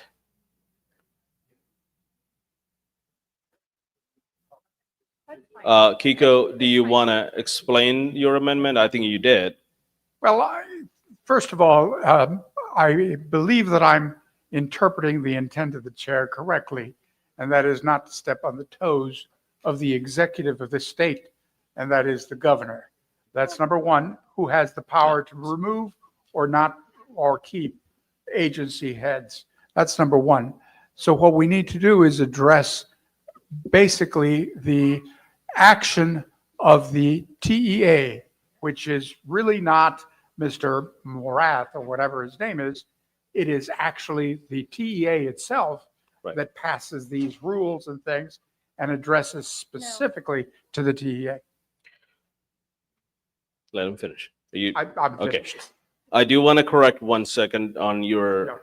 My intention was not necessarily about Governor Abbott. It was more about an employee or an appointee of an agency really don't matter much because he could be removed tomorrow. But if the resolution still stands for the next employee or the next commissioner, then that's what the idea is. We're after the agency, not after an individual. Even though he is in charge today, he may not be Monday. I don't know. I'm not saying that, but I respect that opinion, and I'm with you. Yeah. I join you in that opinion. However, However, I want to add that I don't want to step on the toes of the governor. Yeah, that makes sense. So can I respond? Kristen Bentley, SD1. I will consider this as an agreeable amendment, but let me make something clear. This body, or I'll speak for myself, I am not here to advocate or protect any person. I am here, and this resolution is about children, and it is about the children of Texas, and so, but respectfully, the Commissioner of Education, Commissioner Morath, oversees the TEA. And so if we are passing a resolution requesting more oversight and more accountability and for change at the TEA, then that is already implied. Commissioner Morath is already implied as the one that we need to provide oversight to. And so if it helps to get the resolution passed, to me, it doesn't matter. We can remove Commissioner Morath's name.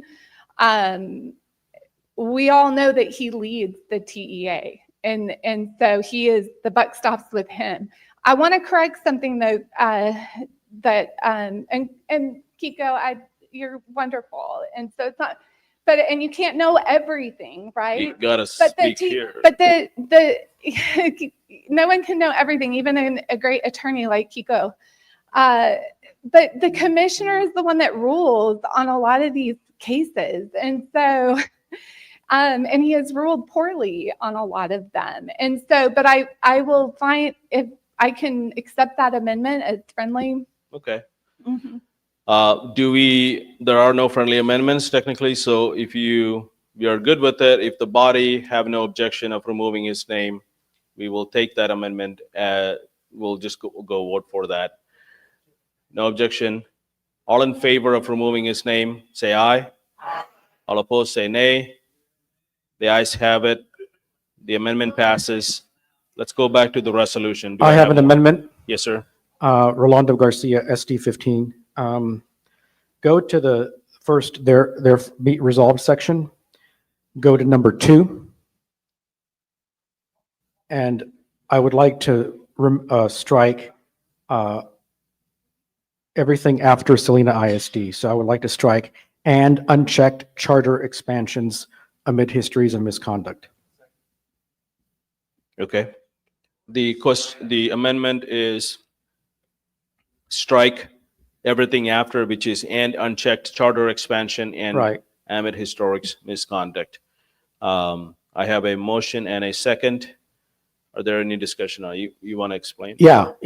That phrase, that clause was basically left in, unintentionally left in when the resolution was being reworked. And it gives the impression that we're against the expansion of charter schools, which obviously we're not. The Republican Party strongly supports more and more charter schools because it gives more education freedom. So this removes that confusion while keeping in place. Obviously, we want to condemn the TEA's slowness in responding to the sex abuse. So this removes unnecessary language.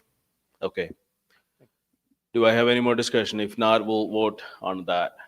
All in favor of the amendment to remove the language and unchecked charter expansions amid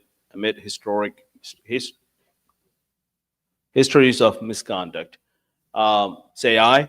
Aye. All opposed, say nay. The ayes have it. Amendment passes. Are there any more amendments? If not, we can go back to the resolution. Seeing no other amendment, let's vote on the resolution itself. All in favor of the resolution, are you guys ready? Press 1A. In opposition, 2B. And if you're abstaining, 3C.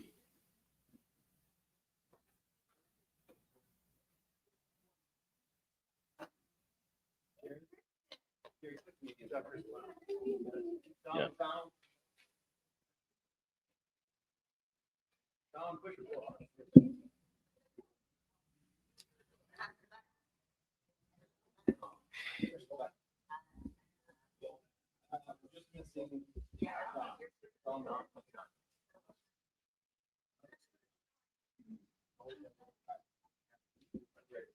Are we all good?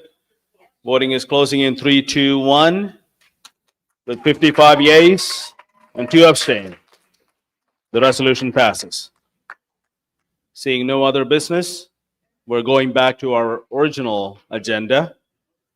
The other half of the business, convention committee report from our convention chair, Galen Devine.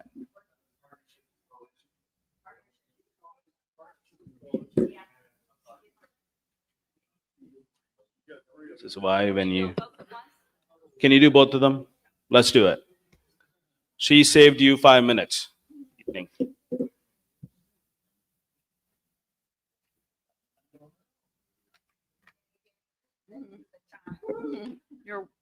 You're welcome. I can do them both at once. Partners and coalitions committee members, please stand and be recognized.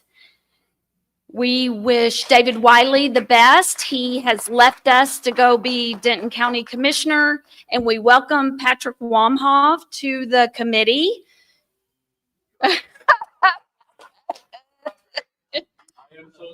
Yes, yes, thank you. Yes, okay, enough of that.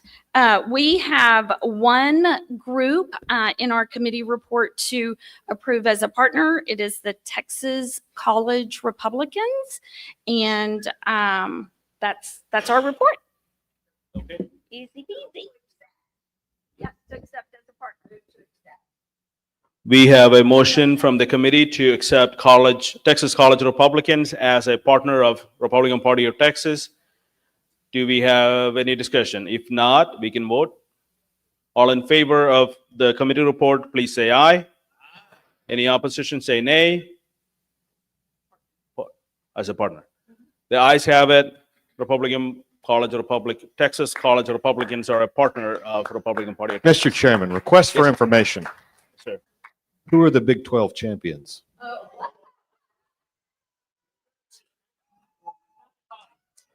Yeah, I am not advised the answer to that, right?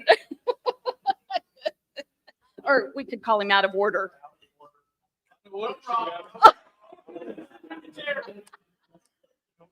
Okay, y'all are taking up much time. Okay, so we appreciate that. Thank you for welcoming. It is for all of you that will be confused with the names, it is the Texas College Republicans. So thank you for that. Moving on to convention. So it's been a whirlwind weekend about convention. So we appreciate all the support and all the information, and look forward to a great convention in Houston, June 8th through the 13th. Please make sure that's on your calendar. We will have precinct conventions, SD conventions, and then the state convention, and we are going to just blow the roof off the GRB Convention Center with delegates from all across the state. So be sure those dates are on your calendar. Watch for emails and information coming from us soon. Okay, thank you.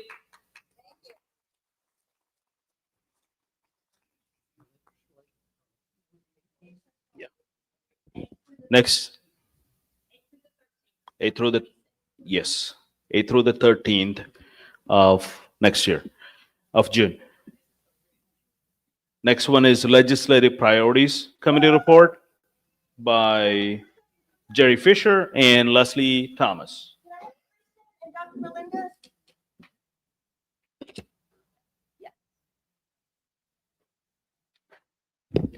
Okay, before we address it to everybody, let me tell you, this was the hardest working committee for this last session. We had 43 legislative priorities passed because of y'all. It was amazing. Thank you, guys. Thank you. And if you had any part of the legislative priorities, please stand. If you went to the Capitol, if you sent an email, thank you, Becky. Thank you. It's because of y'all that we've got 43 passed. Amazing. Thank you.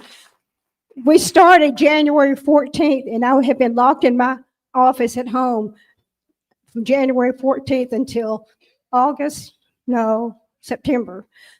But we got it done, and I appreciate y'all so much. And we couldn't have done it without Leslie Thomas. She was the rock. Thank you. Thank you, Leslie.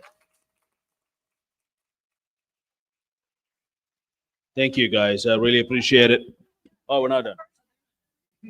Okay, come on up. We have an update, and I would like the subcommittee chairs of those sections to give their updates. Dr. Melinda Morse. Hi, everybody. As you remember, I was chairman of the subcommittee for Secure the Electric Grid. I want you to know that Secure the Grid has taken on its own life beyond the legislative session. It's known now as Secure the Grid Coalition. It has a national recognition, a state recognition. We've got grassroots and county officials continuing to work to support the grid legislation. So just wanted to give you that update. Okay, for Stop Sexualizing Texas Kids, y'all know that between the two sessions, we've had 13 bills passed related to our legislative priorities. And I want to mention some updates for lawsuits, because you've probably heard, or maybe you haven't, but in the news, that SB 12, which was passed in the 88th session by Senator Hughes, it's the bill that prohibits obscene performances in front of children in the state of Texas, was just upheld by the Fifth Circuit Court of Appeals. It is in full force and effect. No more of these so-called family-friendly drag performances in front of children. We have a lot of our laws that we pass for protecting children challenged in the courts. And that is okay, because we are changing things in such an amazing way through the courts that we have in place right now. So we want bills that challenge bad rulings that are out there. And so that's a really good thing. I do want to tell you there's a bill, SB 2420, the App Store Accountability Act, that is our latest bill to be sued, a bill that we endorsed. And you're seeing a lot of information on this one on X, because big tech is very against it. They want to try to portray it as a path to digital ID. It is not that. If you have any questions about that bill, I want you to please feel free to come and ask me about it. The last thing I'm going to say is that we, for too long, have treated the digital marketplace differently than the brick and mortar. And Texas is finally changing that and paving the way to implement the same protections for children in the digital world for obscene content that we have in the brick and mortar. And that is a good thing. Thank you. So I just wanted to thank everyone that worked so hard for the Texas Land Bill, making all your calls, going to the Capitol. And I'm proud to say that Governor Abbott, Trump named this the best bill in the nation and is advocating for other states to adopt it. So thank you all so much, and we're proud of you all. Thanks. As you know, Jill was a dear friend, and we did legislative priorities. I was her driver. I was her bag carrier. So we were really close, and we shared things. And one of the things she wanted to do as the LP committee matured and grew is that she wanted a recognition for those superstar LP members. And that is what we were able to do today. Galen designed our pin. And when you see this pin, you have to know that this is not just the regular LP people. These are the superstars. These are the ones who put in time and treasure above what they were asked to do. So I'm going to we're going to recognize the grassroots non-SREC members later, but I'm going to recognize the superstars in the SREC. So Janera Lewis, who is homesick. We love you, Janera. I know you're watching. Kristen Bentley, SD1, Stop Sexualizing Texas Kids Chair. Deborah Kelting, Fight, SD7. Band Democratic Chairs and the Land Bill. Dr. Melinda Morse, SD13, Secure the Grid. Andy Eller. If you're a committee member, you know you're going to get called, so you have to just head this way. Andy Eller, SD29, Election Integrity Chair, got more passed than we ever thought would happen. Becky Green, the Miracle Maker, SD17, Medical Freedom Chair. Amazing, amazing what she could have done, what she did. Greg Murphy, SD14, in Federal Overreach Chair. Rachel Horton, SD30, Secure the Border Chair. Committee members, Brenda Estes, the amazing Brenda Estes, who kept us in line, SD15. Jerry and I would not be successful without Brenda. I mean, Virgil had to say, Leslie, I think you really could use Brenda on your team. And we thank you, Virgil. Kelly Perry, SD19, Secure the Border. Christiana, I want y'all to listen to this. Christiana O'Connor, SD14. Jeremy Story, SD 5. Ken Moore, SD 11. Susan Lucas, SD 5. And Susan, I think your card's out by my desk, but you can come up. Non-committee members, those who were not on the committee, but did way more work than a lot of committee members. Galen Devine, SD 11. Paul Hale, SD 1. And Lucy Trainer, you're not here, but we love you. Have fun on the campaign trail. She was amazing in medical freedom.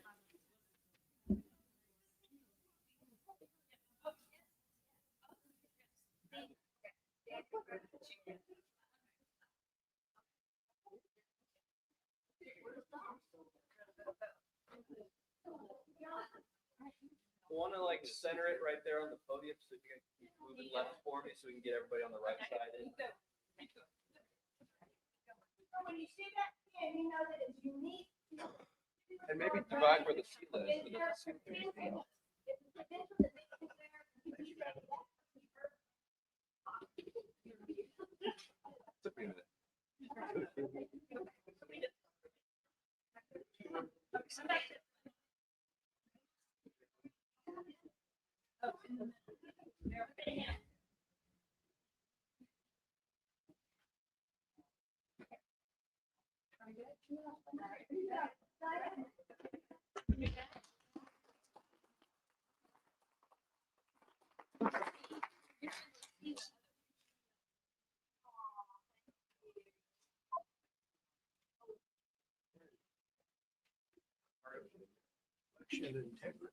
Thank you, guys.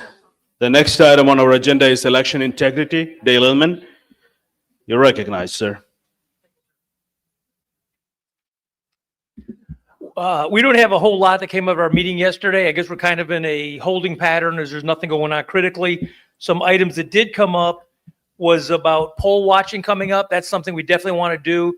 We were talking about updating some videos maybe on YouTube. I think Ken maybe have had that suggestion, or someone did, about some training. If the RPT was going to maybe put some fresh videos out on poll watching. There is some online now that you have to take if you're going to be a poll watcher. You get a certification that you're a poll watcher. But then we had the conversation about we don't want to get too much of what we're looking for, like strategies, and put those on there. That might have to be more at a local level for poll watching for election integrity. Also, it came out, I don't know if it was Brenda maybe said yesterday, that precinct chairs, currently under Texas law, precinct chairs are not required to be registered in their precinct.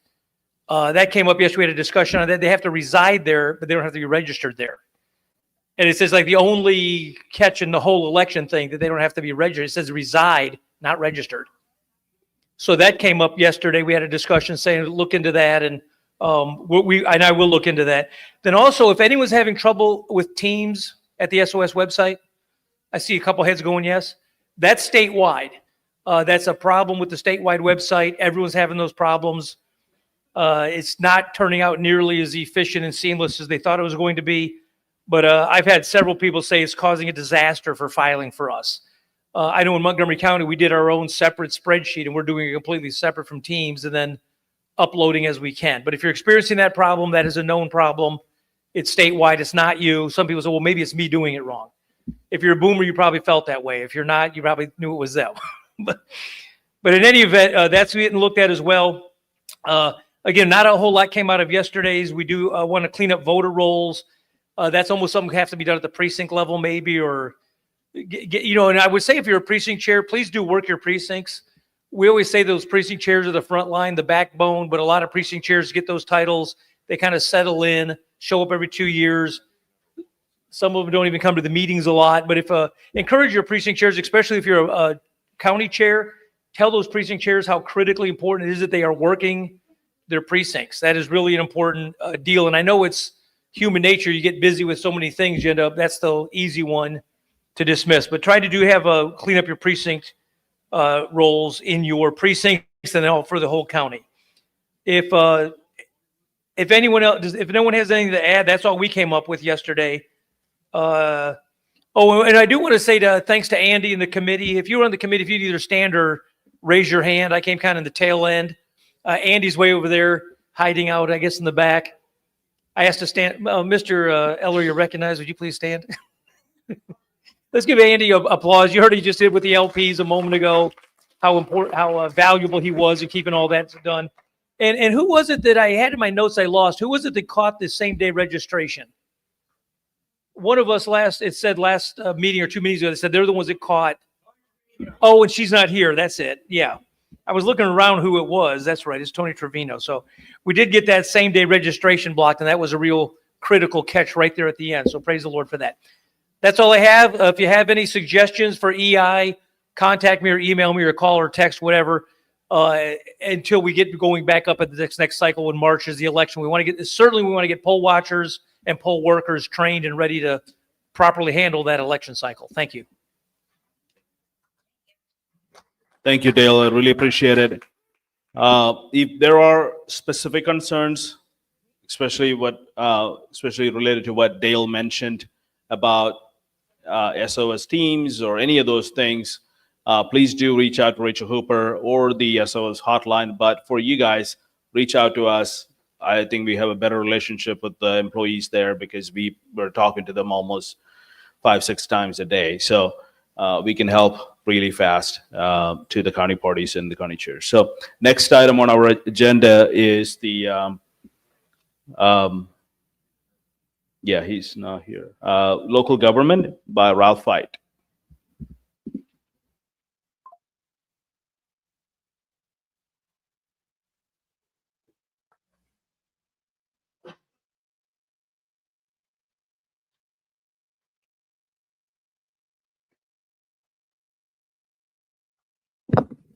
This will be real quick. We only have one person currently endorsed for a special election, January 31st, 2026. That's Colleen Aguilar Epstein for the Plano City Council, place 7. So if you're in the Plano area, be sure and vote for her. Previously, we had endorsed in Collin County Pamela Sardo for place 4 in the city of Josephine. She was successful.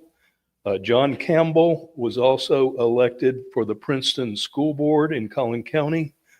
And unfortunately, Julia Smoker finished in 4th place, and it just took the first 3. So that's my report. Thank you. Thank you, sir. Local government report. Now we will go to military partnership. Melinda Morris, Dr. Melinda Morris. And I'm sorry, you were right. Randy Perham. My bad. Good afternoon, everyone. Randy Perham, SC21. Can I get all the members of the Military Partnership Committee to please stand up and be recognized? Thank you very much. Patrick Wamhoff, Dale Inman, Leslie Thomas, Dr. Melinda Morris. Who else we got? The others are out. Yeah. So our main objective for the MPC is to encourage the county CECs to encourage their military population to get involved in the military, into the political process, whether that's be a precinct chair, a ballot, a poll watcher, and things of that nature. So, and then also bring up issues that they may be facing within the military apparatus. So we want to be a resource to them at the state level, and that's the reason why we exist. That's our report. Thank you very much, Mr. Chair. Thank you, Randy. One of the things that don't you just love when I share this now instead of talking to you ahead of time? I've been working with some congressional members to try to see if they would help us with the registration of our veterans at our next convention.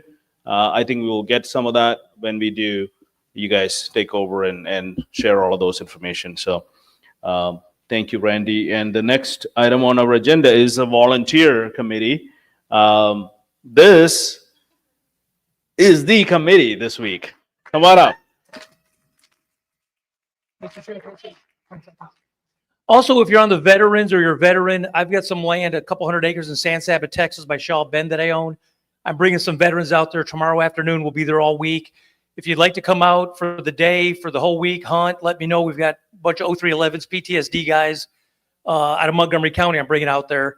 but it's 275 acres, big house, indoor plumbing. It's ours. We don't lease it. It's our property. So if you'd like to come out there and just stick in for the day, stick your head in. We'd love to see you guys. And it'll be good for the veterans to see the SREC supports them. Okay, if my committee would like to, I have to say that because they never followed any directions the whole time. They did exactly what they wanted to. If they would like to stand up, I had Susan Lucas, Lucy Trainer, Rolando Garcia, our only man, Maggie Witt, Karen Marshall, Ann Gephardt, Jan Casino, and Susan Fountain. We had specially added Cheryl Draper Thompson.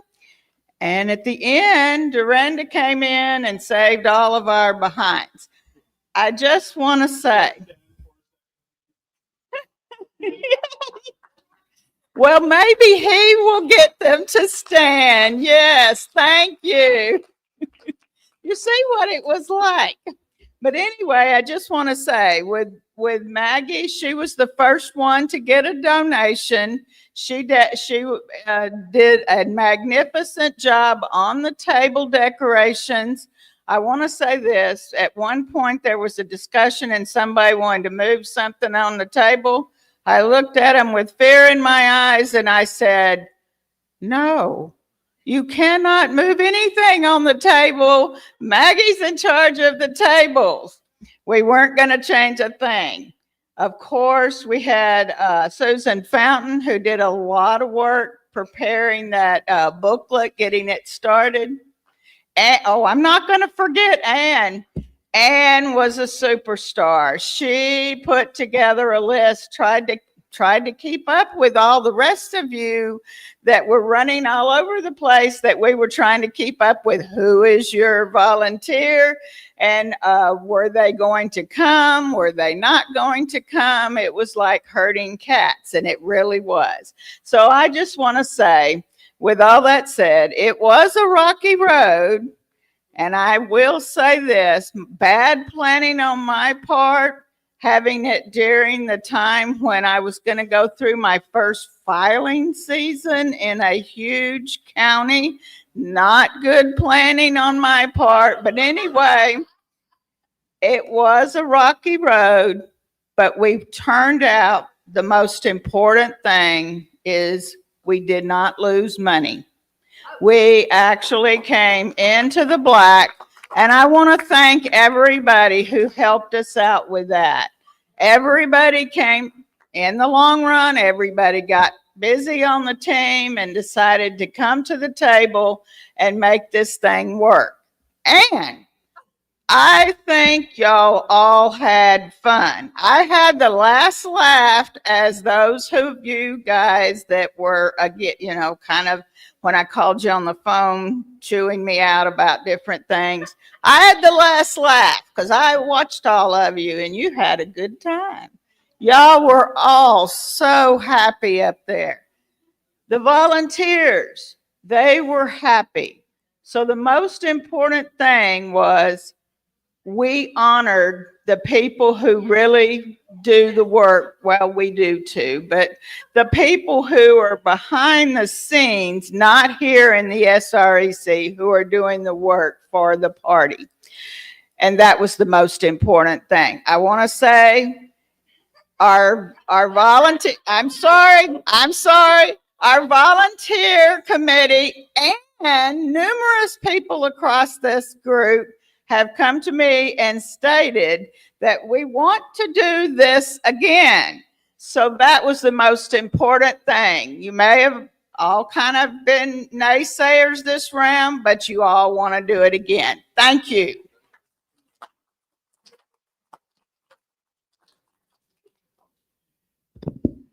Well, thank you, Gwen and the committee. That was an amazing event. You guys put that together. All of you chipped in and made that possible. I think every single one of you either found a donor or donated yourself. So thank you for doing that. And I know I spoke to many of those volunteers and it meant the world to them. So God bless you all for doing that. With that, our committee report is over. We did the new business. I do want to make a couple announcements, just clarifications. You will get the budget in your packet or in an email today. Then we will have a call on Monday for the SREC meeting. Then we will go, not on Monday, but we will send a call out before the end of the year. We will get the budget passed. The next SREC meeting is scheduled to be in early part of February. I'm going to send you an update on that. We may not meet that early because we just finishing this, and it's only a month and a half from now. I don't think we have to. If we have to, we will, but we may end up meeting after our SD conventions. That may be better. So we'll probably do it in early part of April. So we'll get you an update on all of that. Make sure that everyone is getting the emails, and we'll go from that. Yes, sir. Do you have an announcement? Yes, Yes, you sir. did ask me. Thank you, Mr. Chairman. Chuck Burnett, SD20. I want the body to be aware there's a group in existence called LifeWise. They are putting the Bible in the public school system during school hours. They're presenting the gospel. They're growing very quickly in Texas. They're here in Texas. I've got some little brochures outside, little red flyers out here. I encourage everybody to please grab one of those, learn about this group, let your pastors know, let the community know, but they're trying to get the gospel in the public school system during school hours. They're being very successful. Thank you. Well, thank you all for being here today. And I apologize for being tough, but that's what you hired me to do. Well, somewhat. And let's have an amazing Christmas. And let's finish the filing next Monday. And let's not get any rejections. If you guys, please, if you guys need any help with the filing, call and talk to your county chairs. Ask them to call us.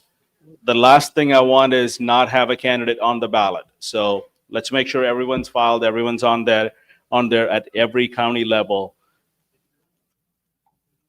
Yes, one last thing as part of the announcement, please don't leave yet. It's a 1-minute video from our former chaplain. He wanted to be here, but he has an event. He resigned to run for SBOE in an open seat. He wants to share that video if you guys can do that.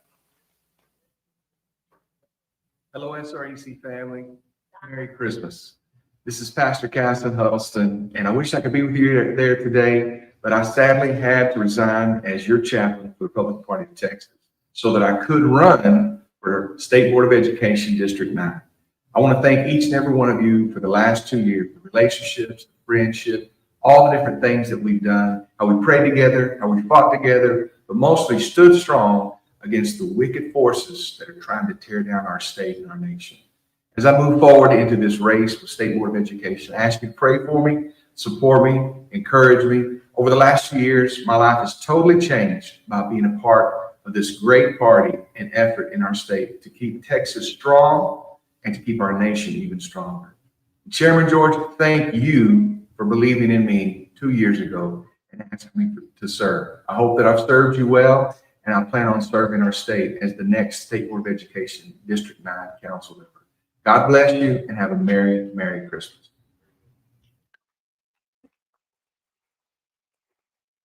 Well, thank you all for being here today. Drive safe. We are, without any objection, we are adjourned.